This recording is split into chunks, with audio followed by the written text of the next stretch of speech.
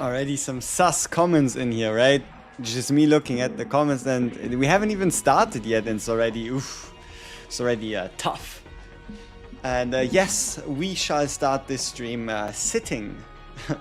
Because, yeah, my leg's still a little unhappy with me just standing around for 8 hours straight yesterday. Yeah, I think that's the basics. So what I want to do first is note down all the crazy good gear pieces that you could potentially put on a NARJA. Yeah. Yeah. That's kind of what I want to do, so we have like an idea of what kind of pieces you could be looking for if you want to make like good save data, and it could potentially also help some of you as well. Oh, there's probably a better way than just screenshotting all of them like this, but who knows? Who knows? All right, I do like this one as well. Yeah, and that one's quite decent. There we go. All right.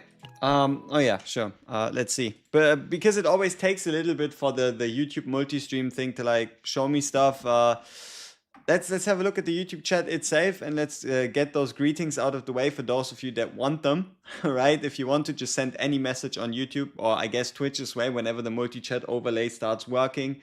And yeah, we can take the time. So what do we have here? We have a Gurf, we have Chromet, we have JG, we have Turtley, Strawberry Jam, History Dragon, Jawa, Cosmic Souls 001, Jack Nakasano, yo what's up, Einstein, Jade of Embers. Yeah, wait, let me put on the music. See, I don't like the fact that there's no background sound anymore. Now I need to get creative with this. So many extra steps. Yo Logiral, Eternal T, Riorin, Hatsune Kirino, Aki, Akihira, yeah, Craven, Sawyer, Cromet from Canada, that's crazy. Shout out to Canada. Random Spawn, Zenzu, Cryptic, Jawa.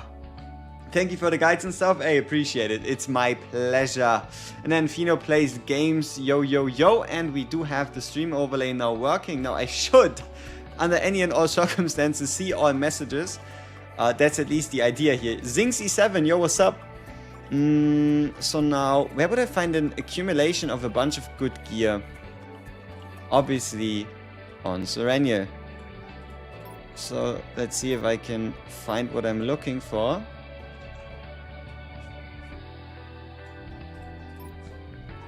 Yeah, this one's decent as well. Yep. That one's great. And now I just need the wings. Surely I have a wings. I do. Perfect. Alright, so... And then if I tap into the game, having like the OST as a different tune is just really going to be confusing. Will they add Auto Battle to Chaos? See, before the release of Serenia and Naja, I would have asked you if you were insane, because how would you expect Auto to actually carry you through a Chaos run? But with Naja and Serenia, that might just be a bit more realistic, but still, I don't really think that's ever going to appear. Maybe we get some type of like skip feature, you know, some type of like sweep feature, a bit similar to what like Stellar Sora introduced, but otherwise no. How many possible uniques from Veronica plus Naja combined? 7. If everything goes perfectly, you have 4 on Naja and 3 on Veronica. What are we doing today? We'll be doing safe data farming, specifically Zero System. And what we're doing right now is I'll be trying to look through the Chaos system to like see if there's any like exceptional gear pieces, you know? I have a couple in mind, but I heard that there was a pretty good ring. I think a defense-based ring to this planet here. I just want to see, or I'm hoping that it's not just for Chaos Order battles, because that'd be kind of shit. Chaos Order battles 15 defense.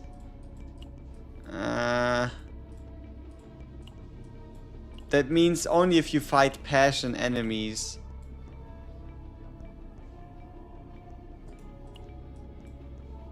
Okay, so that's not that great. Yeah, that's not that great.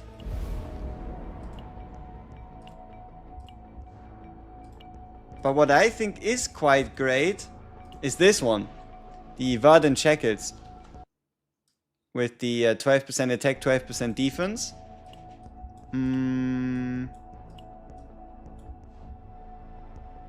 That one's a bit too specific, but it is a damage increasing chest piece.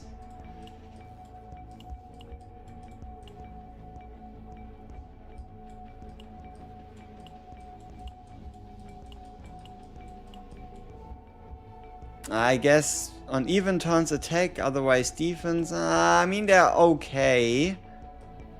But that's only every second turn, which at that point... This one though. Yeah, these two items are ones that I'm very interested in. This one works as well. That could potentially work. The Other Planet really has some really interesting pieces. Some pretty good ones as well. Okay, I think we have most of them. So let's quickly get this out of the way. Yeah, the music keeps cutting off, exactly, because if I tap out of the game, the background sound is gone, which is it's unfortunate. So best items. If any of you have any more suggestions, put them into the chat. I will look at the chat from now on, because I was mainly just looking through pieces. So let's take the time to put all these pieces on here, just so we don't forget about them. And then if you still have like any ideas on items, let me know. I'll try to resize them a bit. Yeah, obviously this one needs to be smaller as well.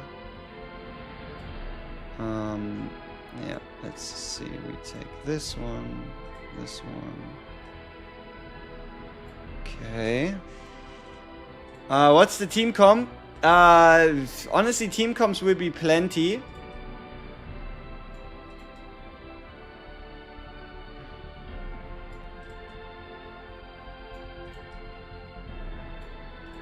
Oh, that's a comment. That is not something you can equip.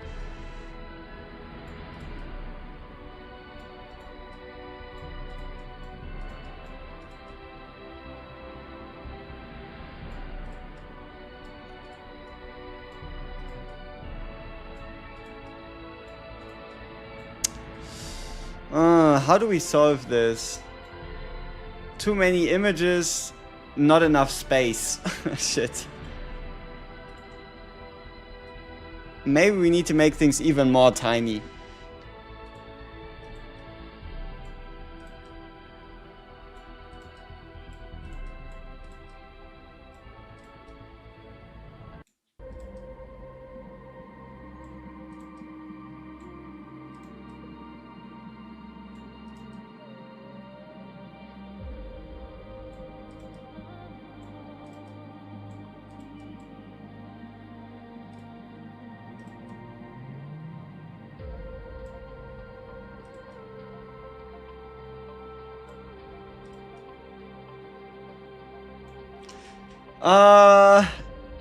It is looking a bit disjointed, but I feel like that is a pretty good accumulation of everything that's valuable on Naja.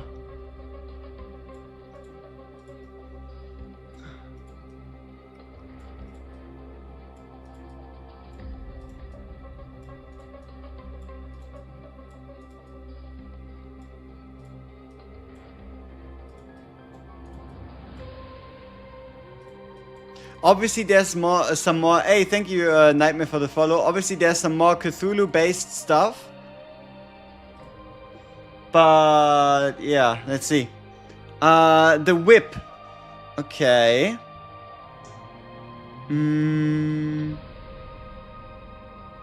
There's a mythic jewelry at the last Chaos World that gives defense and retain shield.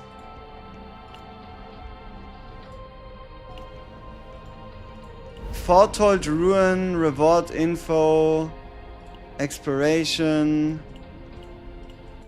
Action Points, Exhaust, Draw, Action Points, Attack, Damage, Ego, Upgrade Card, Ravage, Upgrade Card, Damage Amount, Shield Gain, Agony, Heal, Heal Reduce. Ooh, yeah, that thing's massive. That thing's fucking awesome. And this one as well. Eye of the Punisher. Like, honestly, for it being a damn ring, 30% multiplicative so long as you're fighting against a solo enemy, which pretty much just screams boss content.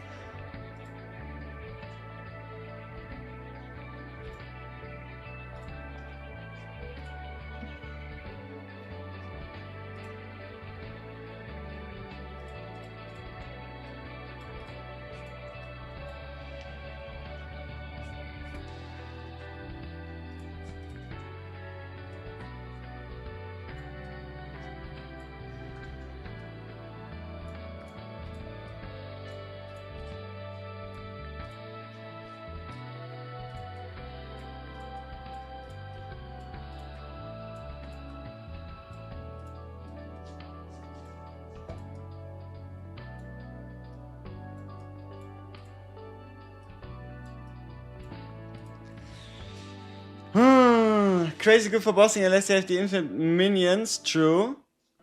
The Rune Lands. Yeah, but you have to spend the AP first, right? You have to spend the AP first, and especially if you think about how Naja works with her inflicting cost reduction rather than AP gain, it could definitely take you a turn or two to actually get this using 5 or more action points buff to be triggered. But it's a good weapon.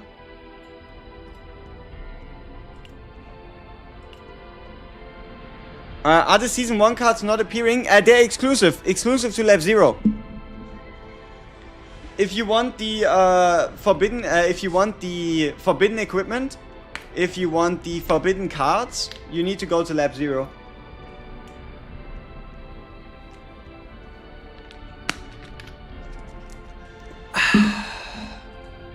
Is it worth doing all the chaos as a new player for the first time rewards? Yes, so you can level up faster. Yes, so you can level up faster. And obviously only if you have like the time to do it. But so you can level up faster. And then also so you can get the exploration out of the way. Because in general, I try to aim for like level 25 exploration on pretty much every planet. In some cases, yeah, level 25 is pretty much safe for every planet, and level 30 for the first one, if you want like the most optimal items, right? How does Naja's boost to defensive base damage affect normal attack damage, or does it not affect it at all?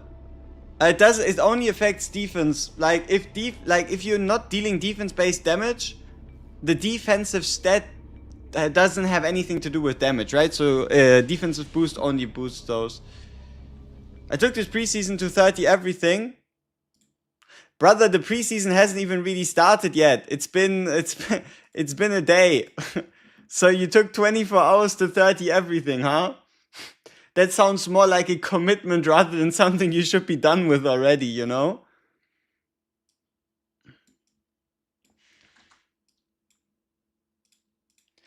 But yeah, no, let's see. Hey, will you consider to do a guide for the final boss in each planet? Yeah, I could do that.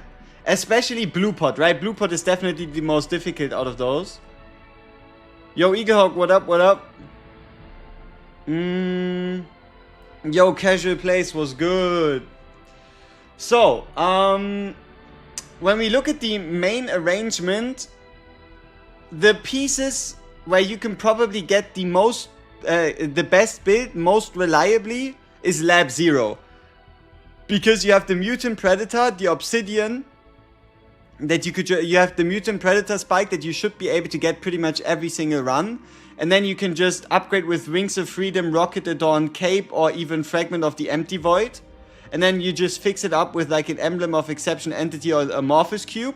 Whereas Verdant Shackles is the green planet, same with the mask. Whereas these two, these two are the Justice planet. And then the Fairy Crown in the middle is Order. The mask is Order, Fairy Crown is Order. The Rune Lance is Justice. The horn, the weapon, like the claw thing and the horn are Instinct planet. The flowers I'm very much interested in. Those are also Order. Yeah, Order sounds like a really good place to be. Yeah, Cthulhu. The Cthulhu cloak you can get anywhere, right? Yeah, we'll get to the whip. Why not? Sure. Twin Star Shadow, Exploration, Equipment, Lepola's whip. I mean, we could probably put the spear on there as well, because she has a bunch of AoE. So yeah, if you're looking for like the highest consistency of high quality weapon, it's high quality weapons, it's definitely Instinct. But the best overall are probably going to be Lab Zero, Instinct, Order, or Justice. Yeah, those seem to be the ones with like the most reliable output of top tier gear.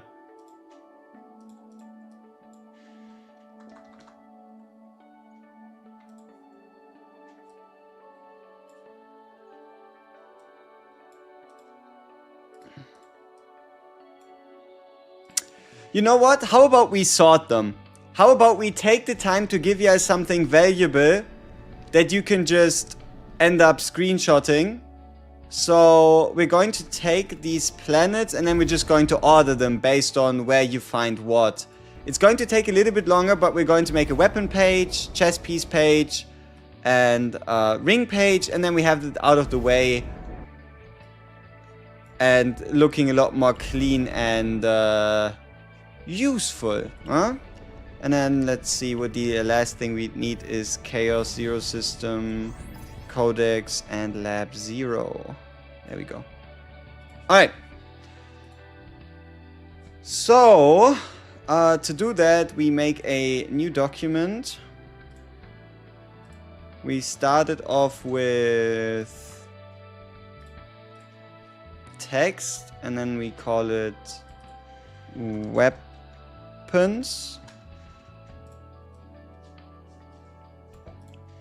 Okay, and now we just need to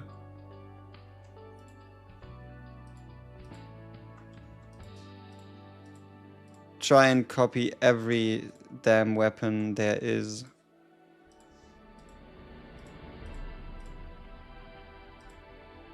Okay, let's see how that went.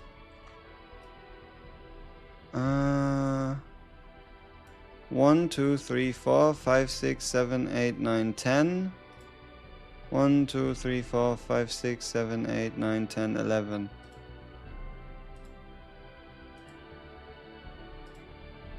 Ah, the spear is missing, but that's easy to fix. We just get the spear right there. Okay. What's the best level to farm in Zero? Difficulty 10, and then tier 13 or 14. Okay, let's make it make sense. These ones are all together. This one is together. This one is to the side. This one is everywhere. This one is Lab Zero.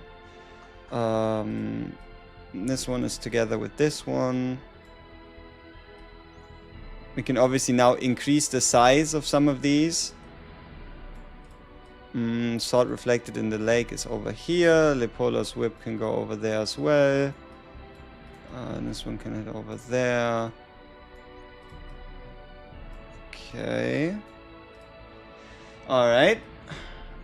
New player here that unlocked Zero System recently. When should I do this content over Chaos Manifestation? The moment you unlock it. The moment you unlock it, the rewards you gain from the Zero System are far superior than what you could ever gain from Chaos Manifestation, both in terms of literal loot and rewards, but also in terms of save data tier. And also you get stat boosts and opportunities to build better decks by just repeatedly playing the Zero system and leveling it up. So yeah, I hope that answered the question. Alright, then let's get all the planets on the board and then order them based on where's what. Okay. 1, 2, 3, 4, 5, 6. Okay, so this is Swamp of Judgment.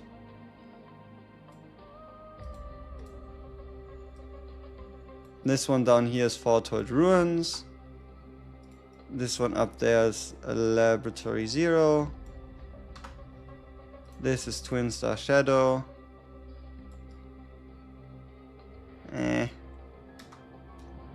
We don't have a blue pot. And City of Mist also doesn't have a special piece of equipment here. And this one is like... let's just call it, I don't know, basic or whatever.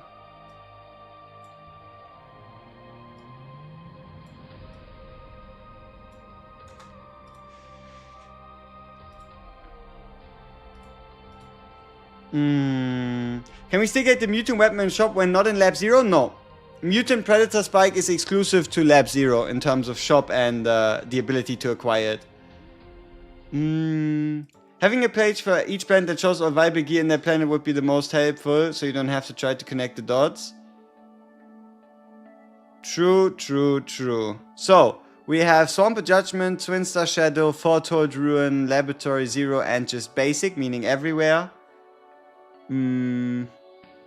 True, true, true. Let's get the Cthulhu weapons out. Let's get the 2 Cthulhu weapons in here, just in case. I think I have one of them on my Serenial. Finding the other one is going to be a bit more delicate, a bit more difficult, I'd say.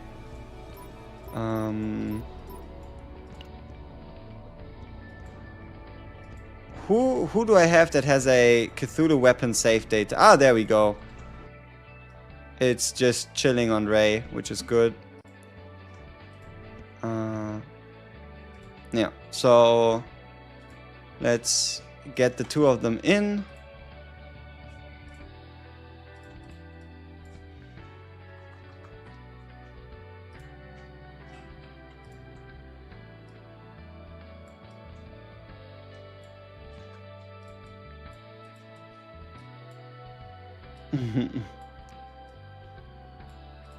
See, luckily I've never majored in art, and that's why it doesn't rob my soul that it looks a little atrocious. But for taking like what, 2 minutes to make this, I don't think it's too bad. I don't think it's too bad. Another day, another showcase of a character you can't afford. Then hey, by next season you'll probably have the resources to get the newest one. You got the speed but the broken version. Do you know how to get the perfect one? Ah, Formica's perfect speed. It's rare event. It's the difference between encountering the normal and the rare event. Yeah, Cthulhu Gun, as dumb as it sounds, it's still okay. Because while attack is only a 7th as effective in terms of boosting the stats, you still have a higher base. But yeah, we're going to make it a bit more tiny. Due to it not being as great, right? As a free-to-play, Naja is a hard pass for you, sad. Why? Because at the end of the day, aren't you free-to-play to make up for what people spend in money by spending time and effort? So a character that can allow you to like get the best decks by putting your mind to the grind with the amount of unique cards she has should be something desirable, no? Where would be the argument that Naja wouldn't be worth it if you're free to play? I mean, maybe there's something I'm missing, but I feel like if you compare to like all the other banners, like you could probably skip Haru, Yuki, Shizuru, and then you'd pull on like what, Serenial, Naja? Yeah. Okay, so these are the weapons. only have 10k gems and still 65 left for not guaranteed Naja.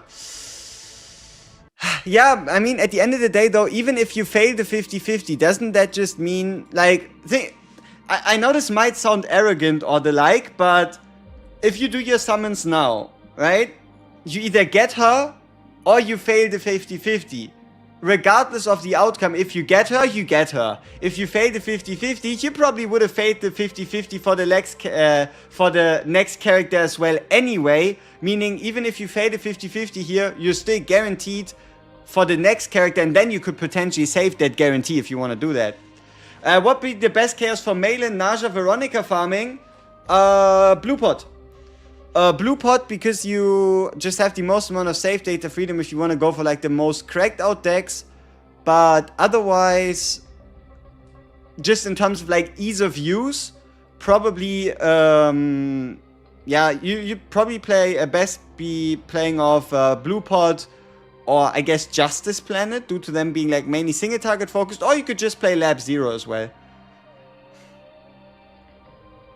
Failing the 50-50 now doesn't imply that you would fail it in the next banner if you don't pull no, though. Yeah, but it also doesn't imply that you're going to hit it the next banner, right? Like, just because you don't pull this banner because you have a 50-50 doesn't mean that by the next banner the 50-50 magically disappears, right? 20k gems, Naja guaranteed to pull in 57. You have everyone but how you do recommend I pull. You don't need her, right? Straight up, you don't need her. If you're curious with your resources or cautious with your resources, you don't have to go for her. If for whatever reason she tells you off, she feels off, you don't like the design, you don't like whatever she does, right?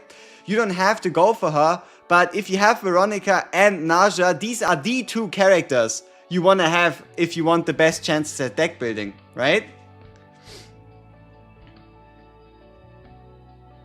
Waiting for the Euphina banner. Let's just hope you're not waiting just because she has unusually large hands, right? We're guaranteed to get an Omega code on Season 2, yes. But we don't know if we might get even 2. It's obviously, I know, a very tiny hope, but it's minimum 1 Omega code, could be more.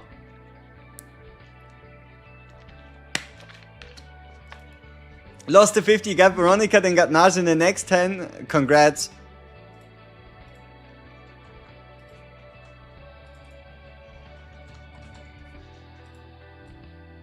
Armor should go significantly faster.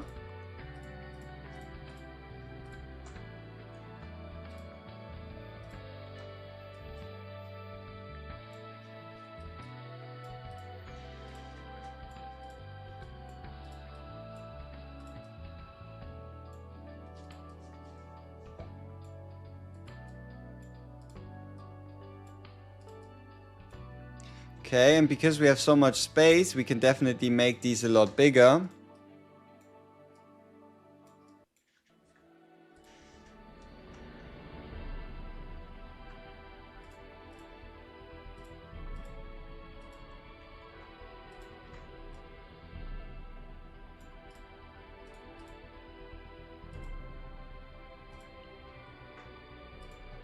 Yeah.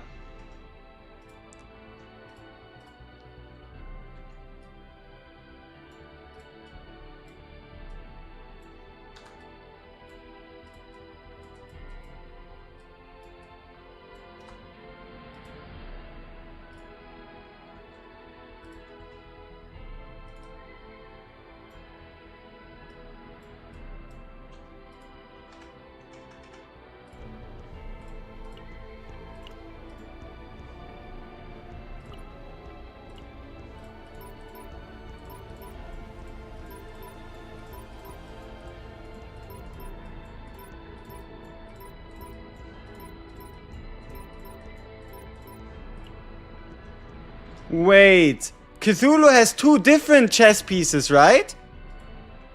Yeah, I just realized it. Cthulhu actually has 2 different 12% defense chess pieces. Cthulhu, the absolute behemoth. Fucking 2 different 12% chess pieces. That's awesome. Cthulhu goated. Isn't the City of Mist 12% armor? What's that one?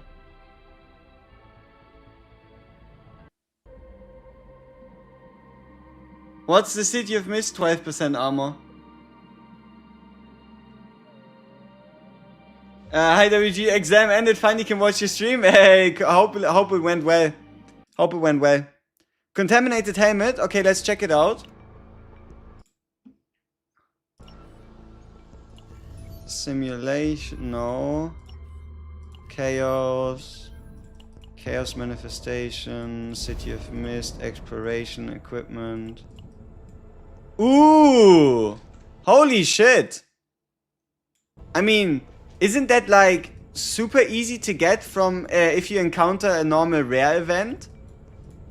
That's pretty fucking good. See if there's anything else interesting that we're missing.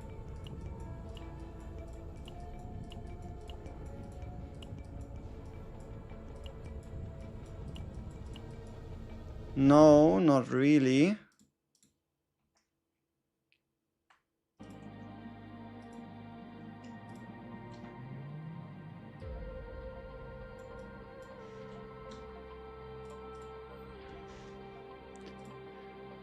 Huh, so at least you have a good armor, plus a potential chest piece.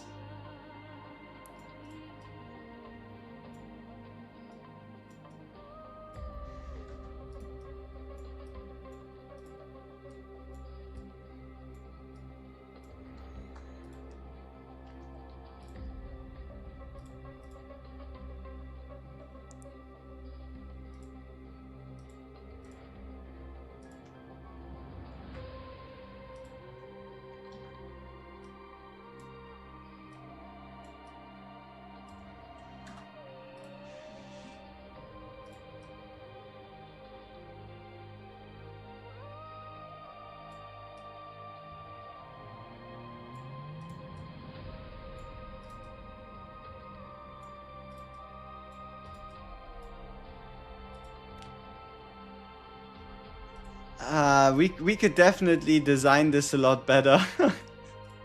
Yikes.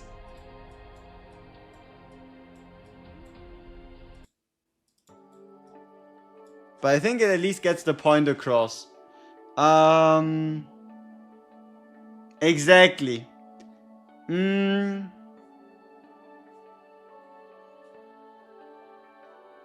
mortis scale. Where's the season chaos? Lab 0. Zero system. You can just roll it as a zero system planet. Okay, and then for the last one, and one of the more important slots as well, that is obviously rings.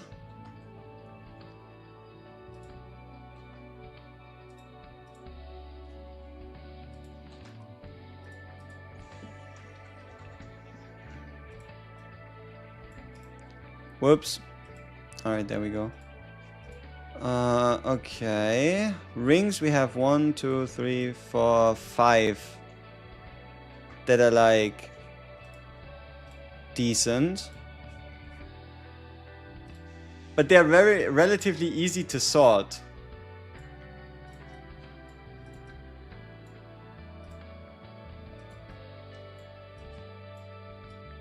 Yeah, they are pretty damn easy to sort.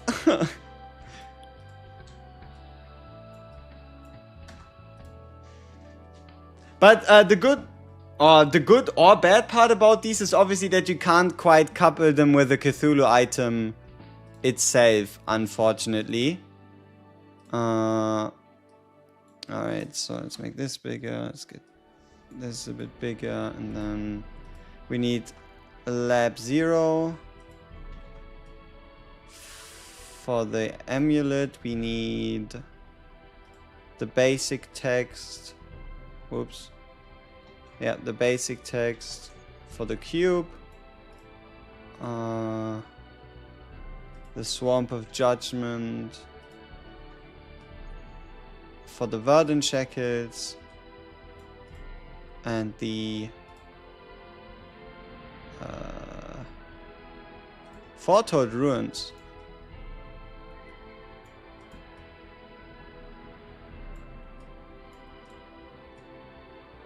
Could certainly look a lot prettier. I know.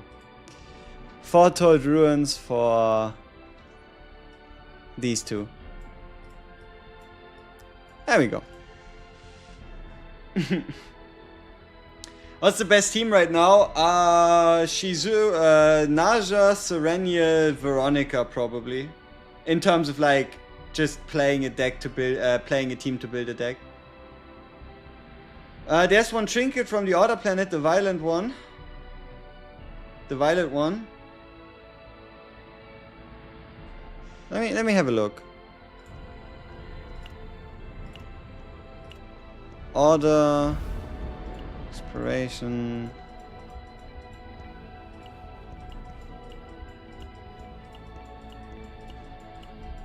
I think we already have that on there, no?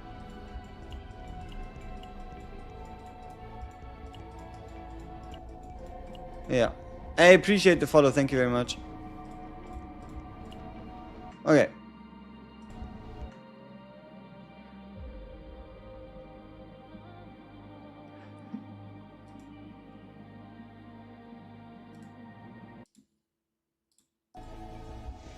Why aren't more people talking about this item? Is that so hard to get? Like, when recover, I mean, I guess, yeah, via card. So you'd have to be a healer.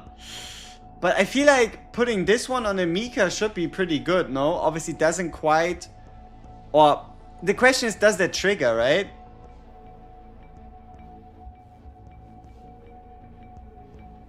Never saw it. I think it's an event where you have to like take a certain choice. Yeah, it's kind of easy to get, yeah.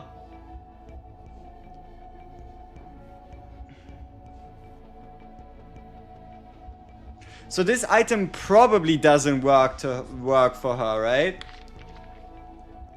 Yeah, you have to be less than full HP for this to work. True. But doesn't that also just mean you need to find a way to be less than full HP? For those of you that remember the atrocious grind, like it's so simple, right? You just need to use this, right? You just need to use the Chains of Obsession to reduce your HP when using an attack card, right? Just smack that on one of your team members, and then you'll be fine. Healing is... You can heal at any point in time, but recover specifically means you need to be at less than 100% health, right? You got Chains of Khalib, Chains of Possession on Khalib, not triggering that PTSD. True. Tresor PTSD. Branch of Eternity. Sounds like something you'd find here.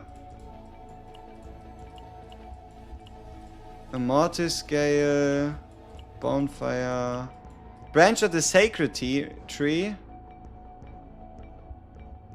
You mean this one? Which is not quite the Branch of Eternity? On heal or recover, inflict fixed damage to all enemies equal to 35% of the heal amount. This would, for example, be the purple of that one. Alright. Okay, so... If you heal for 37 with a NARJA, you deal 20 damage to the enemy. Yeah, I don't know. I feel like that's a bit too gimmicky. Even if you heal for like 700, that's still only 350 damage. So somebody asked if the planet had some good weapons. Let's see. This one's quite good if you run it with something like a Tresor with a Godly Epiphany that applies Agony. The Esophagus of Madness. The let's see what else we have weapon-wise. This one obviously only works against Justice enemies. This one would be really good, but not on a defense-based character.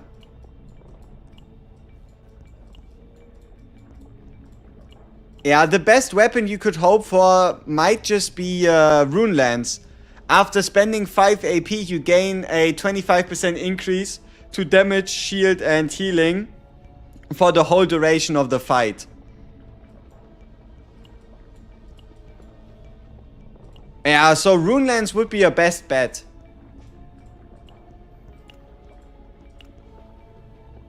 I think recover healing missing HP. Yes, it needs to be missing HP. Did you manage to find out why you were getting shield from attack cards? Let me show you something. We had this beautiful hotfix late yesterday.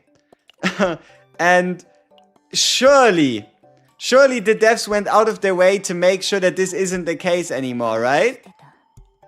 Like, I mean, it's the devs. There's no way they would leave that in.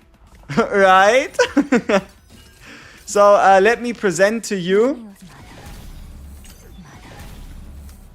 Do people still run K-Ron? You can absolutely run K-Ron Naja, and especially Rin Naja also seems really nice. So, let me present to you the current still active Naja bug. If you have the Bottomless Hunger defense-based damage increase effect and a stack of Veracity, then Veracity gives you shield equivalent to the healing. So you see we heal for 3 times 40 and we have 120 shield. So yeah, this card right here, if it's active and you have Veracity stacks, give you shield equivalent to the amount of healing done. Plus you also get the healing. It's most likely a bug. Otherwise this card is one of the best cards in the entire game. Period. Could you imagine a card that costs you 0 AP and says for 1 turn 100% defense based damage plus shield gain equal to recovery from Veracity?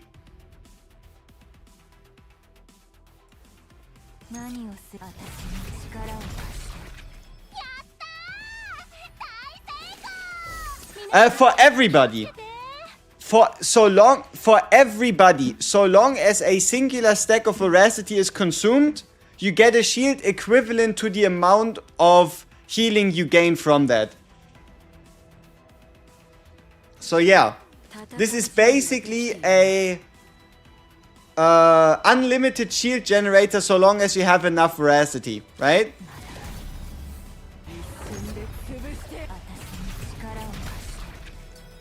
I mean, look at this. We just gained 200 shield here. And also keep in mind, you get the healing as well, right? No. You also get a damage increase. You also get a damage increase. That's the thing. Look. Let's go in, right? So, pay attention. 217.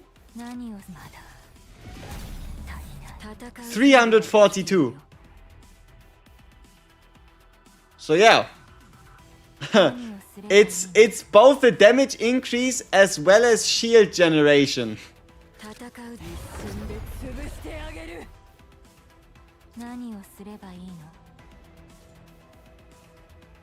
Why? Who knows? Can't stack though. I mean, it can stack in terms of turns. If you play it multiple times, you just get it for multiple turns, right?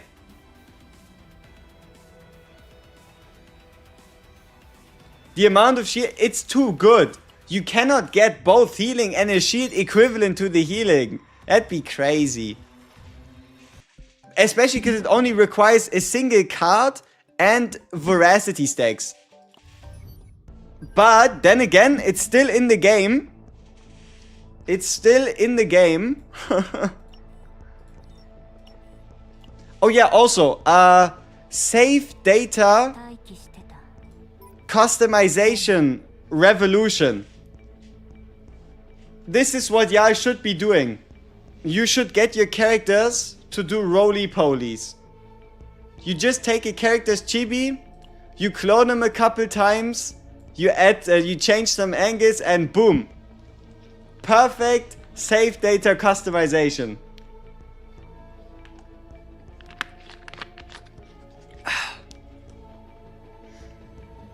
You happen to know who's the next character? Yes, 9. If you want more information on her, go to the roadmap video at 28 minutes and 30 seconds. So yeah. So yeah, this is save data customization meta. You could do it with any character you want.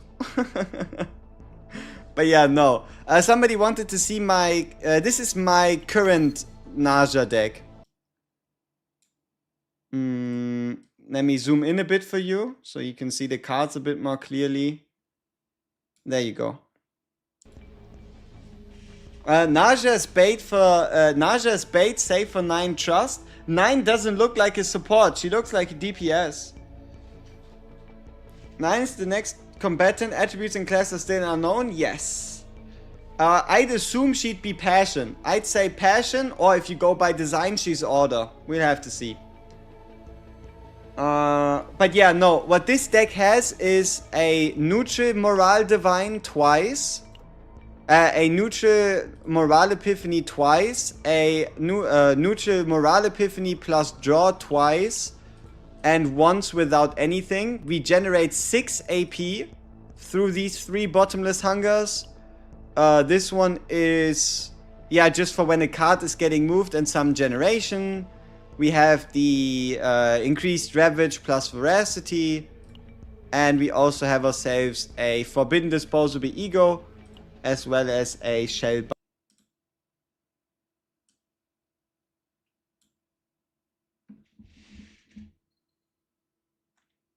Okay.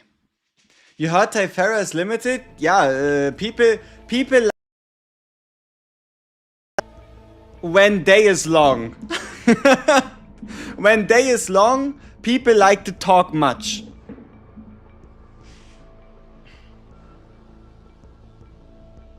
EU internet? Lag? Bra? We back? Never mind? That's good.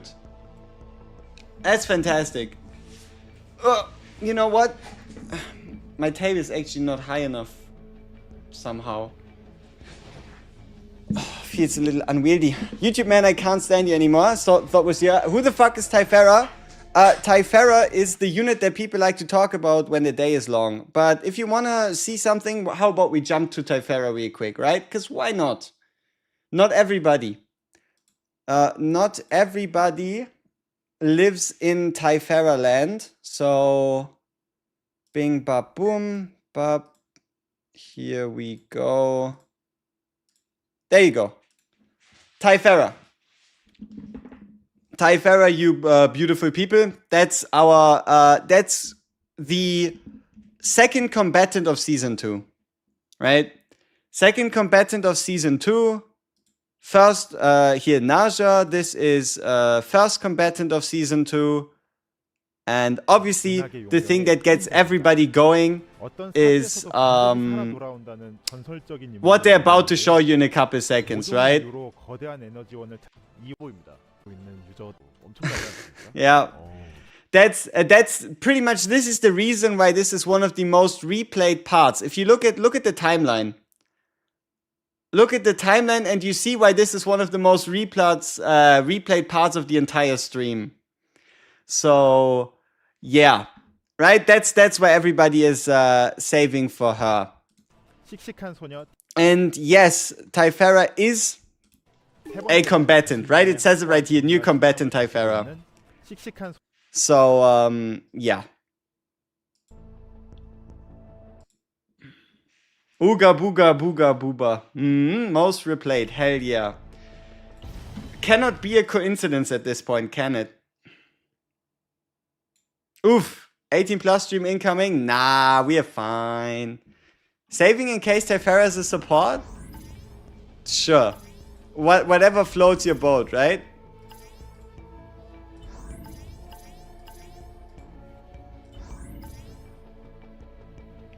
Alright, I think we'll start off the stream by playing a tier 14 lab 0 map.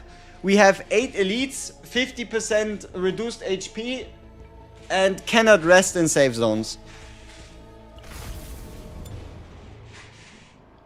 Yeah. Yeah, we have food active. I think we still have her geared.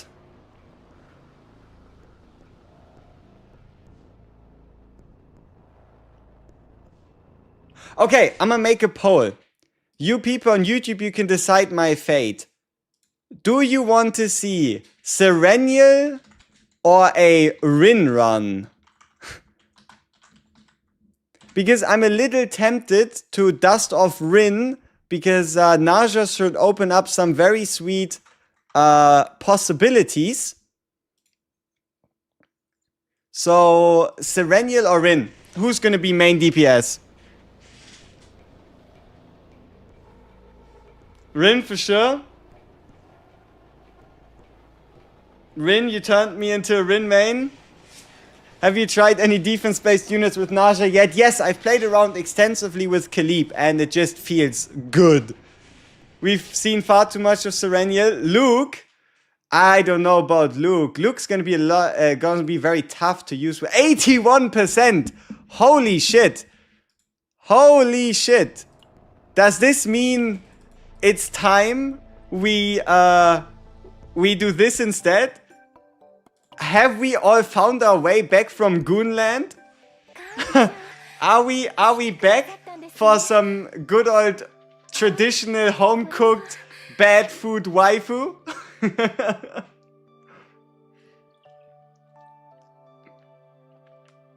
Is this the new meta? Back to the old?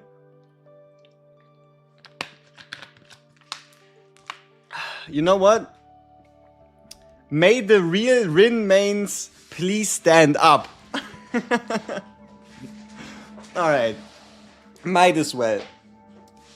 Alright, give me a sec to fix up the cam. And then we should be fine. And also, I want to show you my Rin build. It's going to be... it's going to be a pleasure. Like, Rin has some of the most ridiculous stats. In terms of, like, just straight up stats that you'll ever see. Let me just see if I can find... let's look for main attribute void. Nope, come on. Main attribute void, where are you? I'm blind, I'm sorry. I'm still not used to the filters instantly applying. Okay. So do we go with this 25.2 on 2.5 or 3.8 and 1.9 on 12? No, this one. This one's what we need to go with. 6, 2.9, 14 and 2.4, right? Yeah, that's definitely what we need. So we smack that one over. And then this one's perfect. We're gonna run her in a two-piece, especially if we run her together with Serenial. Yeah. Okay, let's sort for crit chance, crit damage. See what kind of options we have. Okay, so... we have 1.2, 2.9, 2.8, 3.6. This one, ooh, 10.4, 3.6, 13.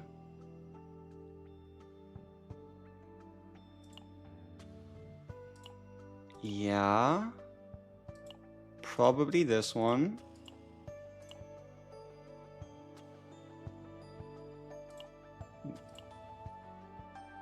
Might as well steal from Serenial while we're at it, right?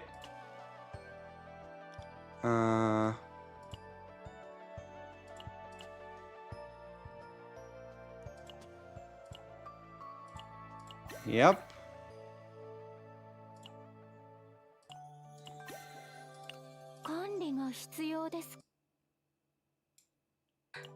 Ah? 69.7 on 206? That shouldn't be too bad, should it?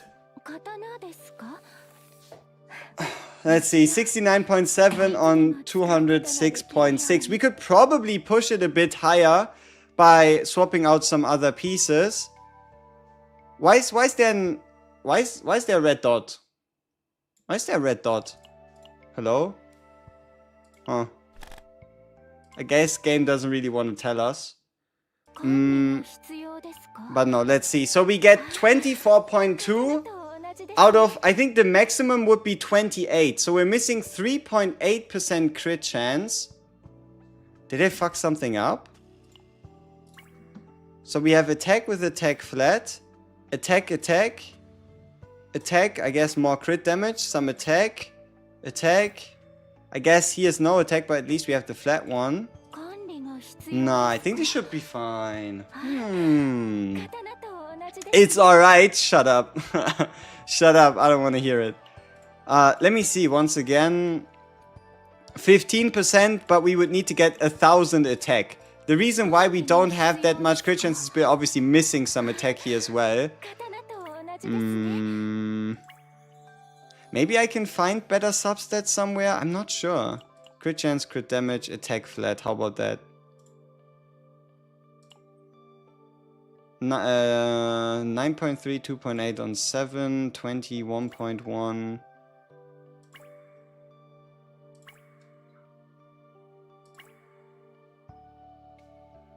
Oh! No, that's 4.5. That's good. Yeah, no, I don't think we're gonna get anything much better. Veronica lost an item. Yeah, Veronica needs to get a whole new set. But I have one in store that I have on someone I was building for quite a long ass while. And we can just take it up or take it over straight from her. And it should be a pretty disgusting set. Because I know for a fact. Okay, so you might look at this and be like, oh, 41.4 on 195? What do you mean disgusting? Where's all that crit chance? Yeah. We do not have a singular upgrade in crit chance here. We also haven't unlocked this one yet, and we have one upgrade in crit damage. So, yeah, this build is definitely better than what you'd expect on first glance. It's just that my investment is kind of ass. Yeah, pretty much. Is the game even hard enough to really stress gear that much? Have you taken a look at tower stages beyond 50? Like, okay, sure. Like, at this point, you're already like a little bit like, ooh, maybe it's getting a little scary because we have level 140 enemies. Keep in mind, difficulty 11 of lab 0 was 130. But now look at this. 140, 145, 150, 55, 60, 65, 70, 75, 180, 185, level 190, level 2 motherfucking 100. Keep in mind you're playing the zero system at around level 80 when you get to difficulty 10.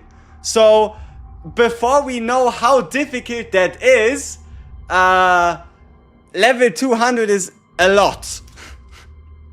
Right? Like for reference, if you go to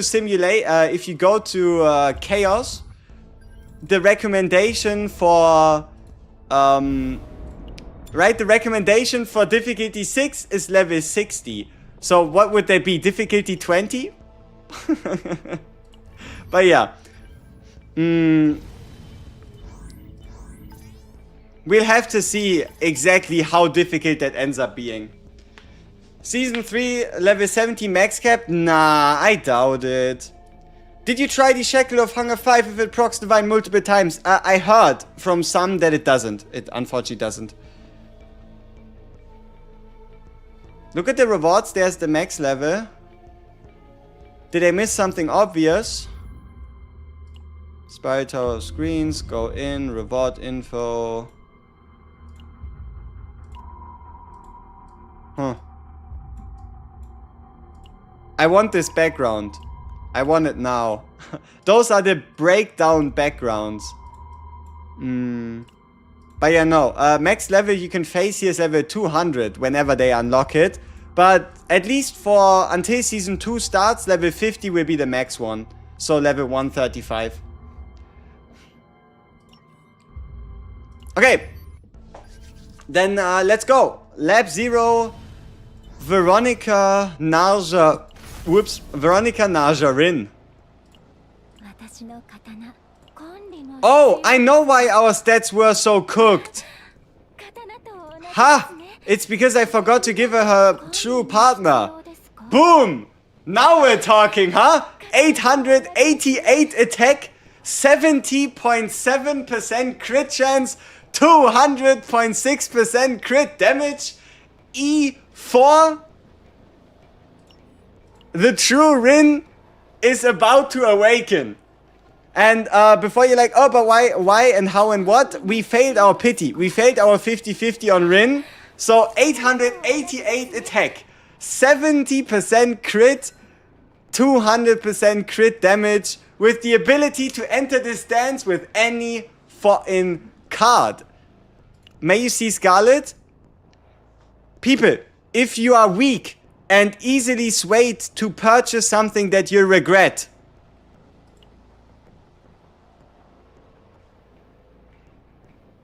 be careful. She is going to steal your resources. She's going to steal your damn crystals, right? She's not going to allow you to keep those 300.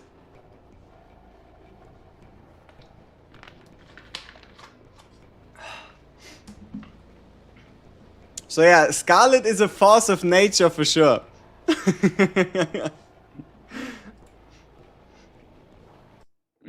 Which world to farm right now? Lab 0, Instinct, Order. Yeah, probably Lab 0, Instinct, Order, Justice, Blue Pot. In that order, but all of them are pretty good. Yeah. So, yeah. Honestly, as great as Lab 0 sounds and is, keep in mind, if you do not get the mutant sample event from Lab 0, big advantage gone. If something doesn't go your way, you won't be able to refresh as easy anymore, right? Is Scarlet the best partner to buy with 300? I bought her with 300, right? I did buy her with 300. I could technically buy her again if I feel like it, but no. Let's see, out of the 300s, who would I consider buying, like, realistically? Briar. Like, if you're a Kayron fan, Briar is a must, right? But if you're not playing Kayron, you might as well forget she exists. So, Briar. Janet for Luke. I really like Janet for Luke. And then Scarlet. Yeah. You could go for Zeta for Khalib. Like, if you got a refueling in your passion for Zeta, for Khalib through Naja, then buying Zeta for Khalib, it's not the worst thing in the world, right? But yeah, those four. And then obviously Gaia for Naja if you're looking for Naja exclusive. Itsuku for, like, honestly, Itsuku for Shizuru you should probably skip. West McCord for Yuki, I don't know as well. If you're a Haru fan, Asteria is actually pretty good. Yeah.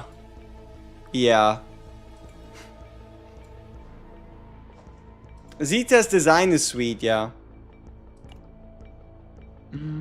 Is the Battle Pass worth it in the off-season? Yes, the Battle Pass is always worth it. You're getting enough resources to make it work.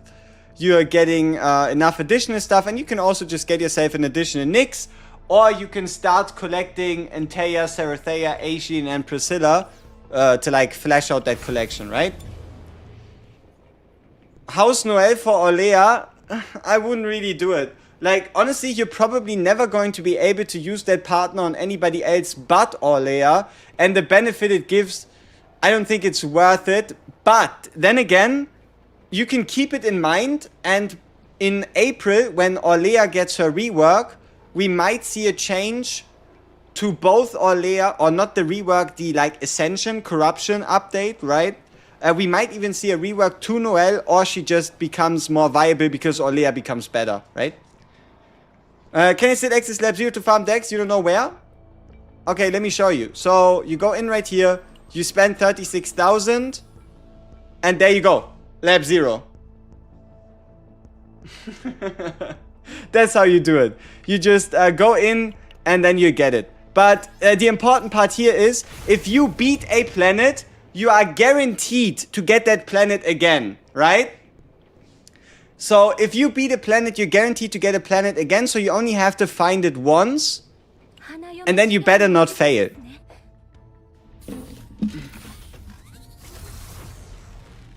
Is mail-in partner worth it, or is the Forster good enough?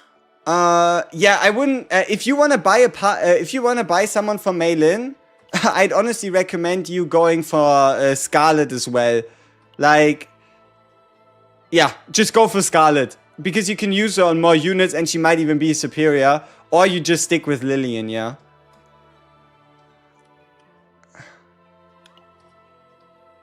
Ooh. Who are we building? How do you increase world tier? So, world tier works like promotion matches. You first have to look, okay, which level do you need to be to get the new world? And then you roll for a new world that is as close to it as possible, and then you beat the level, and then you get an additional world after. The way it works is when you beat a world, you get a world that is between minimum 4 and maximum 8 levels above, right? So if the game says the next difficulty is level 60, then you find a world that's level 56 or higher, then you beat the 56, and then you get at minimum a 60 or higher level world, so that you, when you beat this one, you unlock difficulty 6, and then you just repeat it up to difficulty 10. Didn't the devs say they were going to adjust 4 and 5 star partners in the future? They did say that, yes. A character tier list, my dude. See, that's the thing, right? You really don't want to do too many tier lists for Chaos, because it just gives people the wrong idea that you can't just use any character and do absolute madness. Like, I think there was someone that was building an AoE Amir, and with the introduction of Naja, that thing is probably quite beastie by now. So, I don't know. Are we going to go for... you know, as much as this is a Naja testing stream, I kind of really want to build a Rin deck. But I actually have a lot of Rin decks lying around. But I also already have a Naja deck. Ah, shit. I don't know. How good are dupes on Naja? Barely necessary. Honestly, barely necessary. Like, you either go E0 or straight to E2. But if you want the true value, you'd have to go straight to E4, and it's not worth it. Gain 1 piece of legendary equipment, otherwise the enemies also just become stronger. Sure. What do we want to do with that? We sell that. Okay, we want the Forbidden Tunnel, and we want as many question marks on the way as possible. The Forbidden Tunnel is all the way over there. So we could do 1, 2, no. We could do 1, 2, 3... right here, 1, 2. Okay.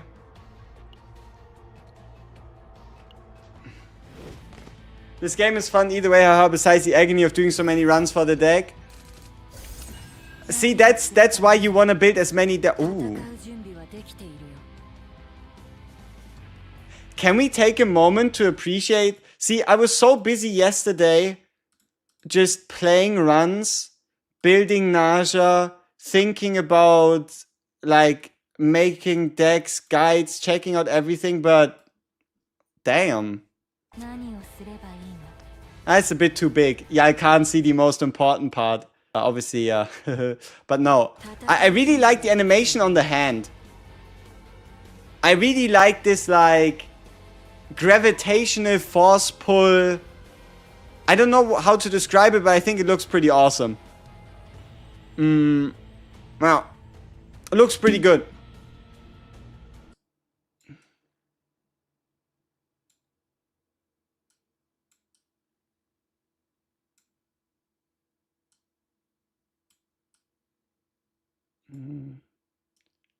Let's just make sure we don't get the white bar again. There we go. Now I just need to shift everything back over. Alright, ready. Nobody looking at the hand. See, this is why it surprised me that much, because me for, you could say the first time I was looking at the hand, and it was definitely worth it. I'm sad Elysian isn't part of a game model like in the story mode. Yeah, I mean, I don't know, it might just be that the thing grew up, or maybe it like morphed into a hand.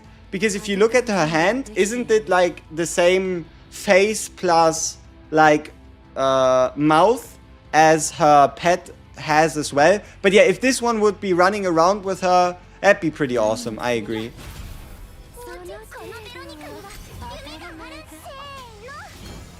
Man, she's really fun with Shizuru and Ray basic attack bit. I can finally have fun with your Shizuru. Nice. Though the problem is, you aren't really like allowed to tell people, because everybody will be like, oh, you should just play with Mei Lin instead.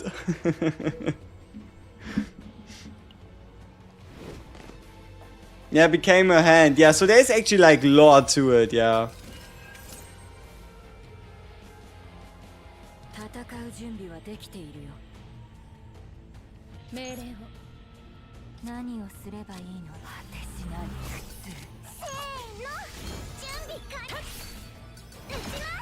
Do you plan on making a tier list before season 2? I'll probably make like a winners of season 1 video like that. I don't know. I did something similar before season 1 started, where I made like a winners of like season 1-esque video going about like the most prominent combatants. We could do something similar. But holy shit, this stat line. Keep in mind, okay, food buff, yes, 10% crit. But also, she doesn't have gear yet. 990 at 70 on 200 in a chaos run. That's nasty. Should you get a copy of character or new character? What does that mean? Should you get a copy of Naja, or should you wait for a character in the future? Is that what you're asking?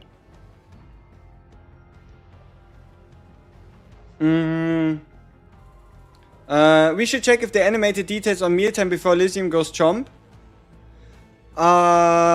Here, let me show you. If you're still debating on what card to rainbow on your Naja, if you have those lying around, right? You can always check out the official website. You can always check out the official website. That's probably gonna get me copyright struck, regardless of it being the theme song or not. So, yeah, you can always go to the official website and have an overview this way. So, here we have, yeah, this like black lightning over the hand for Shackles of Hunger. I mean, Bottomless Hunger is just... You can't beat it, right? You can't beat Bottomless Hunger. Voluntary Control. Decent animation, but at the end of the day, it's just a hand, right? Domain of Veracity has these bats really flying around, giving them a lot more life, which makes it a lot more interesting. And then for Mealtime, instead of him biting, it's just him kind of like doing little chomps with a bit of like lightning swirling around. Yeah.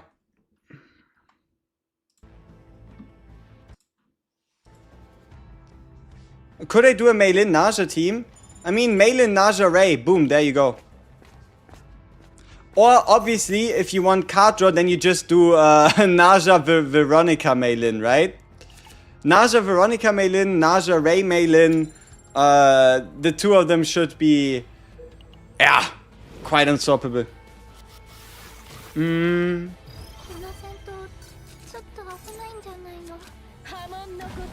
Oh, also that's what he was asking. Should he rather prefer getting a new character or getting dupes for a normal one? The only ones where you maybe are a bit more inclined to get dupes for are limited characters, but yes, indeed. You would like to, in general... Okay. You would like to, in general, pick up... 700 damage on the basic, huh? Pick up new characters over dupes for others, yeah.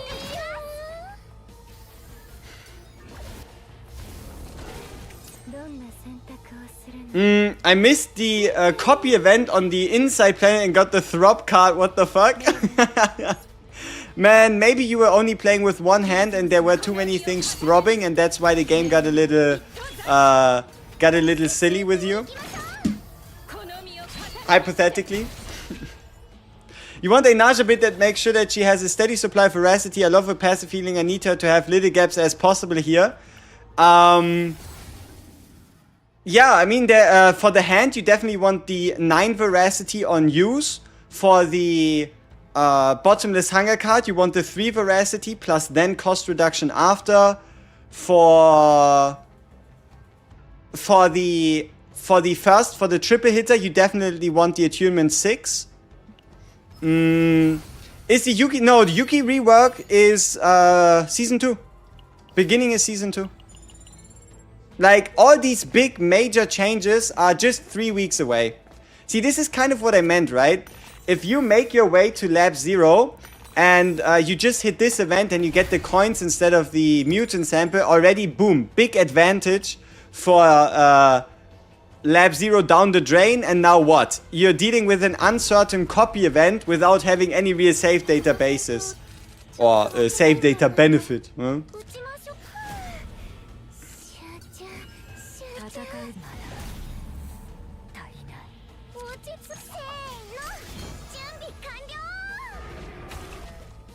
Lillian versus the bear for Rin and Mei Lin. Depends on copy choice, but if you have a maxed out Lillian, I'd always go with Lillian by... Yeah, by example. Okay. So, if I wanted to get this card right here, this massive single target Shackles of Hunger buff, I think I'd probably prefer me having a different version of Shackles of Hunger first.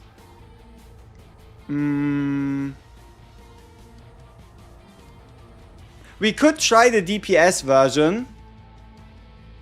Maybe we actually end up with a DPS Naja at the end of this run, who knows.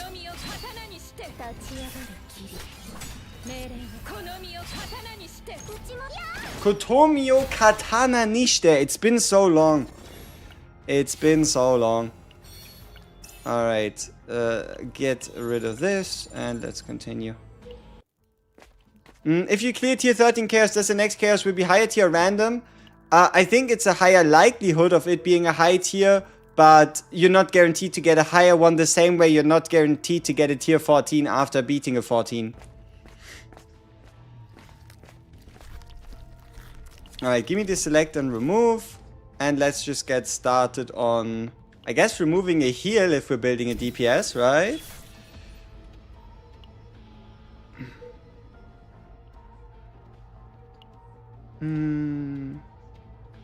No.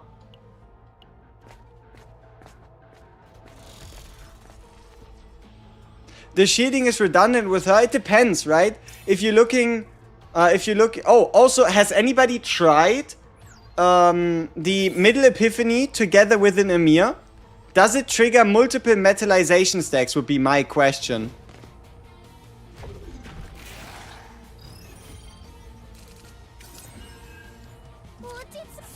Like, has anybody tried if the middle epiphany of it, like I only theorized it, but has anybody tried if it actually triggers multiple? Can you remove all basics? You can, but it's going to cost you 100 save data. So depending on how your run goes, how valuable your cards are and other factors, you might not actually be able to do it. You think so? It's 4 instances of shield? I mean, you think so or you know it, right? It worked for you. Perfect. That's all the confirmation we need. So yeah, if you want to play like a DPS Emir, that epiphany seems pretty darn exciting.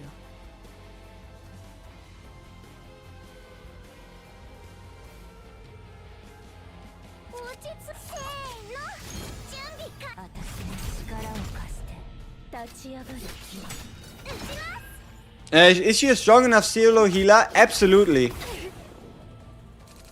Absolutely she is, though if you start to... Ooh, divine.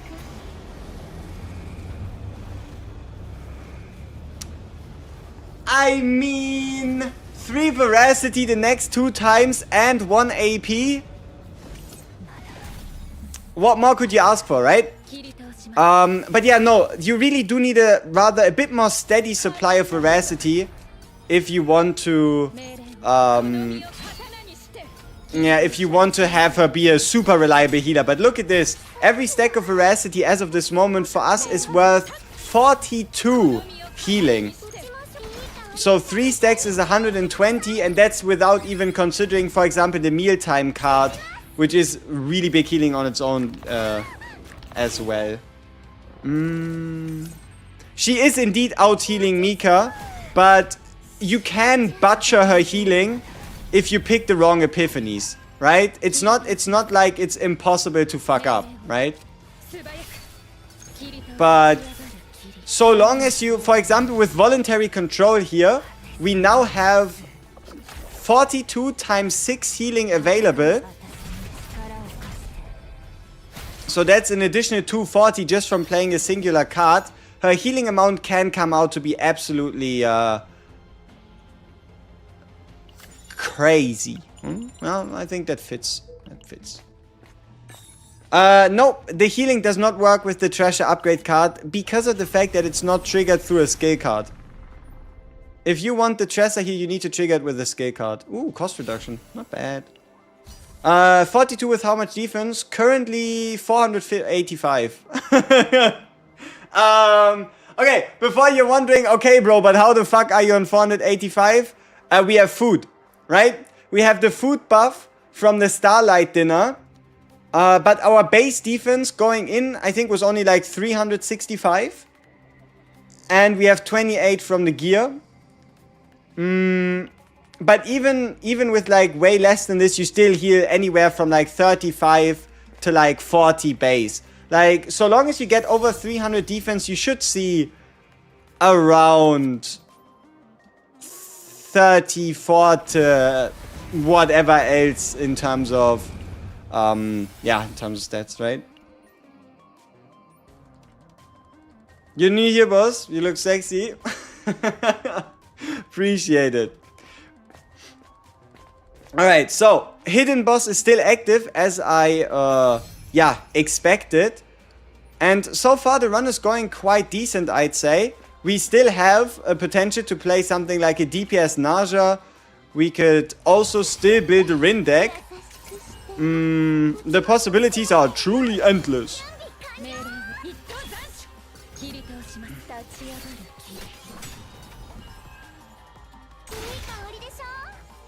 Yeah, especially if you're playing Zero System difficulty 10, spending the few credits to get the food to ensure that you have a higher chance of success, I'd say it's worth it.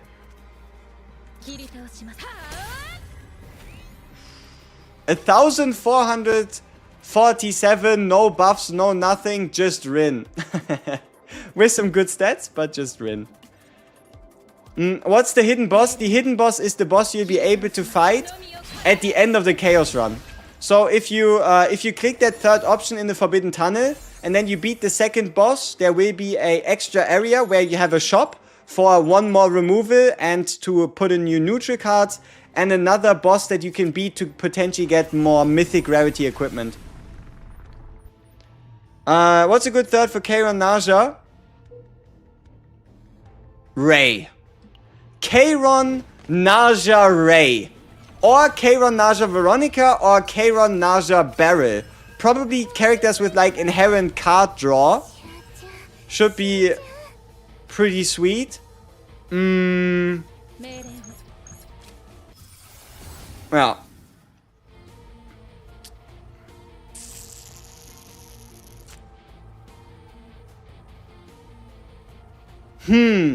Double hit with crit damage multi, base hit with damage multi, or just more base damage. Probably the double hitter, so we can take more advantage of the Naja damage boost.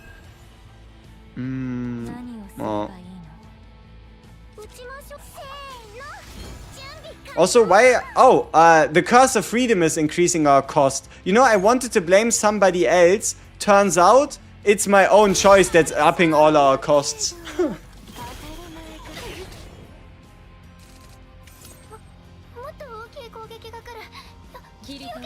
The maximum crit rate you can achieve on a Rin at base is... Let me do the math, right? The maximum, like the hypothetical maximum you can get is 13%, 3% base, 10% from potential, that's 13, 15% from the unique potential, so that's 28, 27% from the necklace, so that's 28 plus 27, so that's 55%, and then you could hypothetically roll up to 10% crit chance per piece if you roll crit chance and 4 times into crit chance at the maximum 2% roll, meaning that in theory the hypothetical maximum crit chance on a Rin is 105%. In theory, the maximum crit chance is 105%, but you probably have to subtract some of those because your attack is going to be lower, and that's then not going to trigger your unique potential. Rin has the highest base crit chance, yes. She can reach up to 28% of base crit chance without any gear.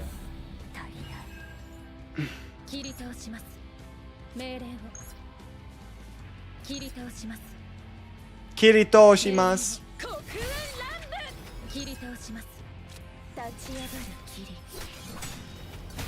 Pretty solid. Anyone tried Naja, Ray, Mei Lin with both basic attack buffs buffing the upgrade epiphanies? Wondering if she's any good. The only problem I see there is how are you gonna get yourself to draw all these move cards, right? To like move all these basics into your hand again, unless you have like maybe really good. Yeah, you'd probably need a lot of snack times. You probably need a lot of snack times on your Ray, so it's gonna be a very demanding deck for Ray, but yeah, you'd probably get the highest amount of a basic attack that anybody has ever seen by building a deck like this, unless you consider like Shizuru. Should you get Gaia on the shop or save? Need a free-to-play tip? Save. What's my build on Rin? 2-piece, 2-piece.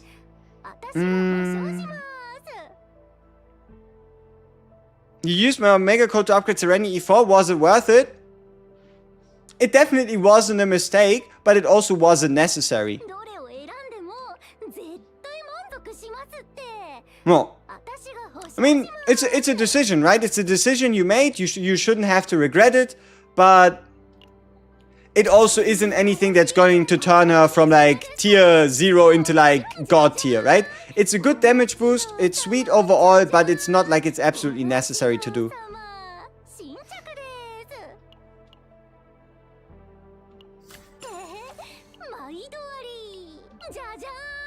Did she just say, "Don't you worry"?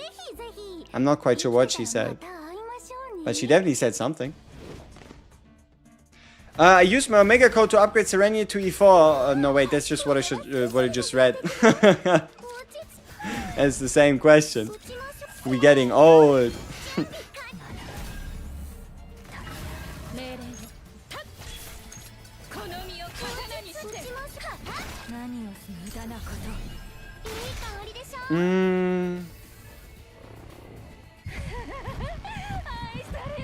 Removing for Ray, is it worth it? That's like removing ton of damage on Spire. Yeah, exactly, because you don't have a passion card anymore, but you'd at least get more damage out of your punches, and if the damage gained from punches makes up for it, then it wouldn't really be too much of a problem, would it? So, we are a bit of a tough situation. Rin decided to do a mental breakdance, and yeah, the boss decides to slam us a bit harder. But I think we're fine for now. You want a skin for Rin? I want a skin for any character. I don't care, right? And that's kind of the way I'm approaching this. So, he's about to deal 380 damage. But we can do this. So we get ourselves 10 stacks of veracity, meaning we'll be able to heal ourselves for 420 health over the next 10 hits. Because we also now have more veracity owned, we get more hits out of this attack. So we just did a easy 2000 something damage. We can also give ourselves even more veracity, so that we can heal even more over the next few turns. And so long as he doesn't one-shot us, we should be able to recover from whatever he decides to throw at us, right? So we can also gain some predation for later. And we should be able to get Rin out of her mind break rather soon. There we go. Welcome back. Okay, so let's start off with hitting him with the ult. Oof, big ult. And then we do the drawing slash.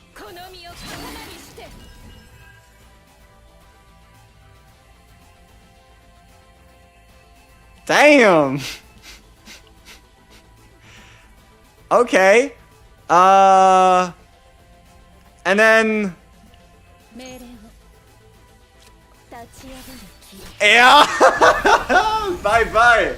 Ay. Bye-bye, enemy. See you never. Ay. Add some damage. Okay, so what do we do here? Do we copy Shackles of Hunger or Bottomless Hunger for Naja? Both of the copy targets would be fine. Like, we either get a bit more AP, but this one already gives us like the reduction, or we just go for more of the damage route with having more copies of Shackles of Hunger. Bottomless. Yeah, let's just hope the game doesn't give us too many bottomless copies, because it could become a little... also, look! Our Rin has no gear right now. Our Rin has 0 gear. So she was putting up these numbers with a little bit of a help from Naja, but 0 gear. So, good stuff that is.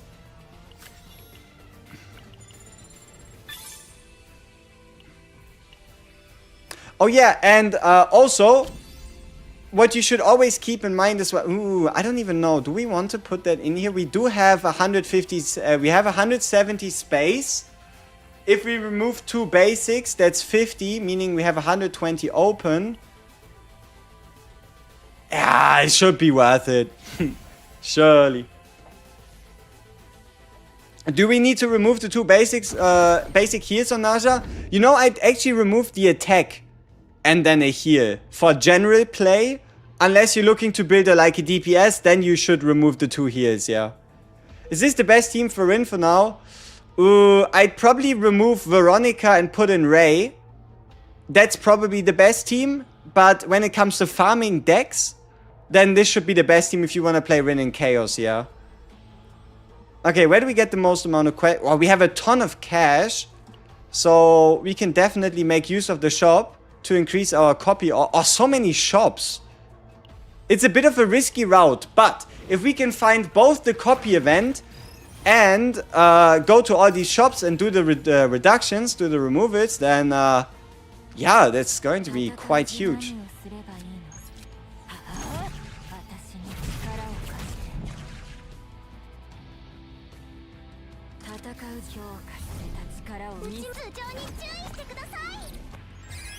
What's that? 150, 170? I'm talking about save data capacity. So, there's a couple figures you need to keep in your head, okay? So, while save data calculation sounds a little complicated at first, here are the basic numbers you need to keep in mind, okay? Your first card removal is going to cost you 20. Your second is 30, and your third is 50. Meaning if you remove 2 basic, it costs you 50. You remove 3, it costs you 100, right? That's like the base number based on how many basic you want to remove. That's what you keep in mind. So if you remove 2, you subtract 50. If you remove 3, you subtract 100, right? Another number that you should keep in mind is the number 40. 40 is what you need to pay to copy a card 4 times, right? If you want a singular card 4 times, it costs you 40 save data. But if that card is divine, the cost goes from 40 to 120. Okay? These are the numbers you need to keep in mind. 50 for 2 basics, 100 for 3, 40 for 4 copies, 140 for 4 divine copies. And those are the baseline numbers with which you can like get a good grasp of what you can and can't do. And then you also need to count 20 per divine, right? Yeah, it is really cheap. If you copy the same, if you copy a card for the first time, it's nothing. And then it's 10, 10, and 20. It's actually pretty cheap if you think about it. It goes nothing for the first copy, 10 for the second. Yeah, nothing for the first, 10 for the second, and I think 30, right? Because it goes, because you one copy, now you have 2 with for 0. You do another one, you have 3 for 10, and then you do another one, and then you have 4 for 40, right? It is surprisingly cheap. The only thing where it becomes expensive is with divine epiphanies, because you're paying per divine epiphany.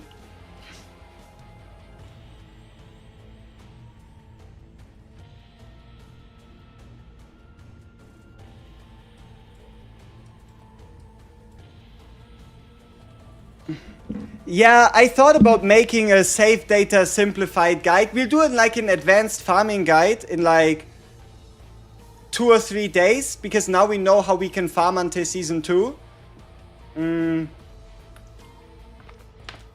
But yeah, you thought copy is 0, 10, 20, 30. Keep in mind you're only copying 3 times, right? You are only copying 3 times, and the first time you clone a card, it costs you nothing. Which card could be always removed? The Naja. Yes, you can always remove the basic attack unless you're building her as a DPS. Or you can remove the heal. But you know what? I'd probably still, like, if you need to keep a basic in, keep in a heal instead, right? Yeah, it's 0, 10, 30. I mean, we cannot copy more than 3 times at the moment, right?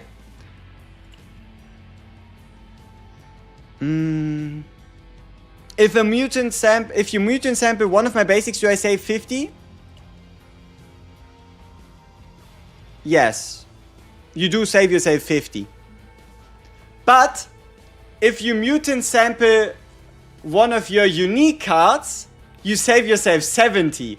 And that is, it's not super relevant for most of you in terms of deck building, but you can pay 20 for the first basic, 30 for the second, 50 for the third, bringing you to 100, and then you can mutant sample a unique card for nothing that then gets removed for nothing, because the fourth removal actually costs 70, meaning that if you wanted to naturally remove 4 cards, that is 170. But if you wanted to make the smallest deck possible by playing the complete dungeon, then if you play on difficulty 15, you can remove 4 cards, and with the mutant sample remove 1 more, allowing you to remove up to 5 cards out of a singular deck.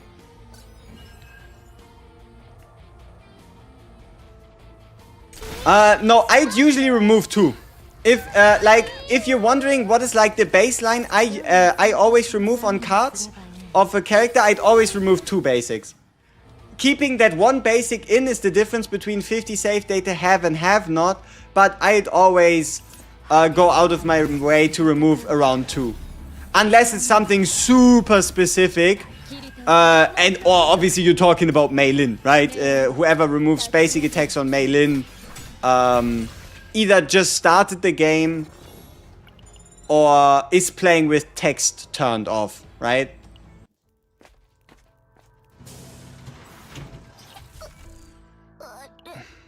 Okay. So now what do I do? Do I keep a heal in? I mean, technically I want to treat her as a DPS, but the 2 Veracity could still be a DPS boost for something else. But at the end of the day, it is only 30.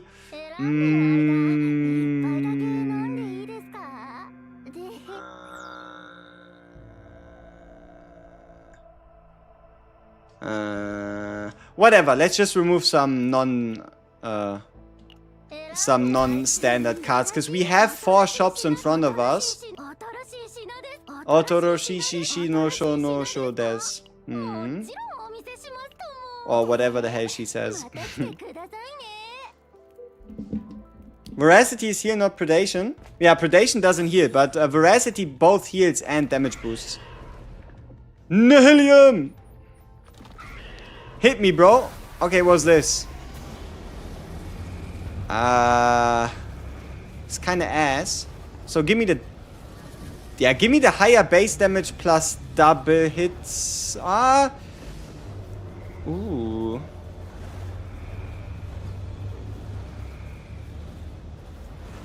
Yeah, sure. Give me the higher, give me the double hitter. Why not?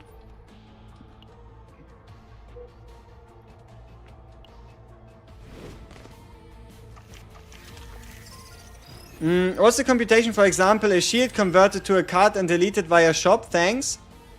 -10. Whatever the removal cost, it's 10 less. So the way it works is if you convert a card before you remove it, you turn it from a basic card into a standard card. Standard cards removal costs you nothing, but the act of converting costs you 10. So if for whatever reason you find an event where you take a card and then you convert it and then you sell it, you save yourself 10 save data points. Do you see a Rin right here? Nah, you must be dreaming. Who's playing Rin in the big 2026?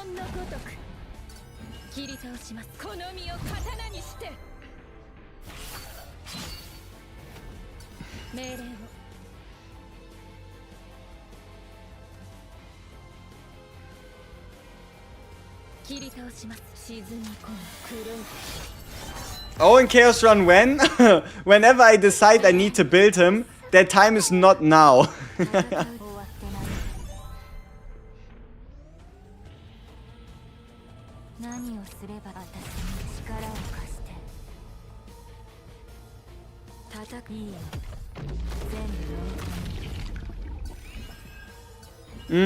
Damn, I didn't know Zero System 10 levels goes so high after multiple wins. 100, does it go to 120? Zero System, I think, might just go infinitely. The problem is if you lose, like if you, so I don't know if anybody found the limits of the Zero System yet, but now that you can get up to 8 levels per win, climbing the Zero System should be definitely a lot faster. But if you lose, you go all the way down back to nothing. Right? So if you, however high you go, the moment you lose a singular map, you go down all the way back to like 78 to 76 to 80. And also, there's no benefit. There is no reward, right? There is no greater purpose to you pushing that high, as far as I'm concerned. You know, any character you can fit with the Spirit Key Fox monster card is probably gonna be quite wild.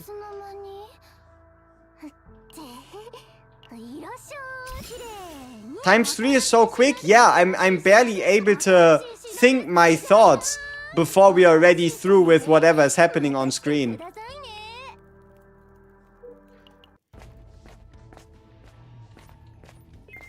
Have you attempted the tower? Yes, we beat the tower with a solo Naja. With the current level of difficulty that's available in the tower, I just took a Naja deck, 2 0 decks, and she was able to solo the tower. So for now, it's not anything you need to be worried about.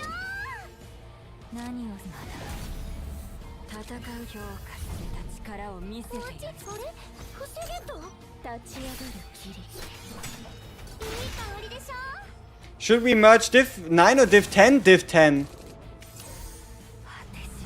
Because it should have a higher chance of getting higher tier modifiers.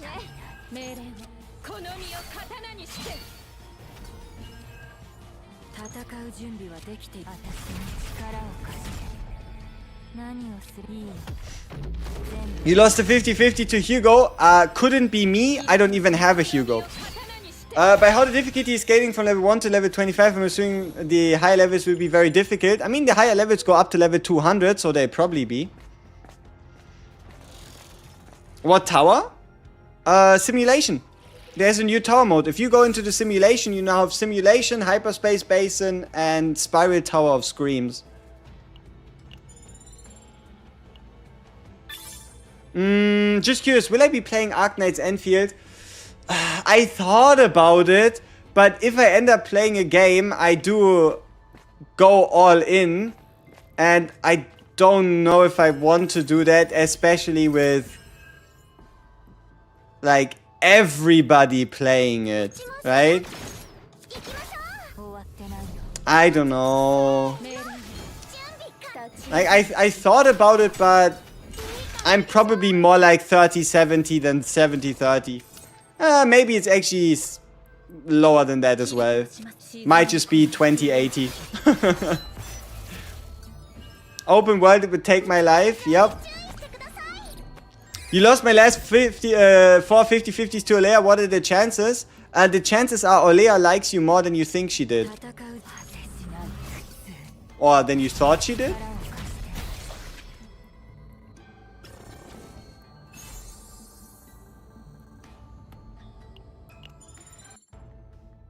I thought about Dragon Traveler, but I didn't find the time. Like, I played Silver and Blood, right? It's basically the same game, probably a bit more refined, probably a bit more extensive. I do have a Silver and Blood channel lying around where I could just continue and start with the other game, but I gotta be honest with you here. I'm still feeling very bad about the fact that I decided to not post over there for like, what's it been now? Close to 30 days? I haven't even looked. So I haven't even told them yet that I'm not playing the game anymore. Obviously, most people know it or have their own assumptions, but I didn't even yet make anything in regards to a statement about the fact that I didn't log in for like a week or two. Yeah. How do I do the 0 card trick? The what? You mean getting a character to having 0 cards in their deck? So, alright, let's talk about it, right? If you do not want to end up bald, insane, or dead by the time you finish farming for a 0 card deck, please make sure you're playing on difficulty 14, okay? You want to play on difficulty 14, that's step number 1. Step number 2, you want to at minimum get a singular card removal or a double card removal at the start of the run, okay? And then you find yourself any character and then you remove 2 cards from them, right? 1 or 2 cards from them, pretty straightforward. If you can, you want to do it with a character that doesn't have the first potential unlocked, because that means they get 1 less card, right? It's possible with a character that has the first potential, but it's more likely to do it with a character that doesn't have it, right? So you then end up removing the cards, and let's say you start in with 4, you don't have the potential, so you're going to be down to 2 cards, okay? Your task is twofold. Either A, you make it to a removal event and a shop before you get the first epiphany. Yeah, I mean tier 14, right? With Nightmare 15, right? I'm talking tier, not difficulty. So level 10 0 system, tier 14 plus 1 from Nightmare, right? So you have 4 cards, you go in, you remove 2, you're down to 2. You either find a removal event and a shop and then you're out of cards. The moment your character is out of cards, you cannot get epiphanies anymore and you're done, right? If you're really lucky, you go in, double removal event, you go in, you play a fight, don't get an epiphany, get an event, remove a card, get a shop, remove another card, and you're done, right? That's the dream scenario. If that doesn't happen, then you're allowed to get one singular epiphany on your way to the waypoint, or 2 epiphanies, so long as you find a mutant sample or meat slab free removal event. Because then you need to use the rest of your... It just comes down to save data cost, right? Because you're playing on difficulty 14/15 a nightmare, that means you have 170. 170 allows you to naturally remove 4, where then with the mutant sample you'd be able to remove a 5th card, right? So if you don't have the first potential, you can afford a singular epiphany. If you have the first potential, you can't afford even 1 epiphany. Yeah, it's not, you're not limited, you're not necessarily limited by finding the mutant sample, you're limited by how many epiphanies do you get and the cost of removing cards, right? It's also harder to do now because Lab 0 is gone. Lab 0 is here. Like, what do you think we're playing?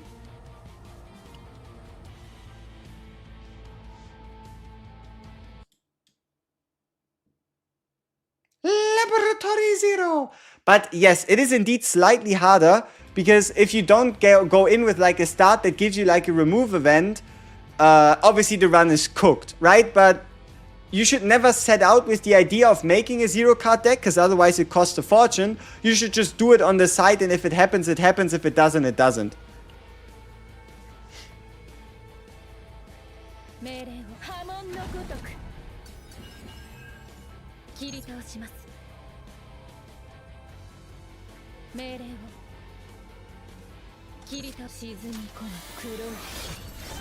There's no way you can still do it with unlimited resets. I'm not quite sure how many runs it would take me. Should we do a 0 card deck attempt after this? We can just test our luck, right? We have a tier 14 map lying around. I don't mind wasting it. So try a 0 card attempt, question mark. Next run. Alright, straightforward, right? If you want to see me attempt it, that's good. If not, that's bad. But also, it's going to be a very short one, because we're going to go in, and if we hit an epiphany, we're cooked, right? Because of the fact that it's going to be the blue pot planet, meaning that, yeah, we don't have a removal event in there, right? It's impossible now. Wait for the normal lab to come back so you can escape at the start if you don't get the remove too. I mean, it's not impossible. It's just improbable. Huh? Do you have any 0 combatants lying around? I do. I can do a 0 card mail-in, if that's what you're looking for.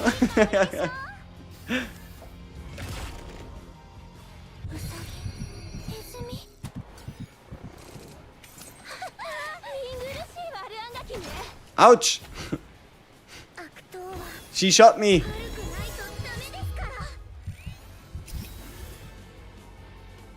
What is the condition that makes you heal upon a break recovery?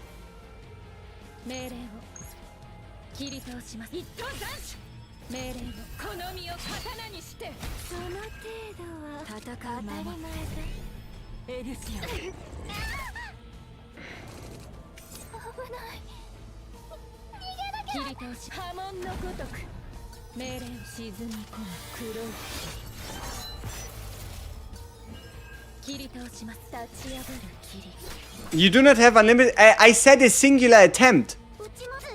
That's the thing, right? We're just going to go in, we're going to waste the tier 14 map, we either get it or we don't. I'm not stupid. I'm not going to do it until I get it, 0 card deck. I promised you an attempt, and that's what you're gonna get. One singular attempt. Not a bit more, not a bit less. But does anybody have any insights? on what is required for you to heal when recovering from a mental breakdown? Does it need to be like a controller? Is it somebody's talent? Can it only happen with Mika? What about 1.5?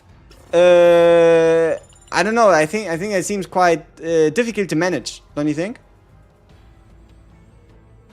Also, where's our copy event? Hey, it's the Houndmaster. Yummy.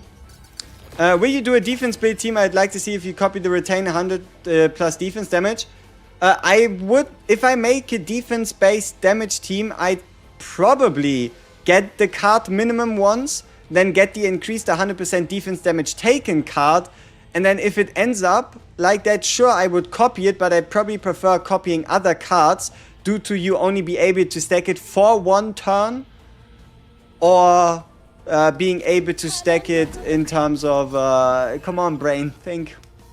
Being able to do it for 1 turn, the 100% damage bonus and the increased defense damage taken would also last for 2 turns. Yeah.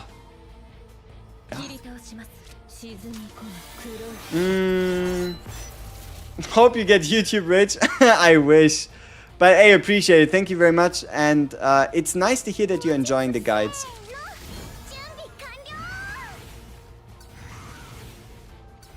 I don't know if this is a good idea, but we're betting on the fact that we can kill him in 2 turns. If we can't, we're cooked. If we can, we're cooking. Like, we either kill him next turn or things are starting to look a little desperate, you might say. A little desperate.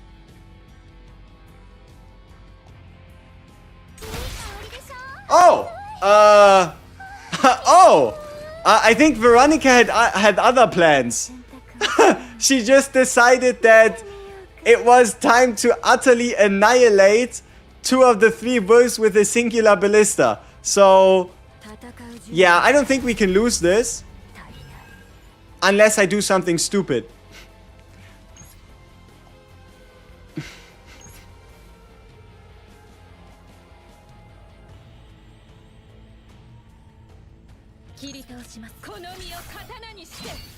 Oh, look at that Rin damage. Look at that Rin damage. How good does it feel if every single hit is basically a crit?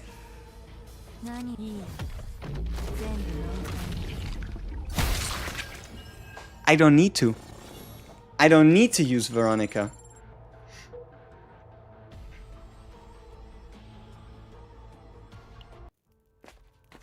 You hate the enemy? I get it, right? He can definitely be not just a bit, but quite a lot, quite a prick, right? Also, how are we at the final boss and we don't even have all our Naja cards yet? What kind of crime did I commit? We don't even have all our Rin cards.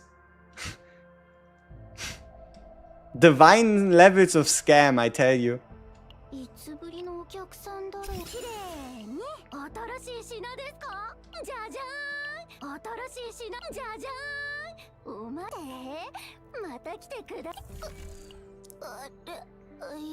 Alright, sure, let's use a time regulator. Just so we can get the card early to hopefully have a couple more chances to epiphany it. Because we can just replace it with an amorphous cube, right? So... oh. Harder the ore vein! Perfect! So, we found the copy event. Now we just need to hope that... I mean, it's either full of Rin cards or there's at least 1 Naja card in there, right? Like, it's either full of Rin cards or there is a Naja card in there. And if there's a Naja card, we're just gonna copy it regardless of which card it is. So, let's see. Why is it not a Veronica card?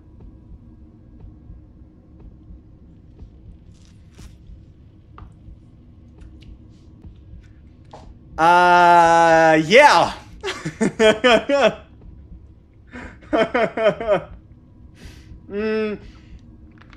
You know, sometimes in life, the odds might be in your favor, but that doesn't mean you win, right? So it was 4 Rin cards versus 4 Rin cards versus 5 Naja cards at 3 attempts, and we didn't get a singular Naja card. Yeah. Yeah. I don't think there's much you can say about it besides it is what it is. Is the copy event more common now? I still don't think you're like that likely to get it every single run, so I don't know if I'd say it's more common now. Alright, just for funsies, we're gonna remove a Rin basic. We do need the coins. It's a sign to go back to Rin. Yeah, but unfortunately we didn't copy a Rin card the first copy around. So this couldn't even really be a crazy Rin deck, right? So what we need to do here is not play this card. Because if we do, we get a Sir Kowalski, further reducing our copy chances at a Naja card.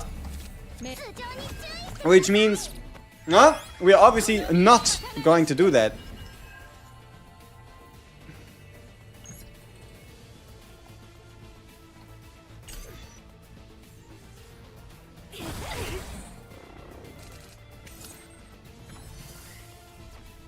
Oh no, he ate our card.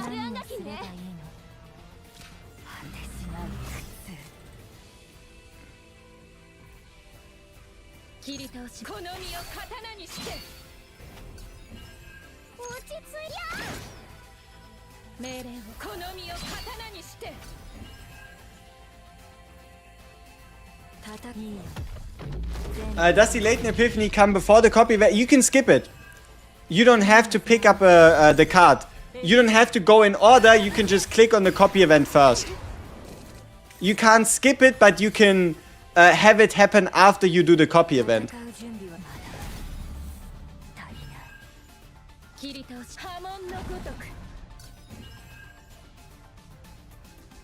Oh, because he ate my card. Yeah. No wonder we're not getting anything back. I played this turn about as inefficient as humanly possible. That's pretty much what I did. I played this about as inefficient as humanly possible. Now, do we play the Rin card? Probably not. Not if we can, like, get away without it, right?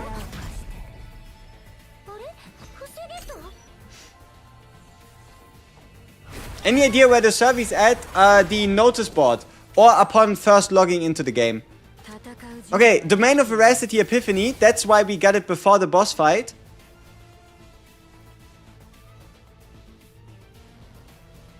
Unfortunately, we didn't get the right, like, damage-based epiphanies.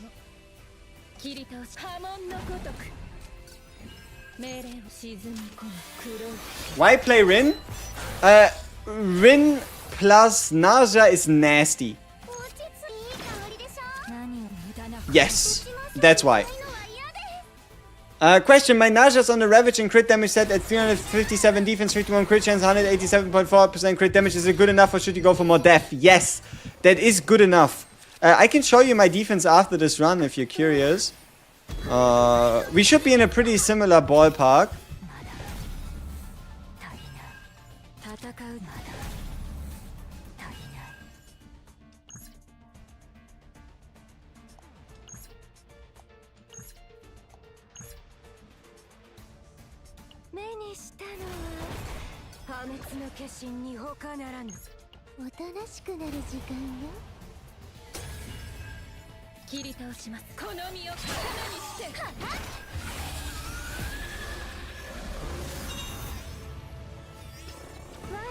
So, any plans on the Farita? You know what? I might just have to do another one.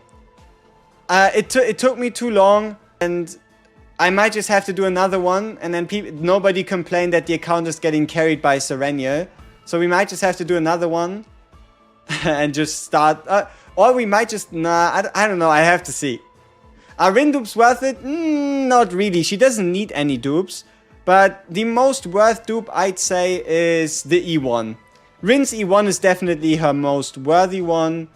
E2 is decent, but the card is not that important. E4 is huge quality of life, but that's the end of it. It's quality of life. And the E6 is, I mean, it's 2 morale. Have it, take it or leave it, right? 2 morale. That's pretty much it. Okay. Copy card. So we copy card first before we do the event. So now we get ourselves. Sure, give me the double shackles of hunger. And then we do the latent epiphany, because otherwise they could have been copy targets. And then we finish off the build by introducing a chess piece. Well, and now we go to the core discard. I would be getting carried by Naja too. I wouldn't be allowed to use her. Maybe as well. But no, it's just more of a, I don't know. I don't like the way I was able to like approach the free-to-play account, but there was also just always something coming into in between it. And also, I gotta be honest, before the change with the story skip and the 3 times forward, I was a little daunted by redoing the entire story, all the chapters, and having to do all that extra stuff. So now that everything goes faster with the 3 times, now that you have the story skip and all these other, yeah, helpful notions, it's definitely sounding a lot more promising.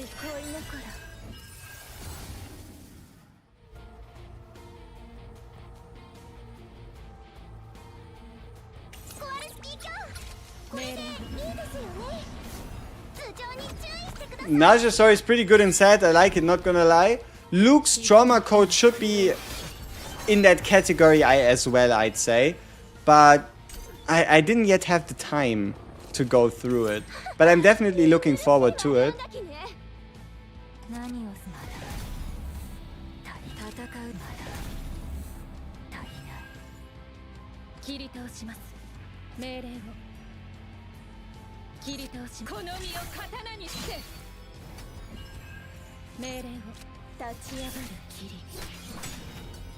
Oh, standard damage, you know.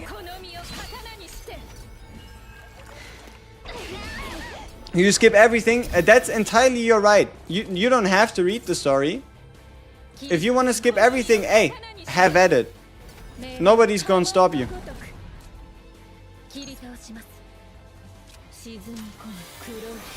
Naja will make deck building so much easier. Absolutely.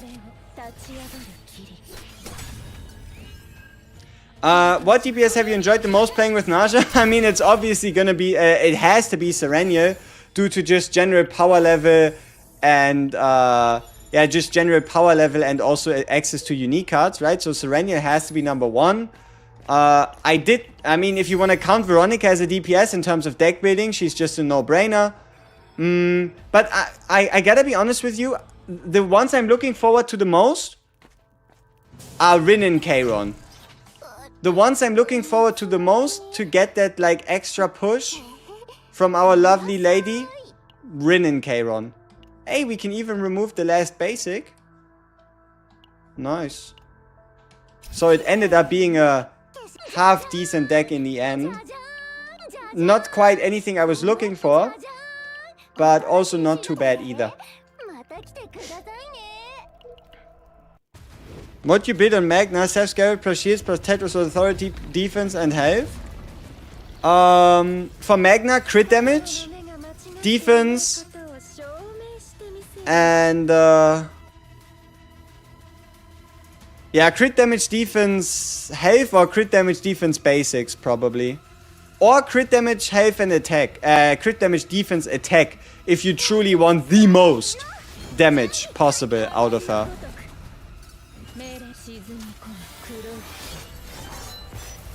Why Rin and Kayron? We can go a bit more into the details after we beat this guy. How about that? Sounds like a deal?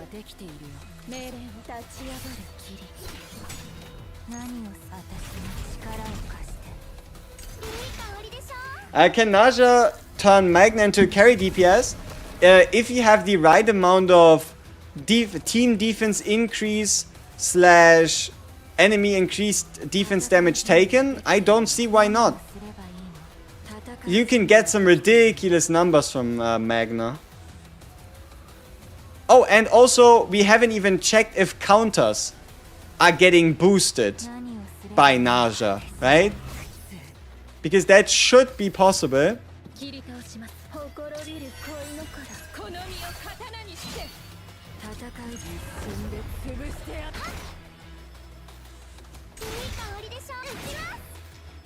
Would be a good character to pair with Shizuru and Naja. Veronica.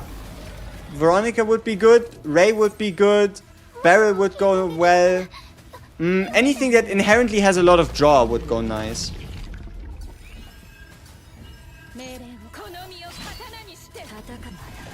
Counter should crit.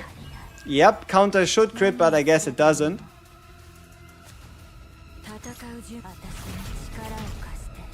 I lost my 50-50 to E3K and I wish I could get Briar right now, but I'm scared to miss out on new heroes. Buy her for 300. If you're scared to miss out, but you want to get her, then buy her for 300.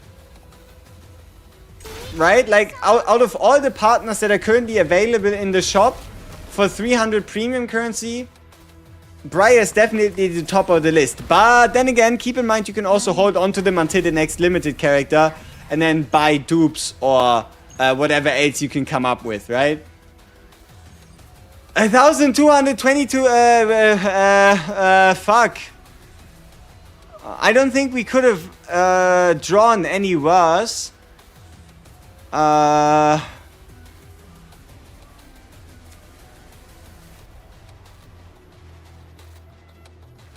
So my guy is doing more damage than my health is, so even if I fully heal myself, there's nothing I can do. And I can also, unfortunately, not hit him 5 times due to not having a singular fucking hit card on hand, which is tough. I mean, what can you do, right? The thing is though, if you face the hidden boss, it's not really important that you beat him. It really doesn't do anything if you end up beating him. So it's whatever. Would have been a lot prettier if we beat him, sure. Does it actually make a difference? No. And also, we still have a turn. Let's see who gets taken out. NARJA. So we still have a singular Rin turn to help us here. So let's see if she can do it.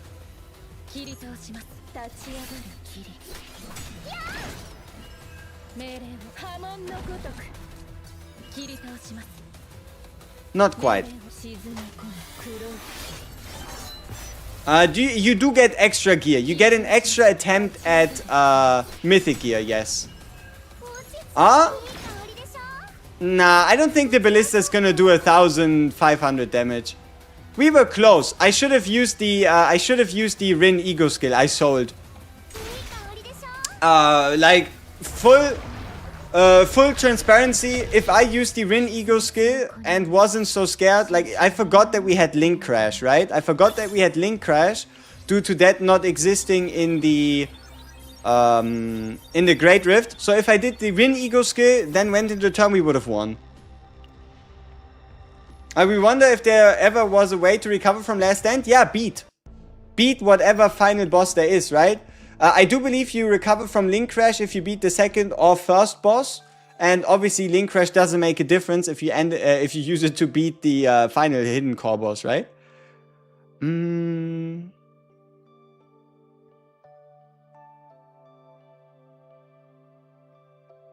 will retain the tier 14, are you sure? So you think we retained the world? No! So yeah, I gotta be honest with you here. It's definitely a little harder and a lot more risky to take the hidden boss now with the zero system not giving you the planet if you do not beat the hidden boss. So the reason why I'm not too bothered by it is because skill issue. Straight up skill issue. If I used the Rin ego skill, we would have won. I could have kept the planet. We would have gotten a new planet. but I didn't. So, yeah. Skill issue. What memory fragments do I have on NARJA? There you go. What level is good for farming in Chaos? Tier 14, difficulty 10, 0 system, preferably. I wouldn't want to play anything lower than tier... Like, I wouldn't like... Like, if you're actively looking to deck build, I wouldn't go lower than difficulty 11.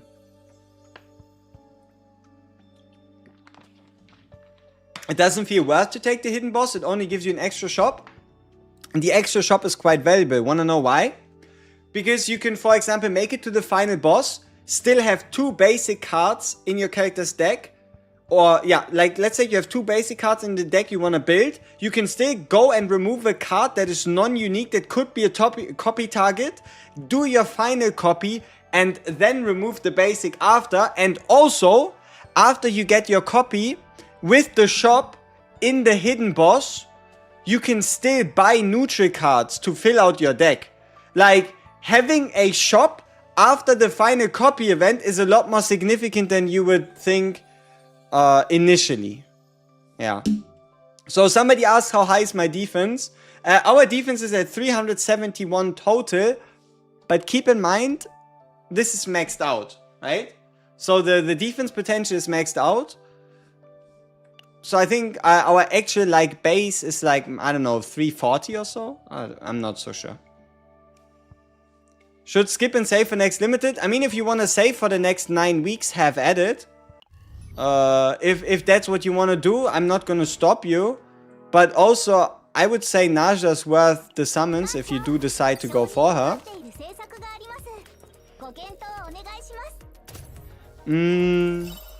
You can buy neutral cards you wanted during extra boss. Exactly. So, let me show you my current decks that I'm looking to get on my Naja, okay? So, these are the decks I'm looking for. Let me make sure we play the sound, otherwise it's going to be very deafening in silence. So, number 1, I want the defense buff build, okay? For that, I need these 2 cards. 100% defense-based damage taken and 100% defense-based damage. That is the baseline, that is the base requirement I want for the defense buff build. And then these 2 cards, I'm not too bothered by them. But I want a deck that has these 2. I want it, I need it, whenever I get it, I'll be very happy. DPS build. Pretty much very similar to the DPS buff build, but a bit more specific in my choices, in that I definitely want the multi-hit, Shackles of Hunger, and Voluntary Control, preferably the Predation one, right? The healer build, I want this for the memes. I want this healer build for the memes, and that's the only reason why I want it. So, consistently for the healer build, we have Veracity to heal, more Veracity, even more Veracity. And the reason why we also have a lot of Veracity is so that we can stack the healing effect of Mealtime. Then I want a copy of the Mealtime heal unique, so that Mealtime heals even more. And then I want 1 or 2 copies of the Domain of Veracity that can give me even more healing. So this is the healer build. It's not really useful, but I want it. Then the next build I want, I post them in Discord right now. But, or after, then you can all join the Discord if you want to screenshot those. The next one is the basic attack buffer. The main components are each time a basic card inflicts a hit, 1 Veracity, and that's pretty much it. But the baseline best cards are the damage taken for Ravage, for either AP gen for Shizuru / Mei Lin, but also to potentially trigger Embers on, let's say, Mei Lin, and also more Veracity just for more damage boosts. More Veracity and cost reduction, this one's debatable, but it is by far the most solid option. Maybe if I could get like a unique there, like a divine, sorry. And here's also just a good way to gain Veracity. But what could also work instead for the basic attack buffer could be the this one. The decrease Veracity by 5, increase the damage of one, increase the damage of the next hit by 200%, plus also gaining predation, right? So that one's quite nice. And then if you could, right, let me see if I can find it. Best items, basic attack buffer, healer, DPS, defense buff, general support. This one.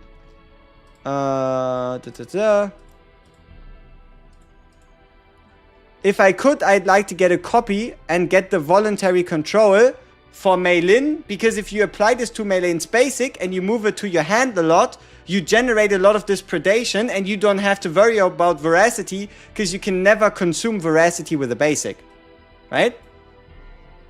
Now just Whirlpool personified, yeah. What you mean mealtime is unique, I can't copy it. Oh yeah, yeah. Oh yeah, and then here the general sub build. So the general sub build is the build that you could use in combination with any DPS in the game. And what it includes is either the more veracity Shackles of Hunger or the one with the morale neutral. Same is true for Bottomless Hunger with either morale neutral, divine morale neutral, or just the cost reduction neutral. The increased ravage plus damage taken to ravage plus veracity. And then honestly, voluntary control is pretty open in what it could be, right? So you asked for it, so let me quickly save them and I post them in the Discord. Link for the Discord is in the description, right below the stream, and I post them after I've saved all of them, and I ping you. Yeah, so join the Discord, select the CZN role, and that's all you need to do. Yeah. All right, so that's one.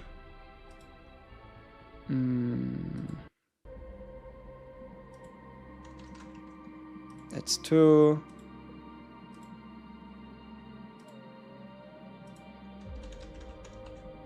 That's three.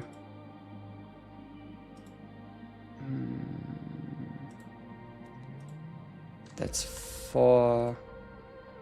And that's build number 5. There we go. Okay.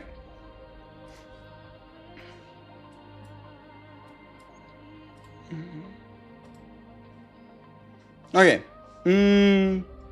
Now we have this out of the way. So you'll find them. I pin them here as well, but I ping them here and then I post them into the Naja stress channel as well. Okay, so ah shit, I saved one of them as a fucking Photoshop image. That doesn't make a lot of sense.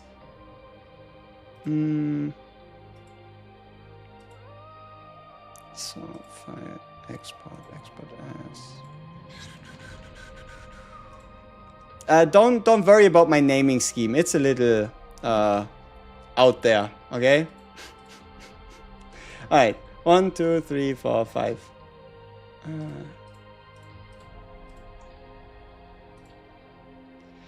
The 5 ways to build. Naja. Alright, and then I just post them here as well and just pin them right here.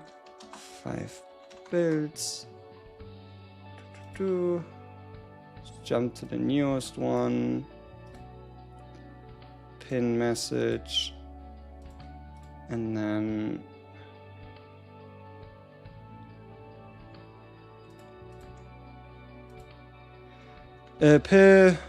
Epiphany ratings.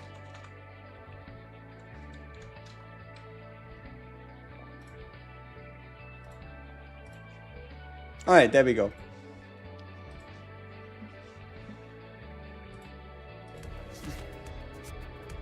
I can post the Discord link straight up if you want to as well, but why not? Okay, let me quickly head over YouTube content, find any video. It's always the first link in the description. but yeah, why not? And also, obviously, for my Twitch people, you can do I think you can do /Discord to find it, or I think it's also linked on the button. But for you, I'll also just post it in the chat once, and there you go. Ta-da! Okay. So, we have a 0-card deck attempt to fuck up.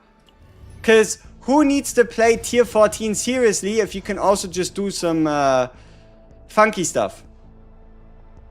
So, it's lab 0. We have like a, I don't know, I'd give it like a 1 in 50 chance of this actually yielding a deck. So, who would we want to give a 0-card deck to? Who could be fun? Obviously, the most interesting ones by far would be units that have like some type of like damage buff without having to play cards. So, for example, Nia, Ray, or powerful ego skills that you could just use, like Lucas. But in general, it's more about just having people that have no cards because they have no cards. So we're just going to go with Maribel. Let's make sure we don't have her potential leveled. We don't, because otherwise if we do, we are cooked. Because it's not a planet that has a removal event. I just pulled my first castle within the temple, only forced that you were missing. Nice. So, let's see.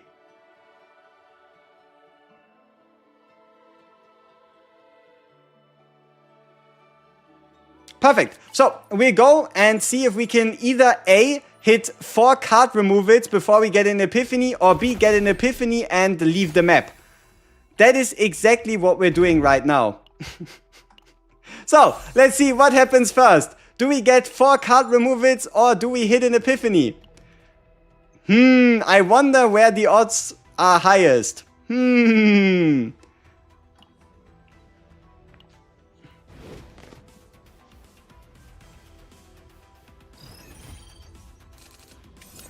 Okay, so far no epiphany.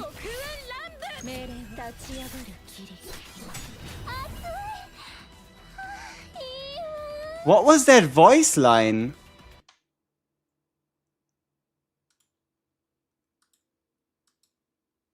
I don't know if I've ever heard this voice line before.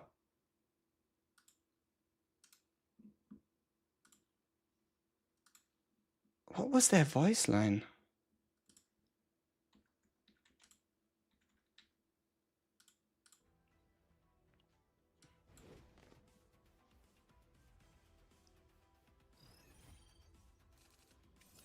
Okay, so far no epiphany. What the fuck is Kokule Lande? What the hell is that? Okay, so far no epiphany. Does Rin say Kokule Lande? I mean, what even is that? I could have sworn I never heard Rin say that, like, ever. Okay, so far no epiphany. Kokule. That's new. Coconut Land. Oh, yep, that pretty much sums it up quite well.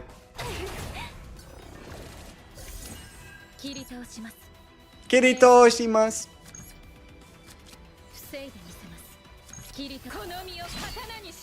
Kotomio katana. Okay, so we survived the singular fight without an epiphany. Let's see if we can do 2.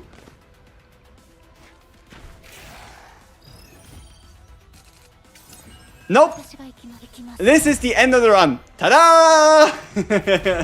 So, that is the reason why it's important that you play Blue Pot or Lab 0, because now you won't be able to remove all cards, right? You could obviously still go down to like a 1-card, 2-card deck, but it's not a 0-card deck, right? Then again, from a certain perspective, 1-card or 2-card decks, especially on somebody with card draw, are more powerful, right? Like, what would you rather have? Would you rather A, have a Ray deck that has nothing, or B, have a Ray deck that has a snack time? The answer in most cases would probably be B. I would rather have a 1-card deck with a singular snack time than no card decks, right? So there's always a bit more flexibility there as well. And if I had to rank him, I'd probably rank low card decks higher than no card decks. But no card decks, they have a certain flair. They do have a certain flair. Alright, tier 12 is some bullshit. And now we need to go broke. Why exactly do we need to go broke? Good question. But I kind of want to play Order. I kind of want to play Justice. But I, more importantly, want to play tier 14 if possible. But hitting that one is definitely a lot more rare. So we could do a tier 13 Lab. Tier 12 Swamp Judgment. Tier 13 Lab, Tier 13 Twin Star, Tier 12 Judgment. Let's do like one more refresh. Two more. Okay. I guess we just beat the map and then we either get it or we don't. Okay. Lab 0 again or Twin Star Shadow. I'm kind of feeling like playing Swamp Judgment. Yeah. Yeah. Also, we're probably gonna swap out Celaya and put in scroll.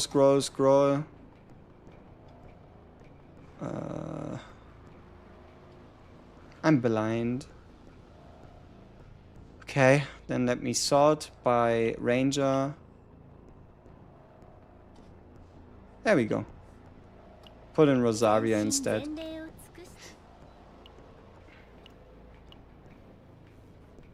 Yeah. Finally on Twitch? Yeah. Since started 2026, so for the last 15 days. What's the benefit of doing difficulty 10 over doing 8 and 9? It should be a higher chance of getting tier 14 in terms of modifiers. Like, for example, I've yet to...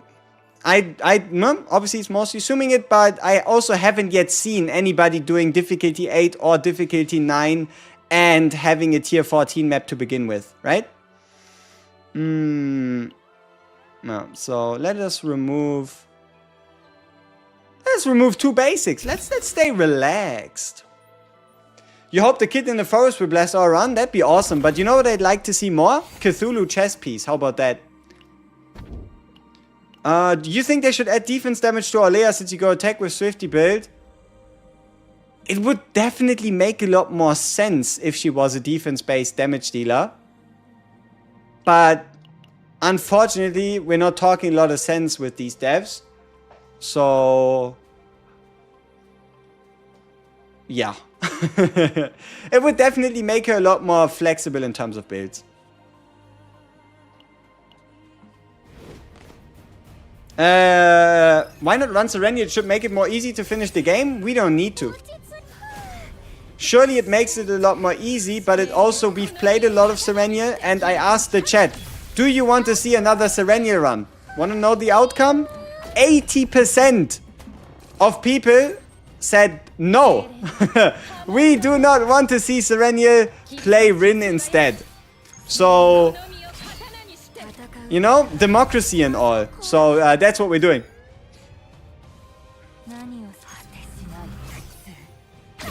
How do you reply to someone by taking their name? I have no idea. I don't really use the YouTube comment section that often. Maybe you can right click the... Oh, I think you type an @ and then their name, and then you can like select it from the chat. I think that's how it goes.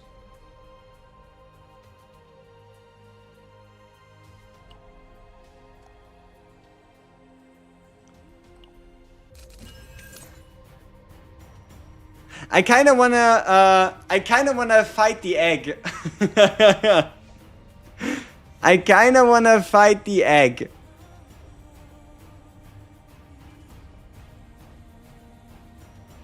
I know it's a terrible idea,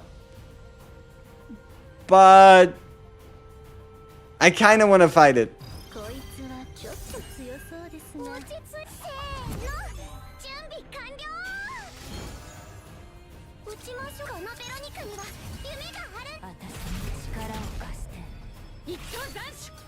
Basic Shaker of Hunger withdraw. Should I copy it?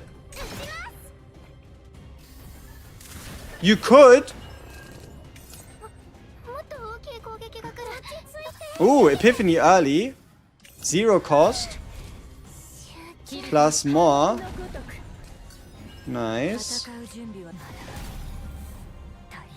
But yeah, just I don't know if you really understand how crazy the value that Naja provides is, right? It's easy to overlook the Bottomless Hunger card, but being able to just play out a card and get a cost reduction and then play out a card and then surprise, surprise, get a cost reduction and then being able to basically play your entire hand due to that singular card, that is pretty darn good. Right, like going from 3 AP per turn to 5 AP, that's a massive jump. And that's just by playing a singular card. I'm having super fun with this game now with the all is left is character farming and chaos. Yep. Season 2. Season 2 is gonna be massive. Which free hero should I get for the 300 gacha? Veronica 01, Kron 03, Magna, Haru Bov 00, Naja 00, Serenia 0, she 00. I mean, if you want something that synergizes with Naja, you go for Khalib. If you want the probably strongest hero left in your draft or in your selection, you probably go with Mei Lin. But what I would recommend you is, how about you hold on to the selector and you only pick it when you have like 1 or 2 units left, because you can always fail a 50-50 in the future and get somebody new. Whereas if you pick somebody now, you are more likely to get a copy rather than somebody new the next time you fail your 50-50. So if you can and if you have the patience, hold on to it as long as possible. You know what else is massive? Naja's cake. I didn't know she was into baking, but I probably should have known that.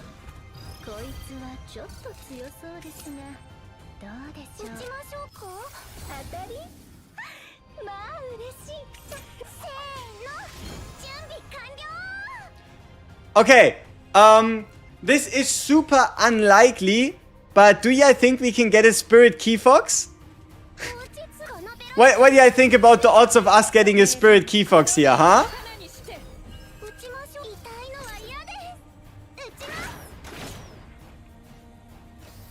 I mean, if I'm not, asking for too much, I think Spirit Key Fox here would be quite reasonable. Poll it? I mean, sure. Let's see if we have any believers. If you want me to poll it, I'll poll it. Why not?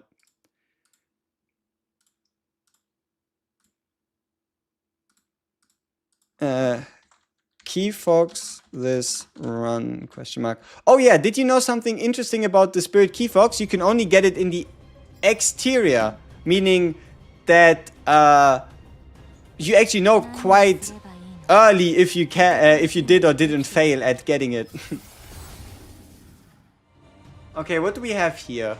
We have the unique upgrade card, just the standard Bottomless Hunger or the lead damage Bottomless Hunger. Let's just go with the 3 veracity granting one. It's by far the safest option.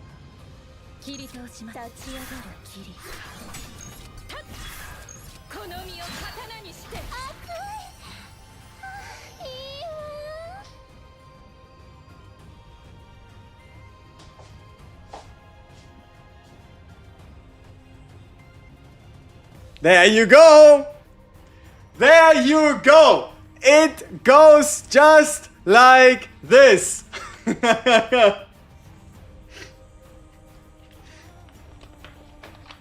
Ah! Beautiful! Spirit Key Fox! Right here, right now. The only problem is we only have 150 save data cap. Shit. So... yeah... How do we turn this into a good deck? That's the question we need to answer. Who gets it? Obviously Naja, right? We'd obviously want to stuff that onto Naja and somehow twist it into like a Naja support plus card copy scenario. So I think we keep the basics in, so we have a couple more liberties in terms of what other cards to add.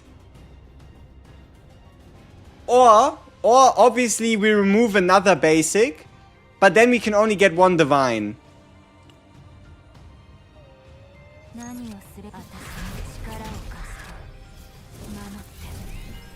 But yeah, sure. Spirit Key Fox Naja. Can't wait.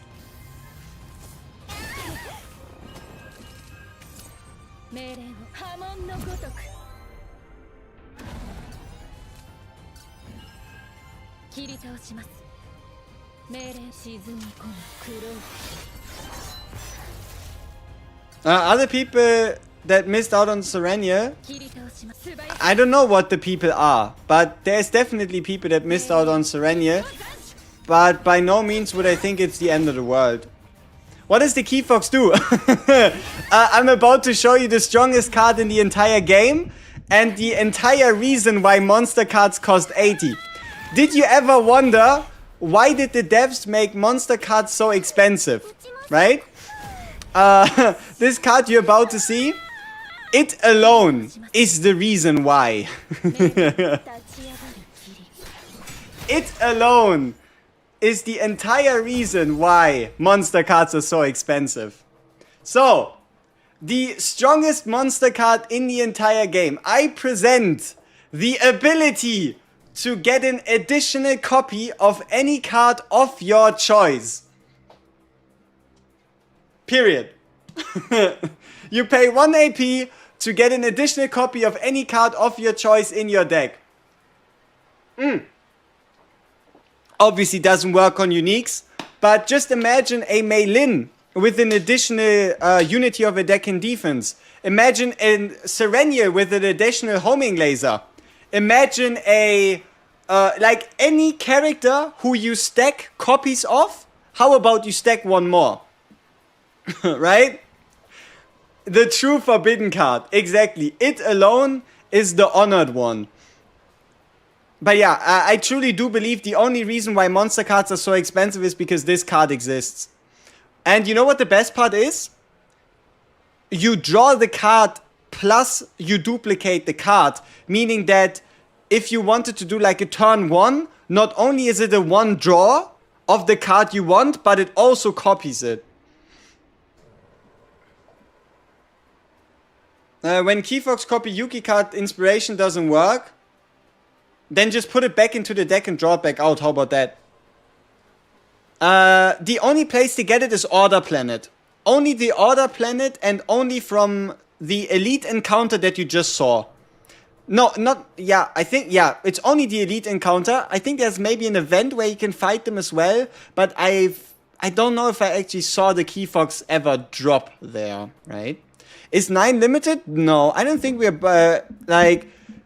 If you're scared about not knowing when a limited happens, the devs promised to announce it a lot earlier. So I'd assume at minimum like a 2-week announcement for the next limited, according to like the backlash and whatever happened with Serenia. So yeah. Can you dupe Spirit Key Fox or will it be removed if you do that?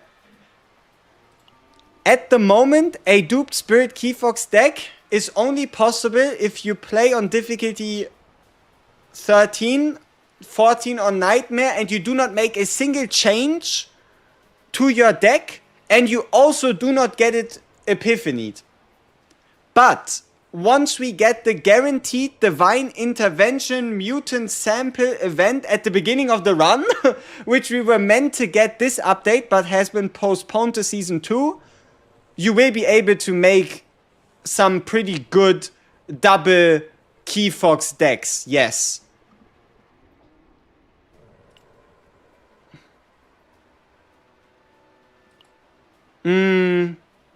Yeah, if we copy Key Fox here, it won't fit. And also, if it gets an epiphany, that's between 10 to 20 more save data. No. You can only encounter the Spirit Key Fox enemy from Elite battles in the exterior. It's just the type of enemies you encounter vary between exterior and interior, right? Lab 0 plus that blessing would be the go-to? No, because you cannot get the Spirit Key Fox on Lab 0. So that blessing plus Order Planet would obviously be the only way to build this deck. But yes, the best planets to play once we get that blessing will be Lab 0 and Blue Pot for the double removal, right? Bro, I just made the best deck that I'll never change for Naja. See it in the flex. Totally free to watch your stream.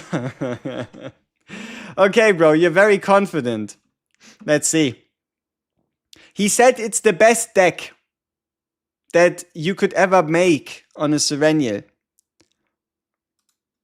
Let's have a look. High praise. All right, let's see. So, we have the supportive dagger that if you defeat an enemy, you apply 2 vulnerability to all enemies. You have the on turn 1 draw 1 AP, and you have the chess piece. Okay. What else do you have? You have the 6 veracity on attunement. When veracity is activated 3 times, decrease the cost by 1 unique card upgrade. If veracity is fewer than 6, gain 9/0 cost twice, and a plus 50% damage amount to basic cards. A 100% until ravaged. It's a good deck.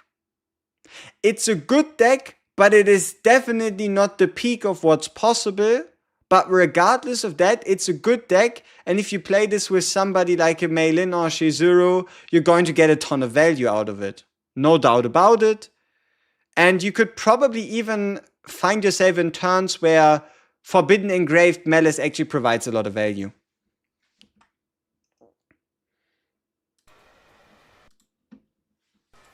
Alright, so let's see what we can turn this into. A Spirit Key Fox Narja.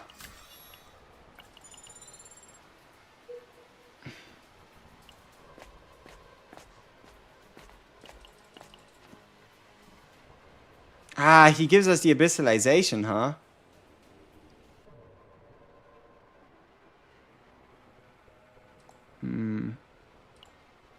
Let's just fight him.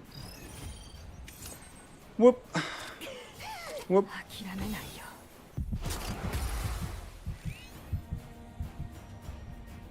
I like the audio on the break recovery. That like heartbeat.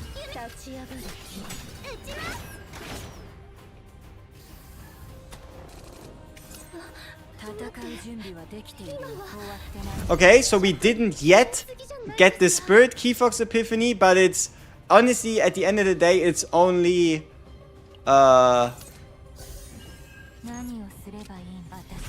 only a matter of time. Oh, also, did I accidentally lose out on the Forbidden Tunnel?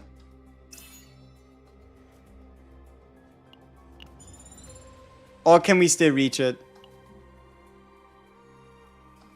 Oh, we can still get it. Sweet. That's awesome.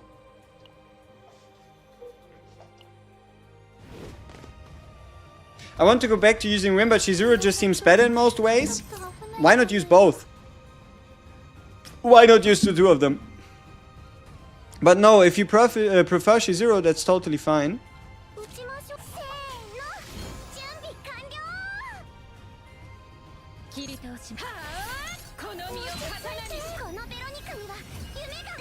Best planet to farm her? Lab 0, Instinct Planet, Order Planet, Justice Planet, Blue Pot is probably how I'd order it.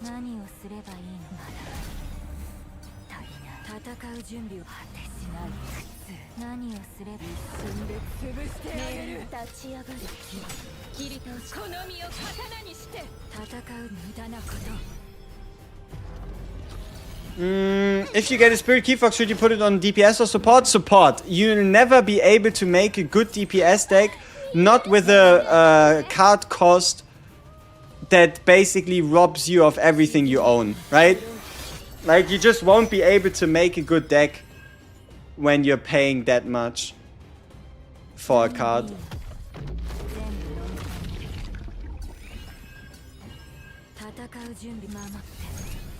Yeah, convert is useful, but keep in mind of the downsides. If you cannot delete the convert card, if you are unable to delete the convert card before the copy choice, the convert card could become a copy choice. So while you save yourself 10 save data, you do also run the risk of just getting it as a copy option, which defeats a bit of the purpose of removing cards in the first place, right? So it's always a bit of a...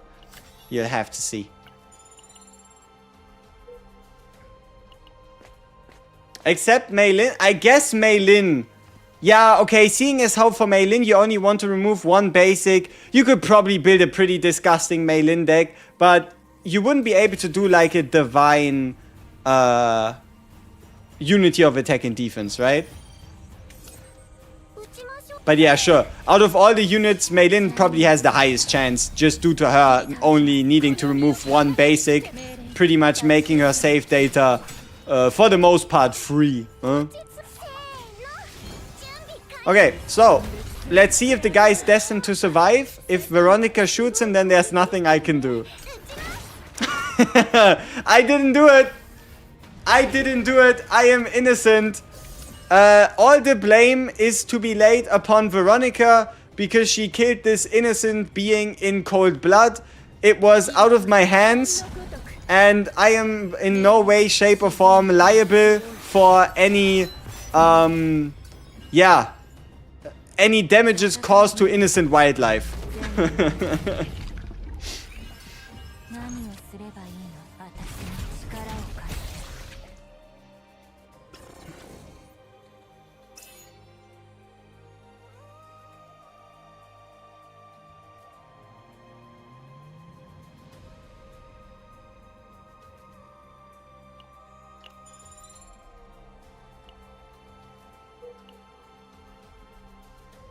So, I have a rather ambitious plan, okay? My plan for Spirit Key Fox, listen up. I'm not going to delete another basic, but I'm going to aim for a 4-copy deck. So it's going to be a Spirit Key Fox, 2 basics, 4-copy deck. And the way we can make that happen is by not picking up a Divine Epiphany.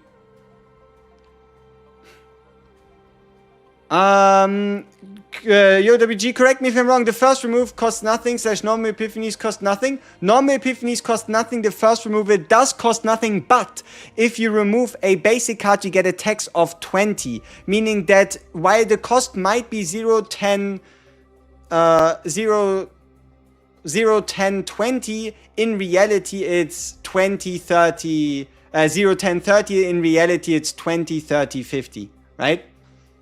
Typhara is middle of Season 2. So Season 2 it goes 9 for the first character, Typhara for the second one, and we don't know the last character of Season 2 as of this moment. As I said before, I didn't do it. I didn't do it. I'm innocent. I didn't slaughter, no nothing. Oh, and also for those of you that paid attention, you know how we went from like 200 health to now being back up to 1600 again? Yes, that is the power of Naja just having ridiculous healing capacities. I mean, look at this. We aren't even trying and we're still killing the enemy.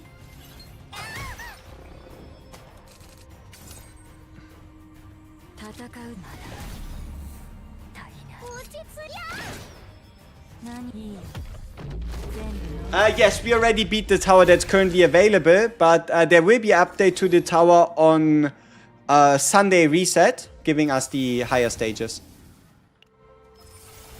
We are season 1.5 or season 2 pre-season, if you want to call it that. 9 looks like a DPS. Shield power. No, I would like for all of you to move a bit more away from like the idea of power creep. Even if she is a DPS, she'll just be a good DPS. And you'll be able to use her, and if you invest time into building a deck for her, you'll be able to beat whatever content you want to beat. And that should just be the way it goes. And I am perfectly fine with that. Okay, so Will Veronica murder another innocent creature? We have to see.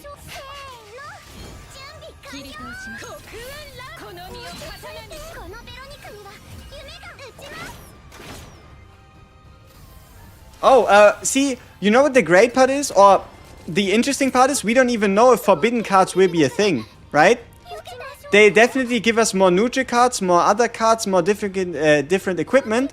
But I wouldn't say it's unlikely for us to get a completely different season mechanic from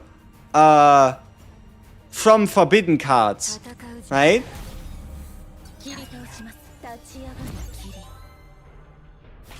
Don't kill the Looty. I mean, hey, it's out of my hands. It's Veronica, right? She either does it or she don't. You know, it's there's nothing I can do, so to say, huh?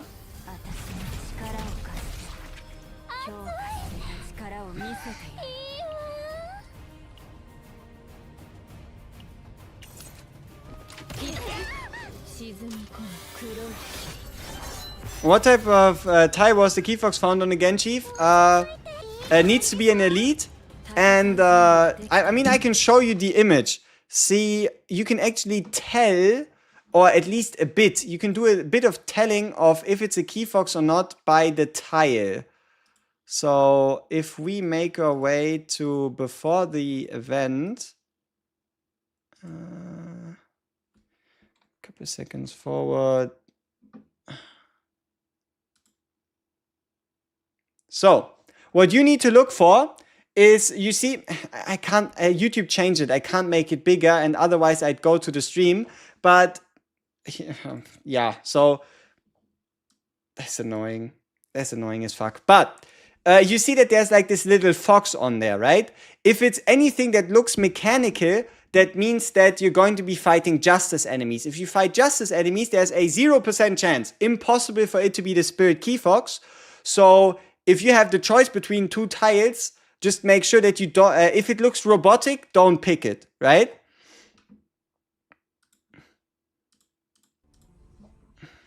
If it looks robotic, don't pick it. Alright.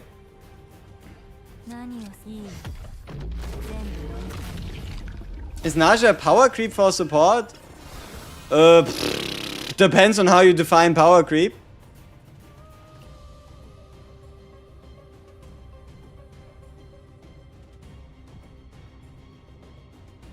People, should we get greedy? No, wait, we can't get greedy, right? Because we need to pay 10 for the convert. And it would save us 10. Okay, think. Let's think. We have 50 space. We need to pay at minimum 10 when Spirit Keyfox Epiphanies. So Spirit Keyfox is going to be 10 or 20. Regardless of the outcome. So it's at minimum 110 or 120 out of 50, leaving us with 30 space. If I now convert the card, that's already 10. And only upon removal do I save myself 10. Meaning that the removal, the first removal cost me 20, the next one cost me 30, meaning it would only cost me 20. Meaning that overall we would go up to 120 out of 150. With Keyfox we would go up to 130 out of 150. So we would have 20 space, which would allow us to copy a card twice. So it would be trading, removing a card for the ability. So it's either keep 2 basics up to 4 copies, remove a basic, but only up to 3 copies. Doesn't Divine Epiphany for boss card cost like 30 like normal card Epiphany? Yeah, 4 copies, it sounds better. But we also still don't know if we'll hit it. But for now it's safer. It's safer to just go with the assumption that we do.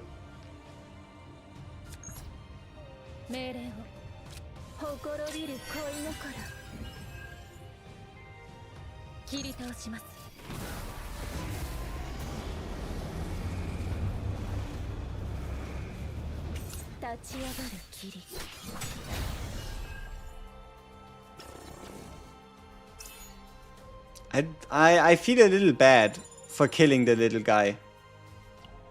I do. Just a little. Maybe a bit more than a little.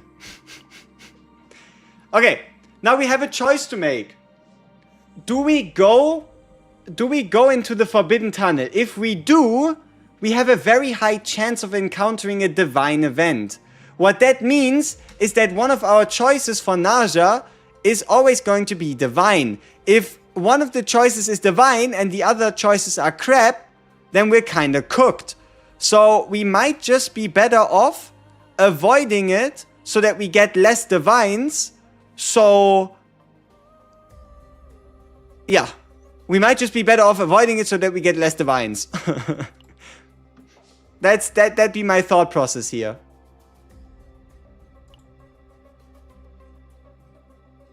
Yeah, that's what we're gonna do. So Naja must-have unit, missing her, Hugo, Khalid, Magna, and Rin. Out of all the units you listed, I'd say Naja is the most valuable. Is that going to make you instantly go for her or not? That's something you kinda have to decide on your own.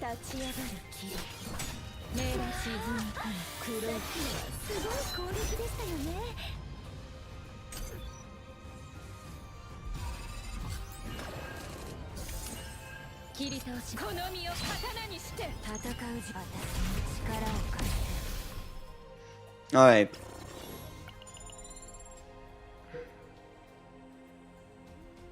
Yeah, we're gonna fight. We don't go Forbidden Tunnel.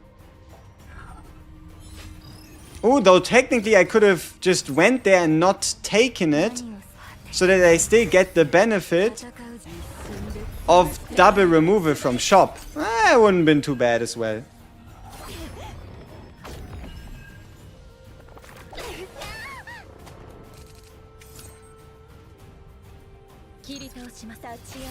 Is it wise to copy the retained bottom Masanga defense damage?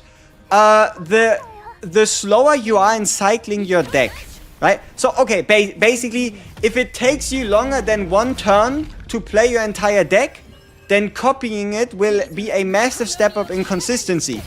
If you already have a deck in mind or enough card draw to cycle through in your entire deck every turn consistently, then you don't have to copy it. So, for most cases, it would be advisable to copy it once at least. But I wouldn't go past 2 copies. Because if you have more than 2 copies, you might just end up in scenarios where you get it multiple times in your hand, giving you more turns of the boost that you won't really be able to use. I really want Yuki than Shizuru, really. I'm regret taking her. You prefer Yuki over Shizuru. That is an opinion that you're entitled to having. And hey, maybe you fail pity and you get her, right? What Checkers of Hunger is better for Naja? Decreased veracity by 5 plus damage increase if decreased 3 predation, or the defense-based damage times 4 with 6 veracity. I'd usually take the veracity because it's just a more reliable way to get more veracity stacks. You would only pick the first one you were talking about if you're trying to build a big single, like a big single target hit, right? That's kind of how I would look at it. There we go. Ta-da! How about we just draw a bunch of fucking cards?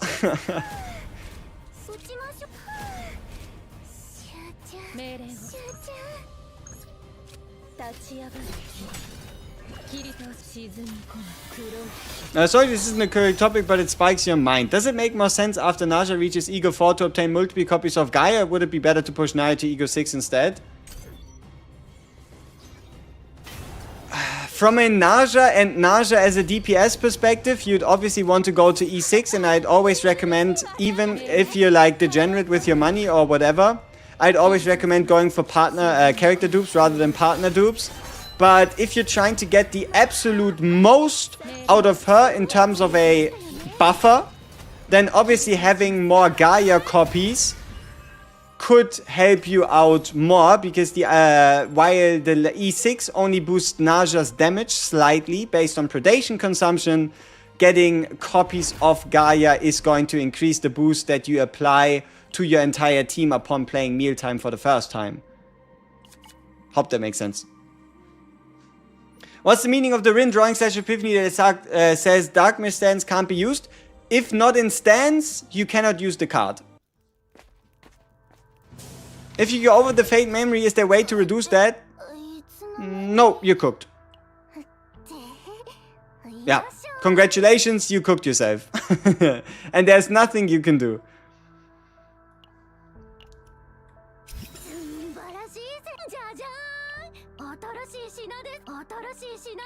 The only thing you can do is pray. The only thing you can do is pray for the game to be merciful with you and remove something that's not that important to your deck.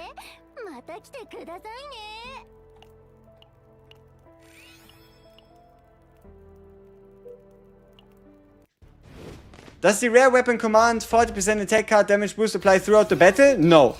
It's for the first card. That's why it's not that great.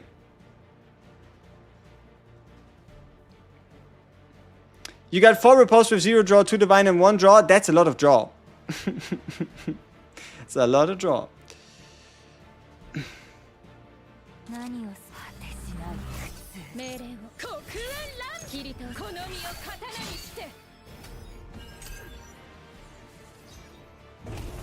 She seems so good, I only see pull for her just because she has so many unique epiphanies too. Great for narrowing down dupe targets. Exactly.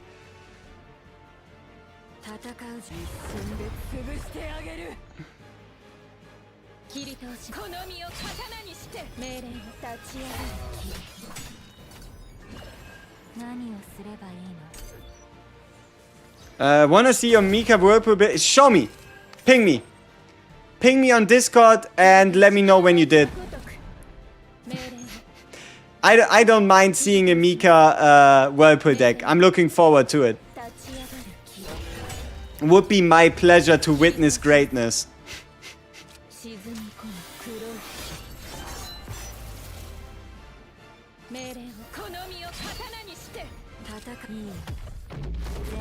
Your Naja does more damage than your Yuki. Then you probably either did. I mean, they should at least, in terms of AoE damage, do similar-ish things. But yeah, if you're in the right circumstances, especially with like a set diff, deck diff, you could definitely see a bit of a difference, right? Depending on the scenario.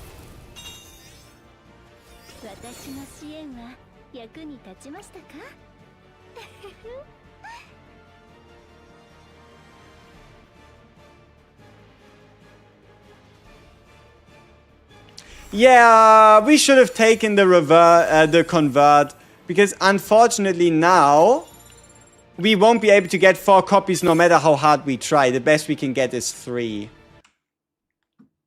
But at least we now have space for, I think, 1 divine.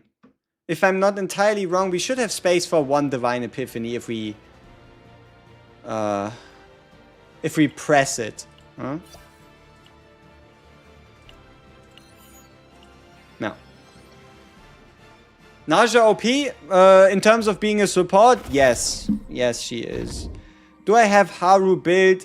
No, but what you should do is get either the combo or the crit return anchor and get as many anchor pointers as possible, and then you'll succeed.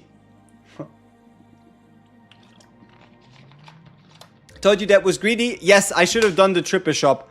If I really, now that I think about it, I was kind of hoping for a removal event, but doing the shop, skipping the divine tunnel, doing the other shop, and then doing the third shop would have given us the highest chance to actually get the copy card. We probably would have been almost guaranteed. So if you want to blame someone, I can only blame myself for, yeah, not quite seeing the vision. Could the base Shackles of Hunger with for 1 turn gain 2 morale be good over the Veracity 6 Epiphany? Yes. If you're looking for a support approach, then that is definitely better, so long as you still manage to generate enough Veracity, which you should be able to. The look of disappointment from the copy. Not you casually bidding a godly Rin deck SMH. You know...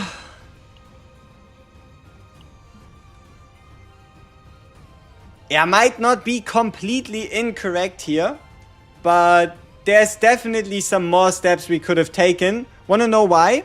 Because we deleted one of the Rin cards. We deleted one of the Rin Epiphany cards, so it's never gonna be peak.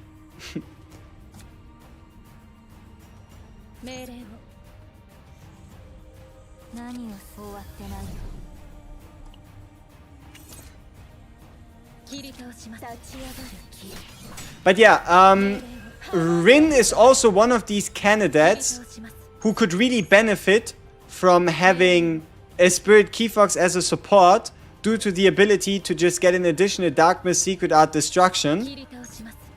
Oh, and also, obviously speaking, if you pair up a Spirit Keyfox with someone who has a Divine card, the impact is going to be even greater, right? Because you then also get the Divine Epiphany itself copied. So yeah, Spirit Keyfox is going to be prime real estate. Oh, also,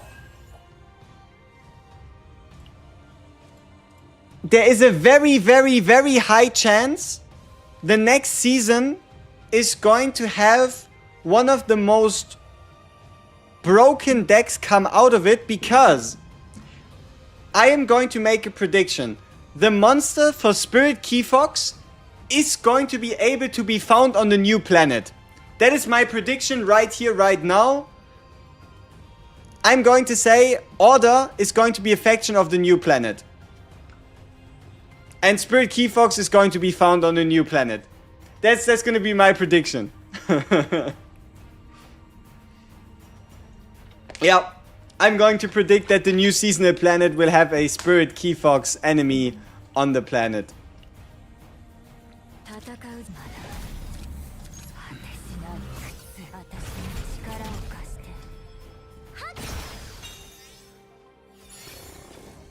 Saving crystals for new characters is better than buying dupes? It is.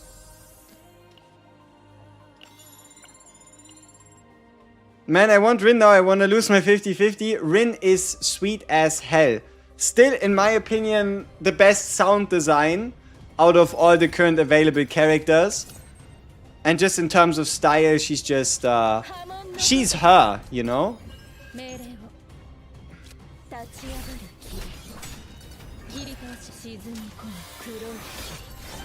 How do you get monster cards though? By beating elite enemies and getting lucky.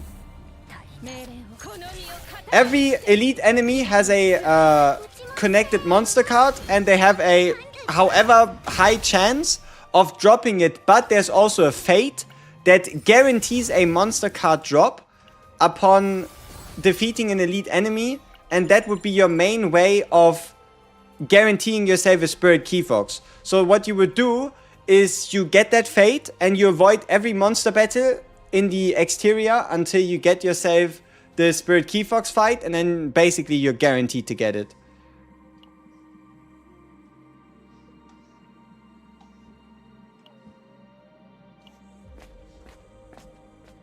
Where can we find your ratings for Naja card epiphanies? You can go into the video and you can screenshot it there, or you can join the increased activity from normal members. There we go. You can join the Discord right now, and you can head over into the Naja Strats channel, and in the Naja Strats channel, under the pinned messages, you find both the epiphany ratings as well as also the 5 builds that I would consider, at least as of this moment, the like major Naja builds. In general support, basic attack, healer, DPS, and defensive buff builds. So yeah, Discord, join, and then you take yourself the Chaos Hero Nightmare role, and then you get access to Naja Strats channel, and then you could also, I don't know, ask other people questions. And let me actually check how many people are we currently in the Discord in terms of CZN. I think at least when it comes like outside of the official server, we are probably the biggest. But It's been a while since I checked how many we are. Let's see. We are currently 2,477 people. 2,477 Chaos Zero Nightmare enthusiasts are already on the Discord.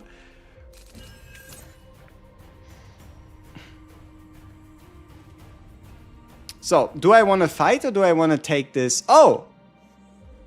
Ah, it's the Clover.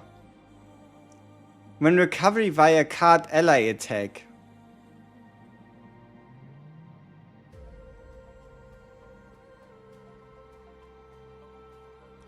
We would have 2 of those in the basics.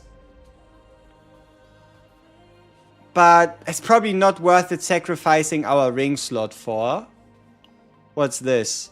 Captured Spirit event. What can I get out of this?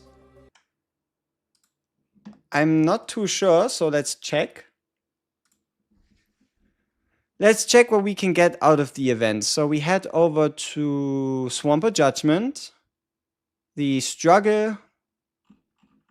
Captured Spirit, Struggle, and we can either get a card to Epiphany or increase our max health. Alright, sure. Why not?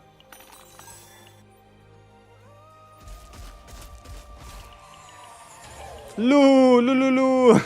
Okay, so the card that I want to Epiphany is... what are we picking?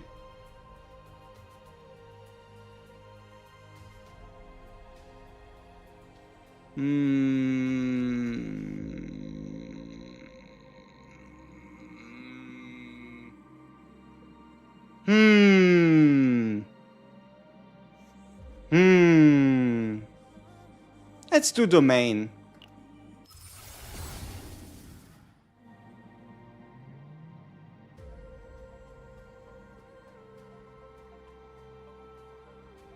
Okay. Do we lock the deck to defense-based damage with Domain of Veracity? Or do we make it universal? I mean, we should make it universal by gaining 2 morale, right?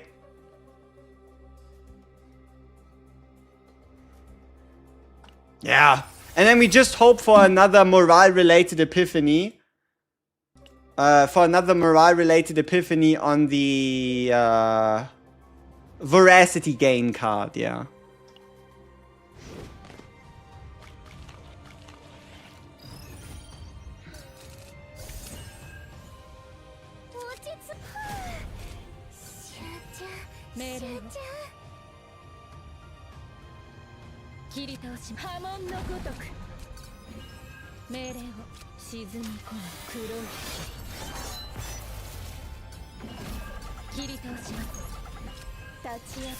Oof. Man. Rin. Ouch. Big damage.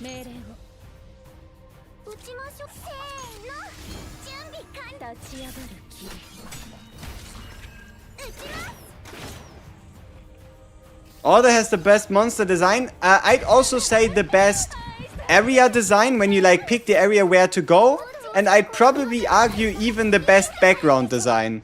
Like, I really like this like massive planned foreign planet vibe that they have going.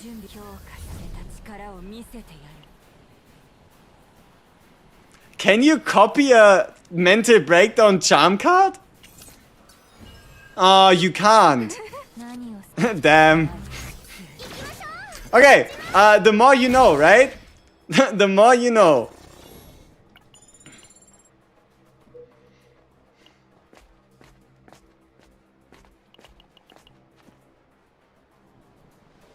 Trigger Epiphany to random card. Equipment. Or we fight them. Give me the Epiphany to a random card. I mean, I'd only fight them to get an Epiphany, so it's kind of like same, you know?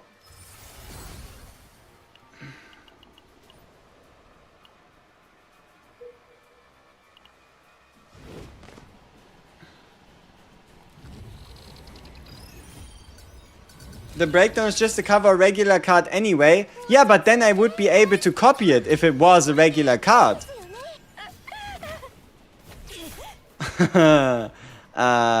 Rin is going a little insane. She decided to hurt me.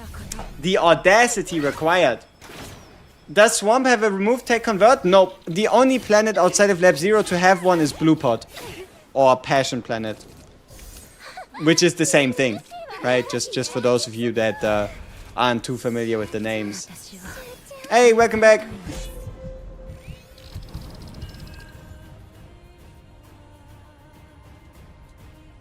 So, why did we heal this time?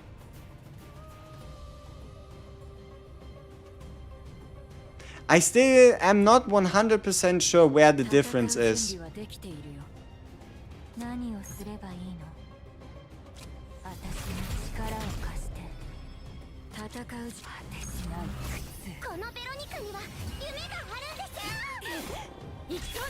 The way Rin looks when she comes back is badass. For most characters, that is indeed true.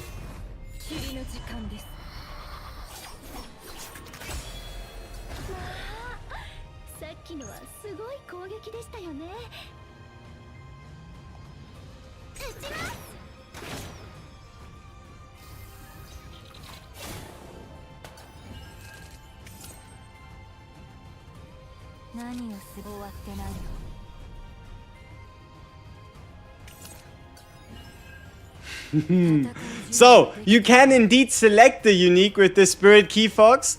It's just not gonna do anything. Worth the shot, I guess.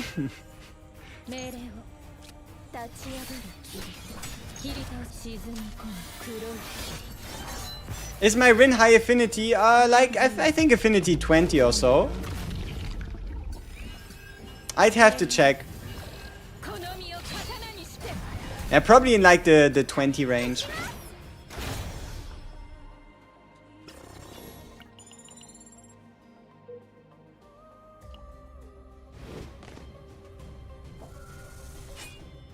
Are you liking the speed up button? It is incredible, but it also feels a little overwhelming in terms of not really being used to things just speeding up this fast, but it's a big W.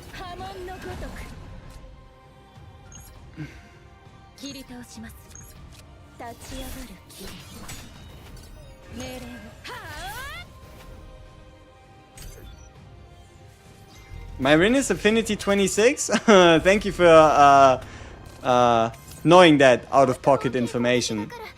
Appreciate it.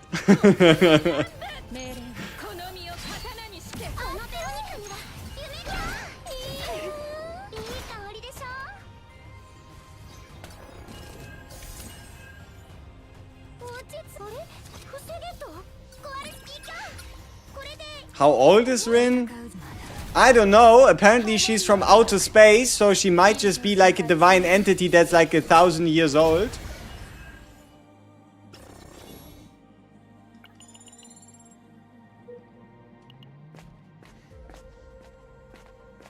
Ah, it's the normal event, huh? If this was the rare version, we could have gotten the... Okay, then give me the half good one. The every second turn defense boost. Also, where's Cthulhu? Right? Like... Hello? What the Cthulhu doing? Why is he asleep? Rin is 15? Why would she be 15? What the hell?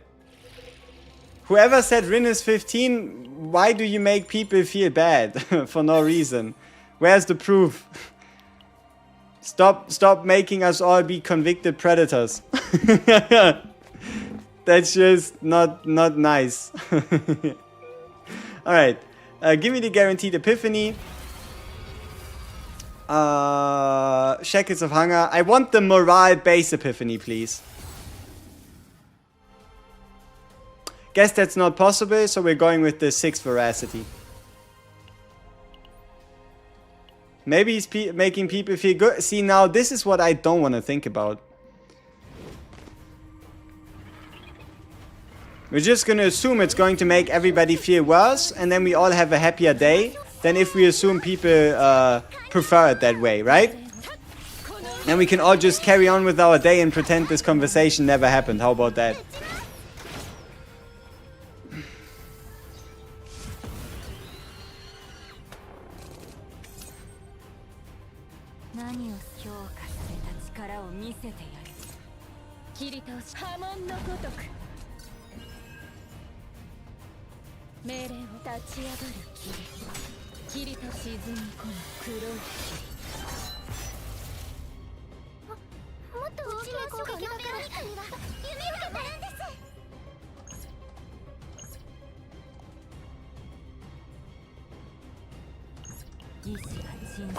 She's 23 in the game's lore. Hey, there you go.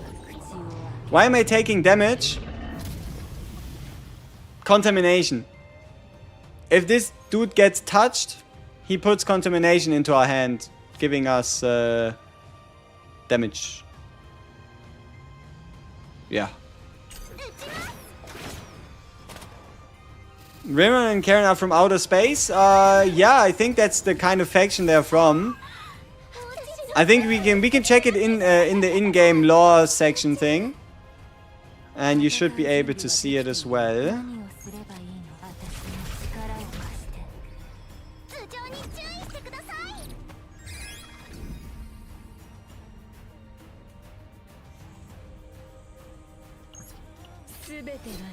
Yeah, Wanderer faction, exactly.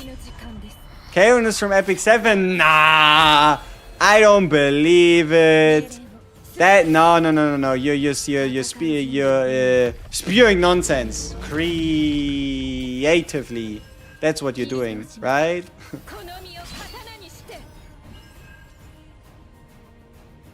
Luckily for us, Naja is pretty good at healing, and Veronica is pretty good at dealing. Hey, it's another monster. Haha. Anybody want to see a battle of the monster cards? Which monster card the game decides to remove? But no, this is also one of those cards that explain why monster cards are so expensive. I shouldn't have taken it, because now that I took it, it's a copy target. Meaning we reduced. We didn't ruin, but we at least reduced our chances of getting a copy for our Naja. So that's on me. I did not think. Yeah, pretty much. Monster Cardo! Indeed. Zehi! Alright, so what are we looking at? Nice. It's okay.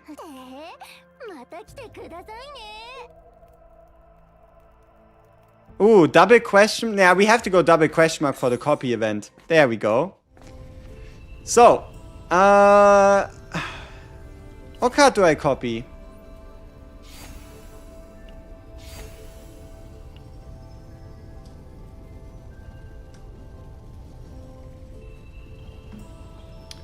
Voracity for the 2 morale, bottomless hunger for more card reduction, or voluntary control so we could get 2 different epiphanies.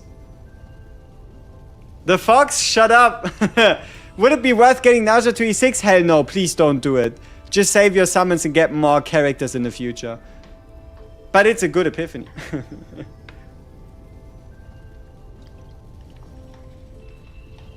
Fox, shut up! I'm not duplicating the fox.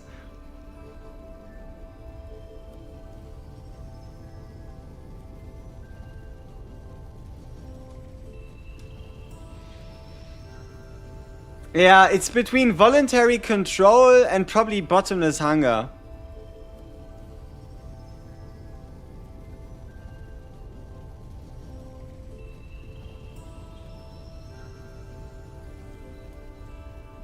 Oh, I was taking small internal damage at stage. I think it's gangrene. I lose 3% of my total max health every turn. What planet is this? Order planet. Voluntary, so we could make one of them the upgrade. Yeah, but we're also very close to the boss. I'm scared that we end up with an unepiphanied card, which would be kind of awful. I like Shackles of Hunger for the attunement 6 veracity.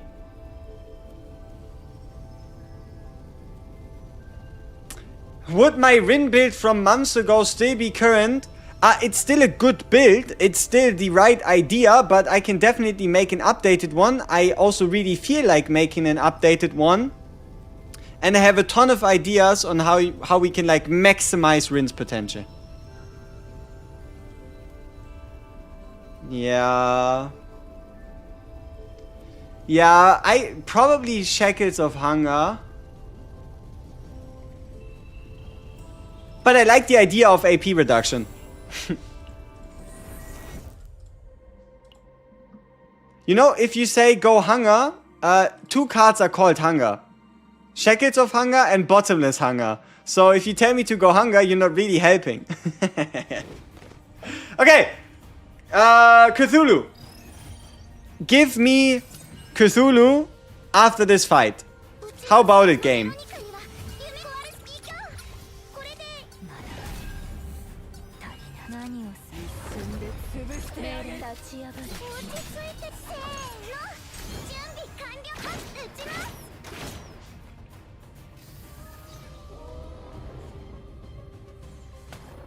Order Planet. It's the Order Planet.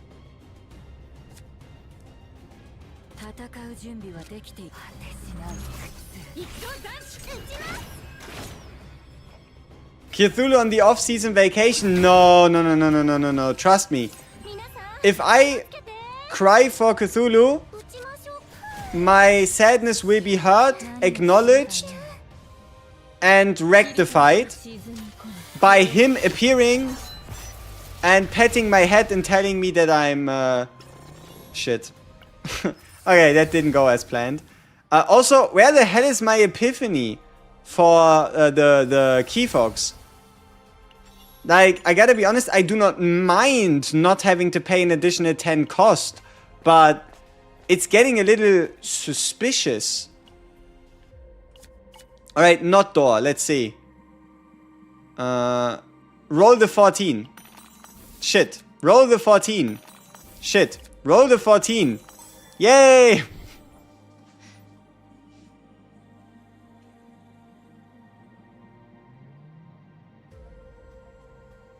We kind of have to do it. Let's just hope the best option isn't Divine. Oh, there we go. Permanent morale from Spirit Key Fox.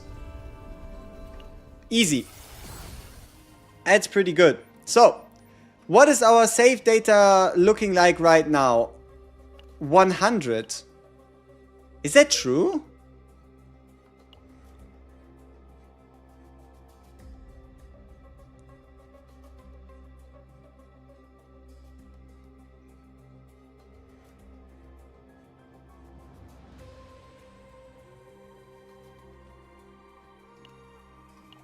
Something ain't right.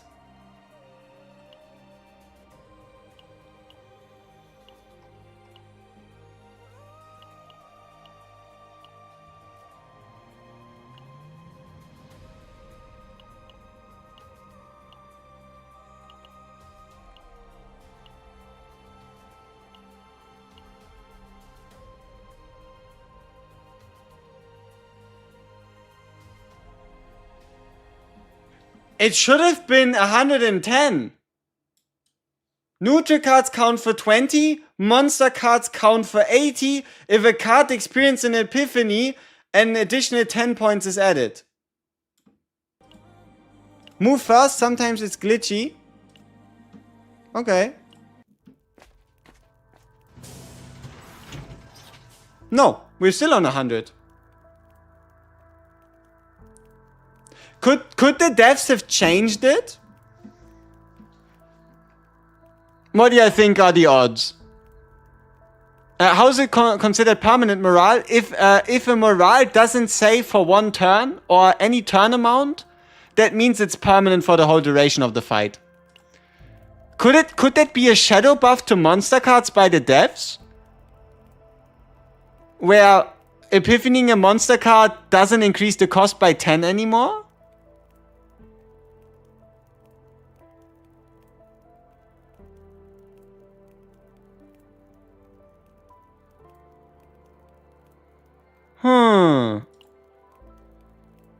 Okay, let's assume we have 100 save data cost. We are only going to get one more copy, which means we can remove a basic quite reliably without getting completely fucked.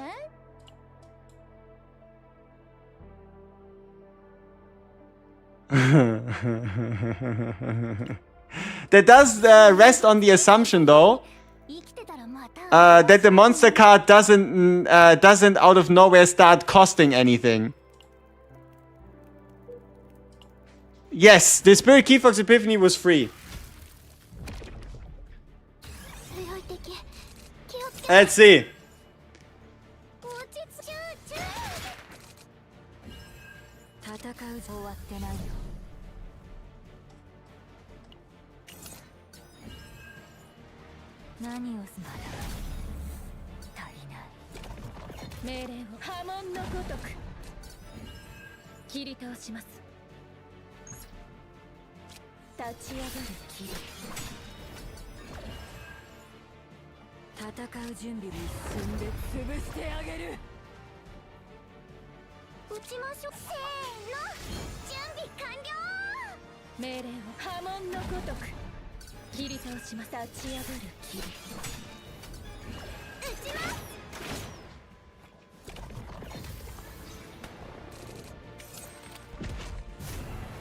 Oh fuck, you're correct.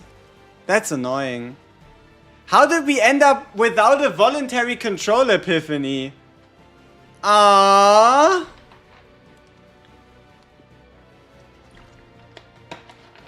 Did the ability to recruit a partner from last battle pass disappear? Unfortunately, yes.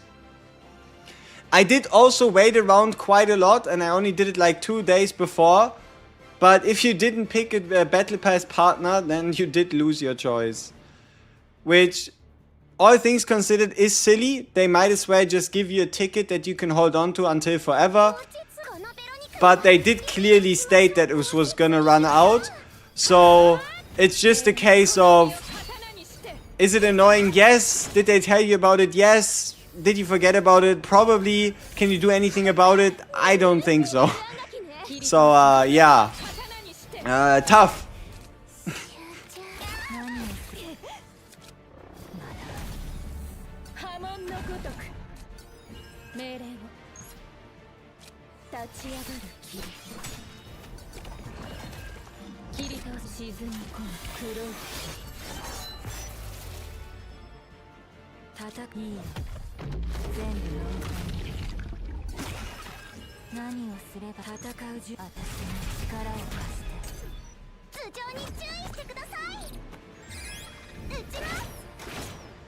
They could just auto use it? Yeah, but which okay, let me ask you a simple question. When do you think people are gonna complain more? Scenario A, the game tells you you need to use it before the time runs out, otherwise it becomes worthless, and time runs out and you don't get anything. Or scenario B, the game picks a random partner for you, leading to people complaining about getting partner X while they actually wanted partner Z. As dumb as it sounds, I would say you're going to have more people upset by the game randomly picking than by the game not picking at all. Even though it is backwards and kind of reverse, that's what I would assume was gonna happen.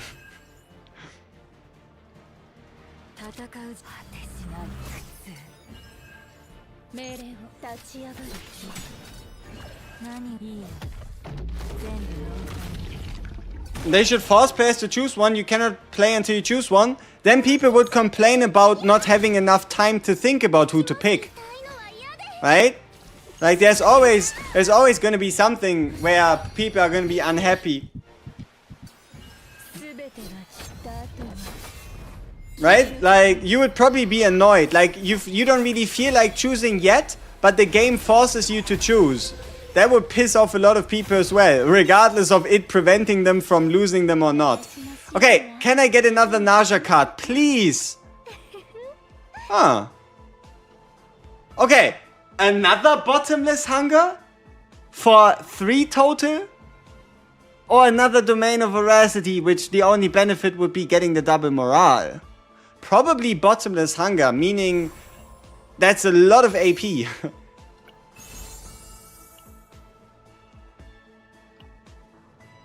I mean, it's an interesting chess piece, definitely more interesting than what we have.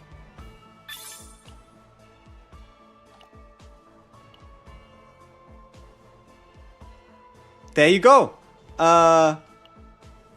Spirit Keyfox Epiphany does not cost save data. The base version, that is. Monster cards apparently now officially cost 80 instead of 90 or 100. So it's either 80 or 100, meaning that, hypothetically speaking, if you play on tier 14... Ooh... If you play on tier 14 base, get a card conversion event that would allow you to remove a basic and duplicate the Keyfox. Hypothetically speaking. Yeah, the no epiphany for voluntary control is slightly annoying.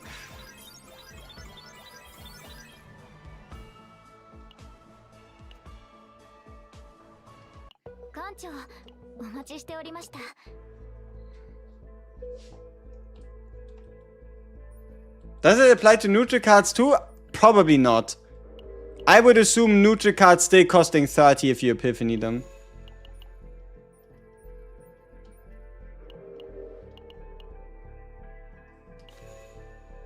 Ha! The Naja Master. 95 out of 100. Let's go.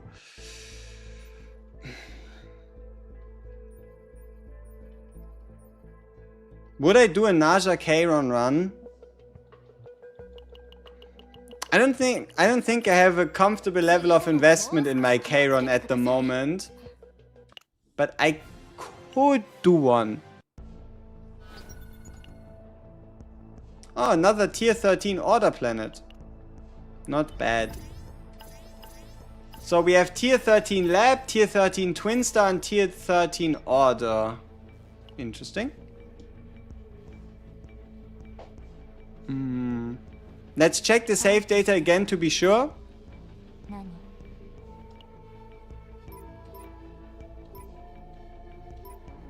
Yep. Spirit Keyfox does not cost any save data. 20 for removing... No, 50 for removing 2 basics. 80 for the Keyfox. And 10 for the second copy. Copies are surprisingly cheap if they're not divine. First copy nothing, second copy 10, third copy would have been 30.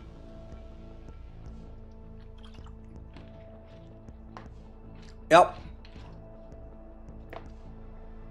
So there we go, we have a decently viable support Spirit Keyfox. Not bad. Not bad. You know what a bit of a problem is right now? We don't have anything that needs to be hit hard. You know what I mean? We currently don't have a punching bag to like show off how powerful a certain character becomes with like the support of, let's say, Naja, right? Like, for example, I couldn't really show off Rin, even if I wanted to. Is that my favorite deck? 2 base morale at 4 copies. 3 copies. A lot of card draw, but no multi-move. A lot of card draw, 2 copies, 2 copies, 3 copies with vulnerable, plus 60, and more vulnerable from belligerence.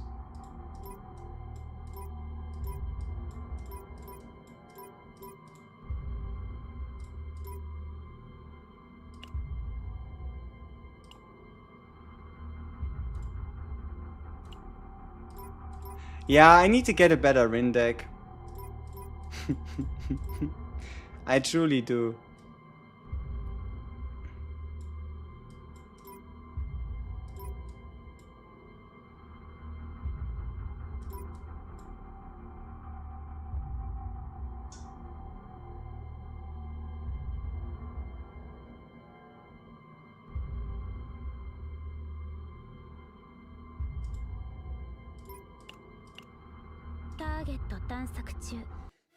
Naja good? Naja good, yes. No skip. Get Naja. Try to get Rin with Gesture Freedom. I could also just get Gesture Freedom on a support for Rin. Oh yeah, here, let me show you my Ray. Let me show you my Ray that I partly prepared for Rin. Let's see if I can find it. This one. Has the 1 cost or less, 2 morale, draw 2, and I guess unique card that just gets out of the way, plus forbidden right there. Yeah. Let's see. The new void set is good or win, or keep going full crit? Just go 2-piece. Because the 2-piece also helps with her potential.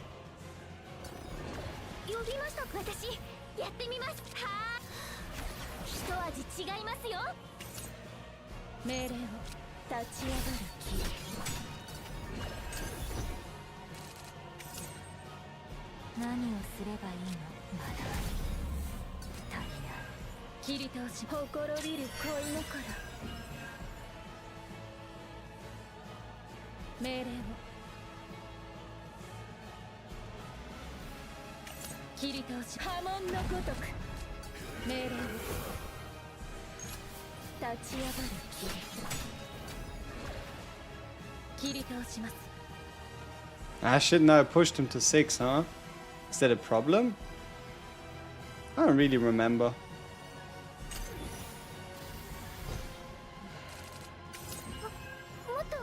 Probably it is, especially because we now have all these other annoying cards in our hand.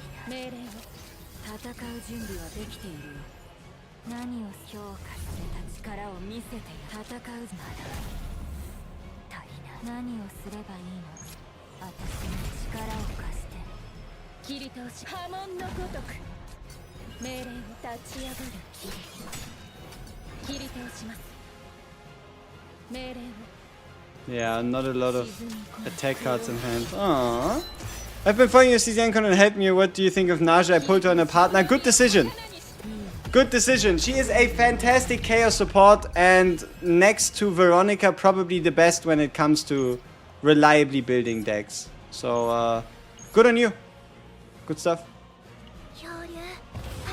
Emir home screen unlock when? I don't have the affinity materials.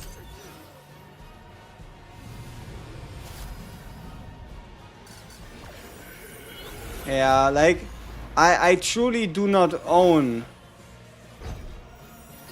any relevant affinity materials that could push me towards that illustrious goal, you know?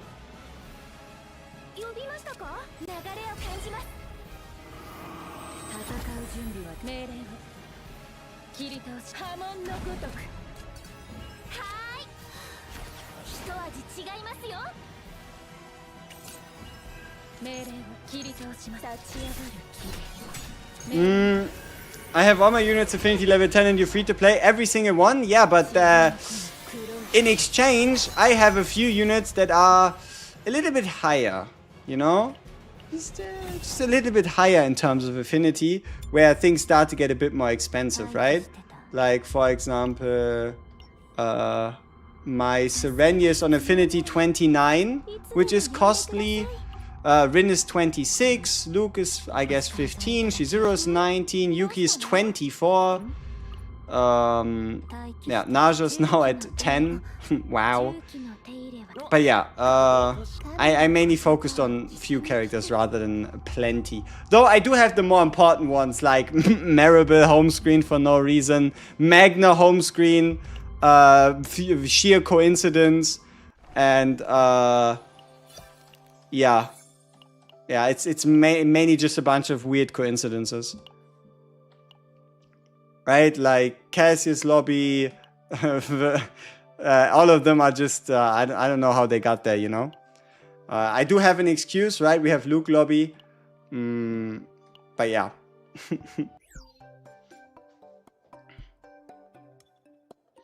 I'm near my 300 selector. Who's more fun to play in your opinion? Rin or Mei Lin? It depends. It obviously takes more setup and more ideas and more theory crafting to get a super crazy Rin deck. Whereas getting a Mei Lin deck is getting 2 right epiphanies and then multiplying one of them. But it depends what your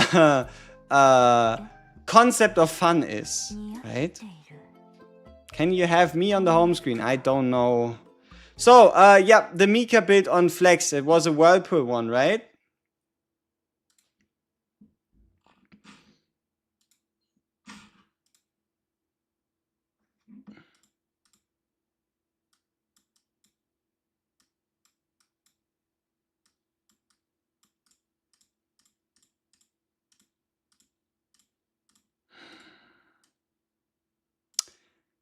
Now, if this was giving you 1 AP per target hit, we would have to applaud you.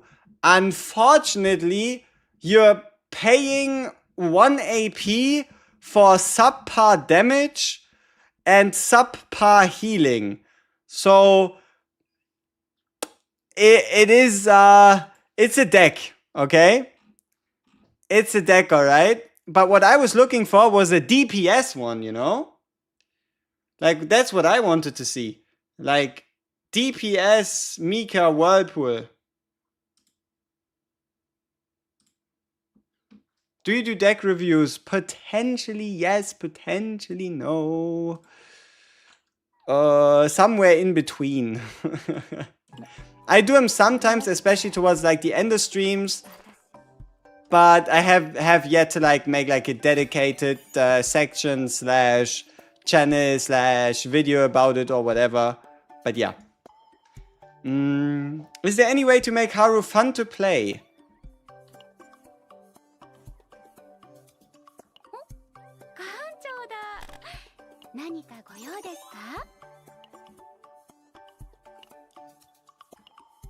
Find yourself the combo or the critical hit anchor shot.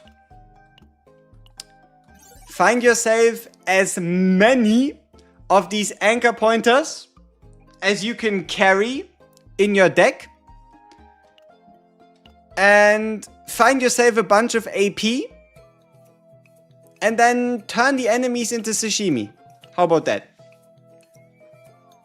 Does Resolve give you shield on attack card use? No, it gives you a permanent buff.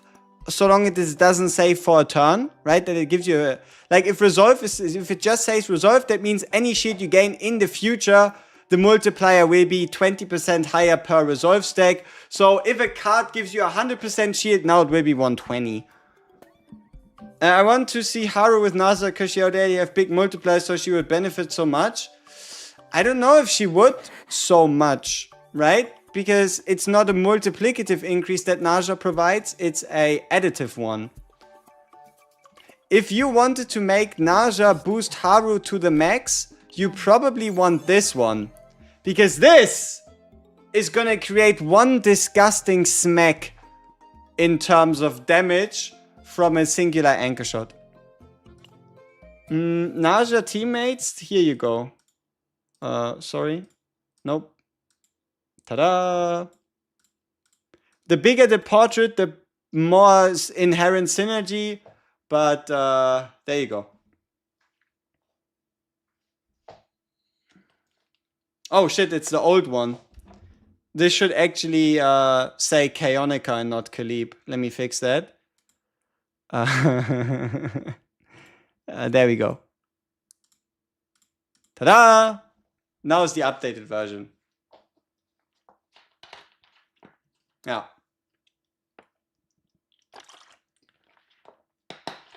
Basically everyone, not quite. Hugo, Tressa, and Renoa are the ones that benefit the least.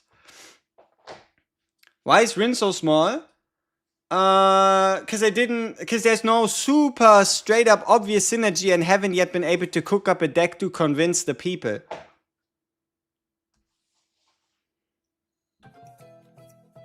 Who's my favorite male/female character in the game?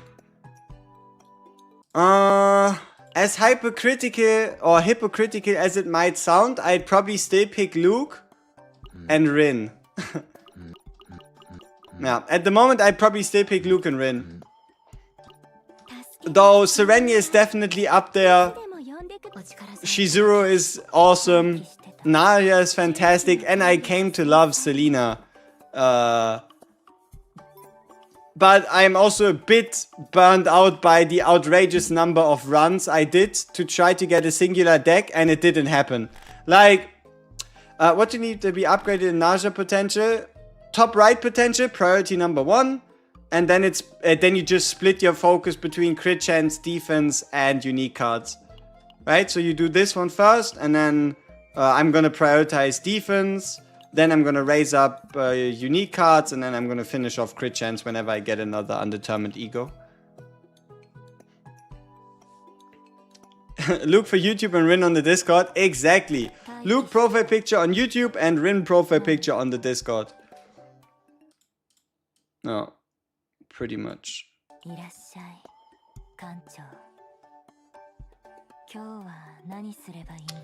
You mostly play Chaos, that is why Naja is so strong for you. But she should be much worse than Cassius in non-Chaos content. I haven't pulled her because she is a Chaos-only unit.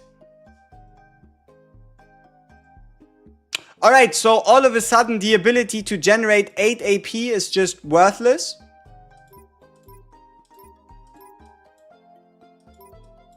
I mean, okay, sure, right?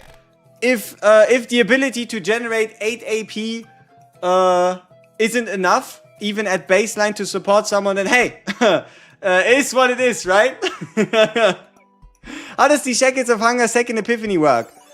Quite simple. You can play it out, and if you did 3 attacks while having 3 veracity stacks or 3 hits, then it just comes back to your hand at the beginning of your turn. But this can obviously also only work starting from turn 2 onwards.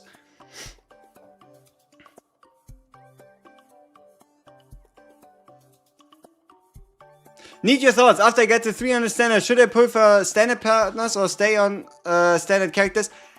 Do not ever pull on this banner. And to prove it to you, look at this. This is my partner rescue records since release of the game.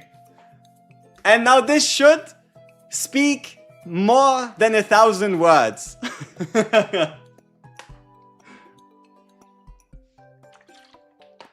Not a singular time did I fall to the temptation of this absolute hot garbage of a banner.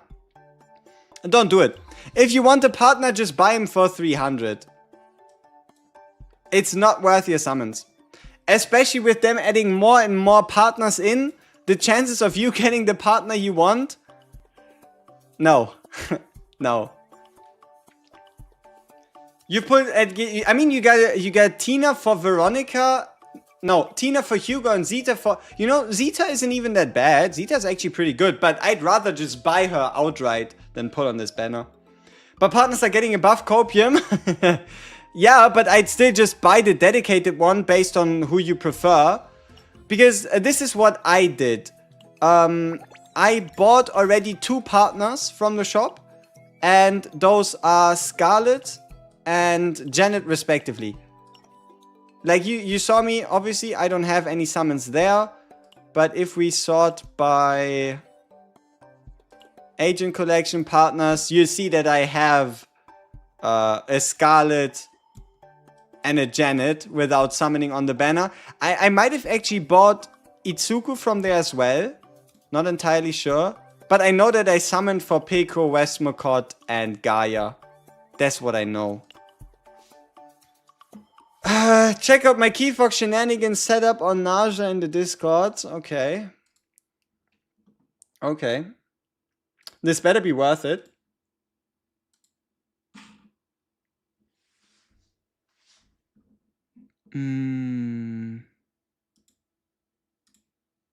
Where? Oh, some wild Keyfox interaction.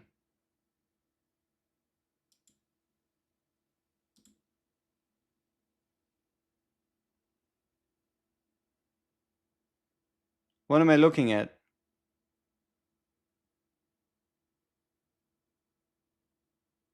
Oh! Oh! Oh! Not bad. Honestly, not bad. Not bad. That is pretty big. That is actually pretty big. That is actually pretty huge. Not bad, bro. That's actually kind of amazing. That is actually kind of amazing. The ability to turn a Spirit Keyfox into 2, to hypothetically have 6 copies of the same card in a singular deck.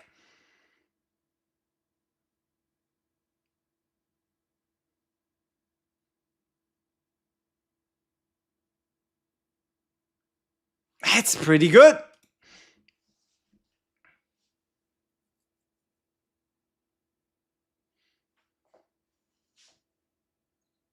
Yep.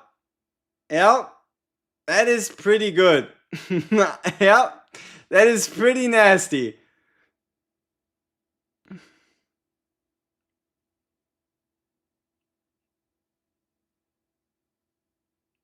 That is pretty awesome. That is pretty awesome.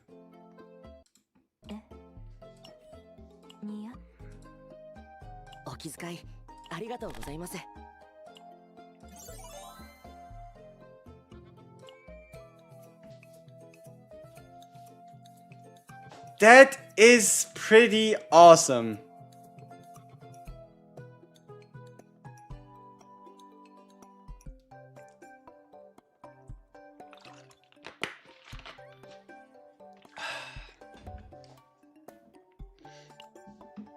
Everyone dust off your Owens. Keep in mind though, you gotta get a Spirit Keyfox deck first. I'm not entirely sure if there's like... Yeah, there's hardly any more skill cards of equivalent value. Though I guess in terms of value, the Price of Freedom, activation being duplicated, also wouldn't be that bad, because you would reduce the cost of 2 cards in hand by 1 for the duration of the fight. Which, with cards that you, like for example on like a Rin, or cards that you end up playing a lot in a singular turn, could be quite great. But yeah. Ideally the Fox would be an Owens deck. Yes. But then again, you'd have to both find the Wind Charge Epiphany and get the Key Fox into your deck.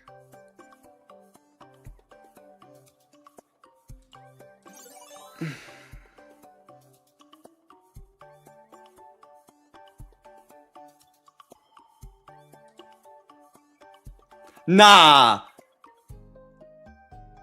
Ah, okay, it's this card one more time. I thought it was gonna duplicate the duplication of the wind charge. Okay. Alright.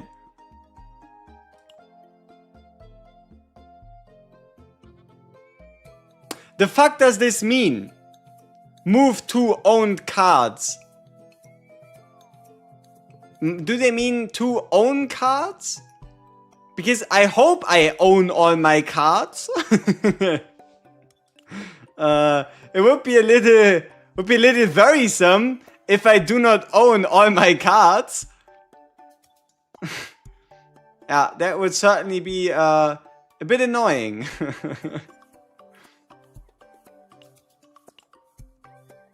2 owned cards. Yep.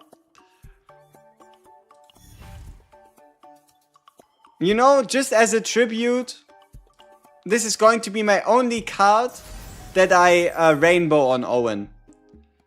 Just as a tribute to the power. Oh.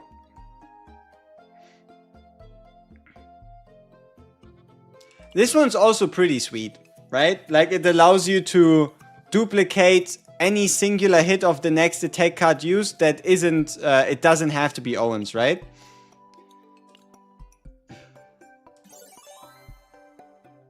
Yeah.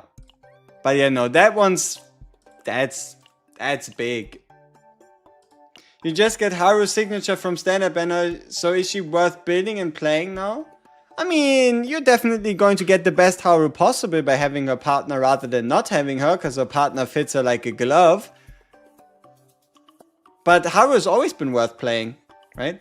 That command stuff, I don't know. I need to fix that.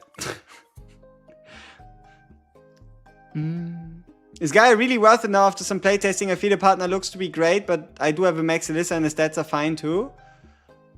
It's just the singular desire of, like, in terms of damage, it doesn't make a difference, but do you want this, right? How badly do you want a 20% additional damage bonus to the rest of your team? That's it, right? Do you care about this? Yes or no? That's basically it.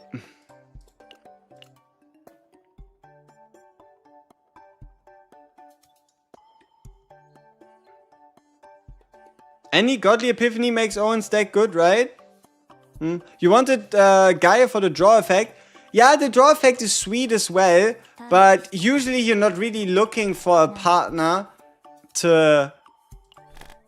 yeah, you're not really looking for a partner to also deal like X amount of hit damage. But yeah, the Ice Worm's Raw is not to be underestimated. It's quite good.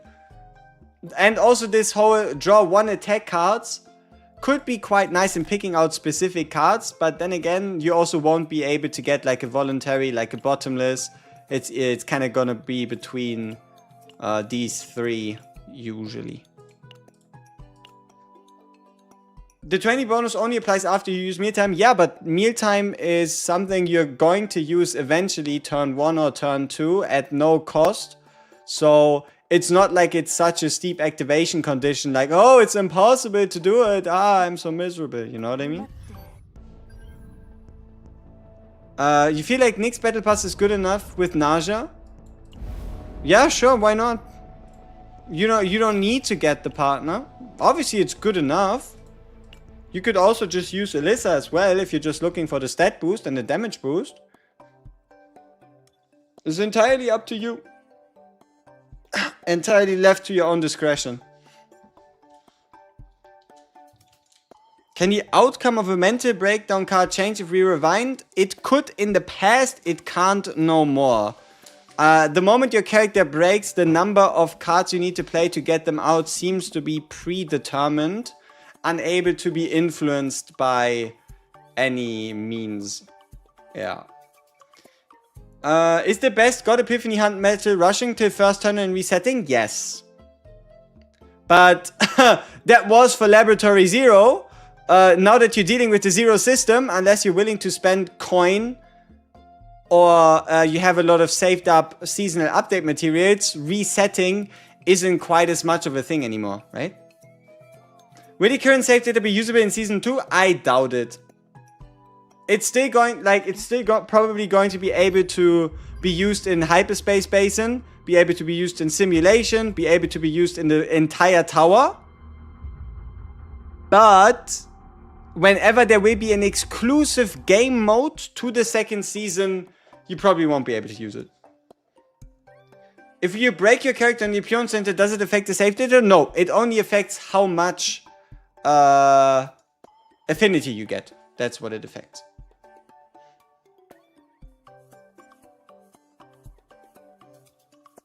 Partner gain most of our power on the defense increase deck for Naja. That they do. Is Season 2 after this banner? Yes. Yes, it is. 20 days. Or better said, 19 days and 6 hours. And humongous update. Like, gigantic. And the reason why it's even bigger is because certain things that were meant to happen this patch got delayed towards Season 2. So it's gonna be a lot. So yeah. Do you know if Bottomless Hunger card is bugged? After using the 100% defense-based damage once I get shield on every attack card used. Am I missing something? Didn't think it worked like that. It is indeed bugged. As of this moment, if you have a Veracity stack and if you play the defense increase card, you generate shield. It's probably not intended.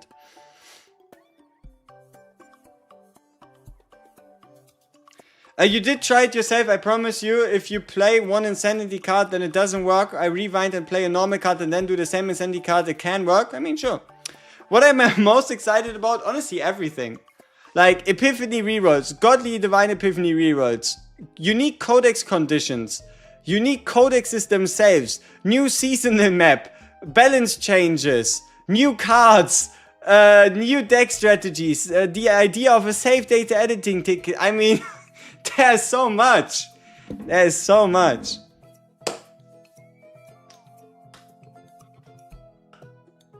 End of January we get the announcement. We get the dev patch notes early. Before then, February 4th, they come into effect. That's how I interpreted the news drop during the live stream, right? We're gonna get like a dev stream where they go over all the changes or stuff, or maybe they just release like a long ass note, but the effects themselves should only happen with the start of Season 2. Might be the most fun and best support to play, probably. Do you need Naja to replace Mika for healing?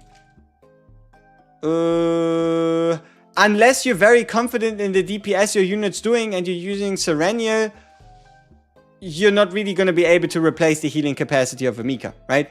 Like, a Ray doesn't really do it, Cassius doesn't really do it, so yes, if you want a healer that heals more than Mika, Naja is your girl.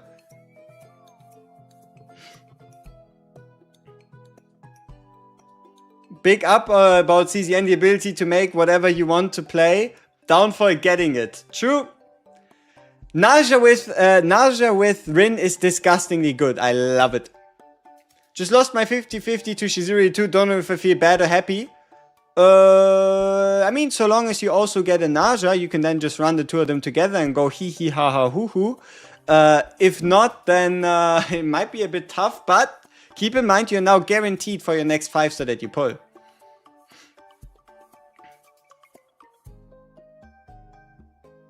Ba-da-da-da, ba-da-da-da-da, ba-da-da.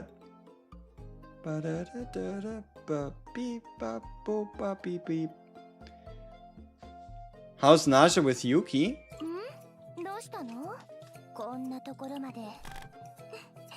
Should be pretty good, seeing as how preferably you want to go with the 2-cost flash slash plus inspiration additional hit.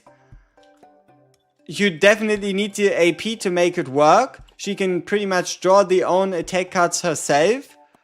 So, and also seeing as how she does AoE, and every time you hit AoE enemies, you consume Voracity equivalent to the amount of enemies hit. So, consuming Voracity isn't a problem for Yuki. So, they go quite well together.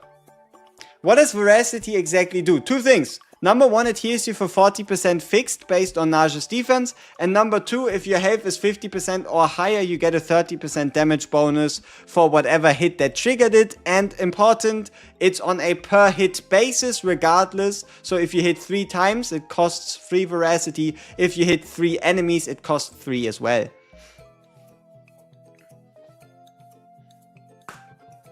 Would Naja be a good setup for nukes for, like, let's say Shizuru?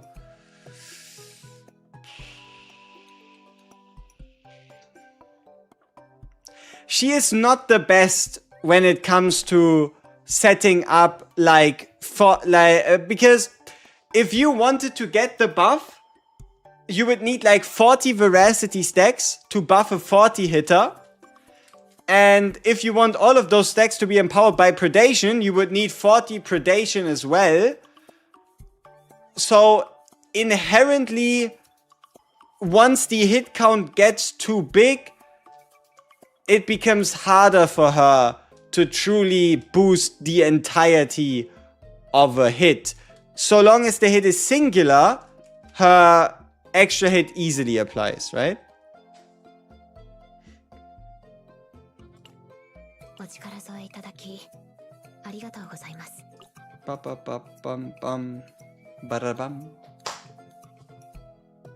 Yes, Order Planet. Keyfox is only on the Order Planet as of this moment.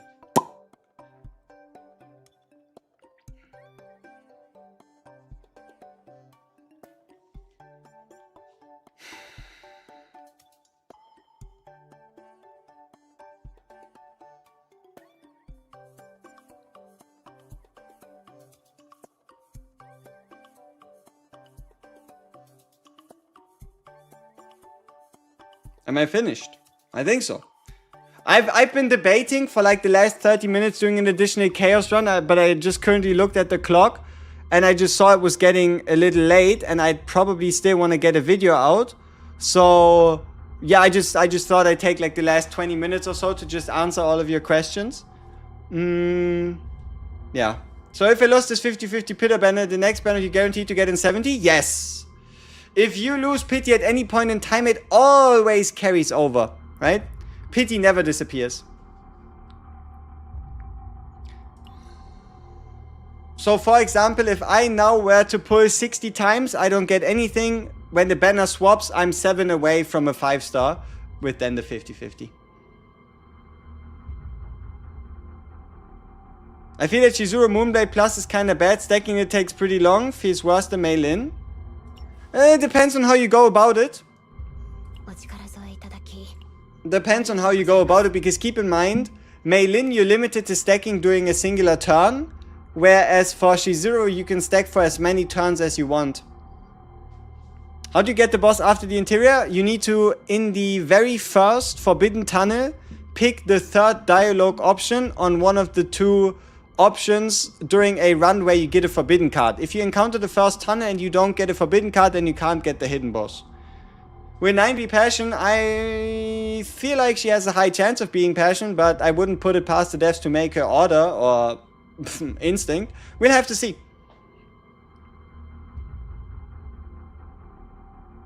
Have I tried K-Run with Naja yet? No. But I would say it's probably gonna be peak. It probably is gonna be peak. Now let me give you a couple reasons why is it gonna be peak. First off, futility is fucking expensive. You pay 1 futility, you pay 1 AP to just create the futility card and then 1 to exhaust it. So if you use the basic card, it costs you 2. Same with Echo Futility here. Depending on epiphanies and whatnot, right? You either pay 1, 2, 3 or nothing and you create X amount of futilities and you still have to pay for them. The goal with K-Run is to exhaust as many futilities as possible.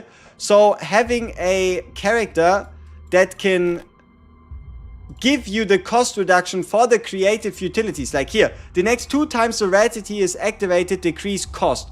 That could either decrease the cost of K-Run initially paying to get the futilities, or through the usage of the card creating the futilities, reduce the cost of the created futilities, right?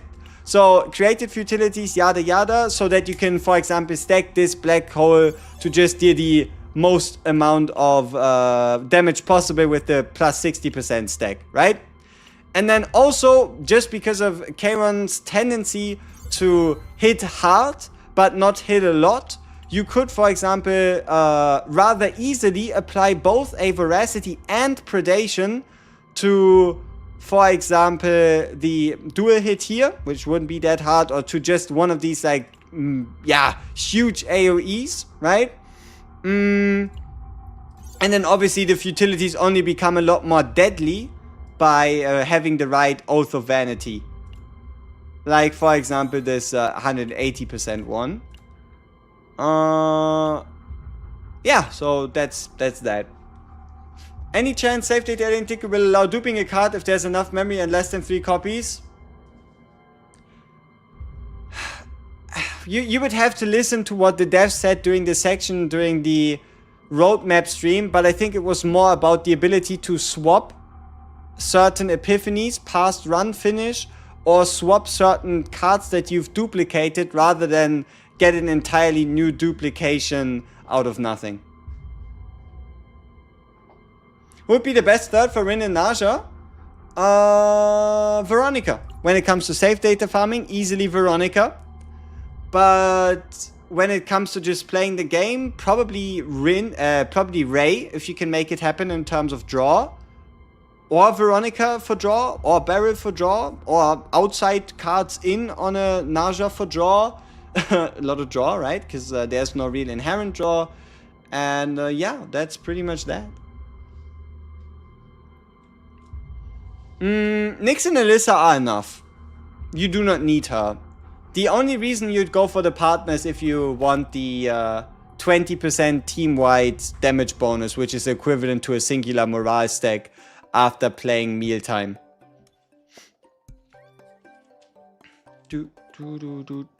Alright, people, I think this is it. It's been 420,000 minutes. Not quite, it's been 4 hours and 20 minutes. I think we did what we needed to do. I don't think we actually got any cracked decks, but as you've seen, or as we've seen in the stream, there's still a lot of people that have questions in regards to safe data. So I just make a, you know how I did that for Serenial? I just make a dedicated Naja safe data farming guide in the same vein we did last time. And yeah, that should hopefully answer a lot of questions. And then I go to sleep. And then we do more Naja testing tomorrow, because I didn't get a singular deck that I'm super happy with. So tomorrow we need to continue the grind. Peace!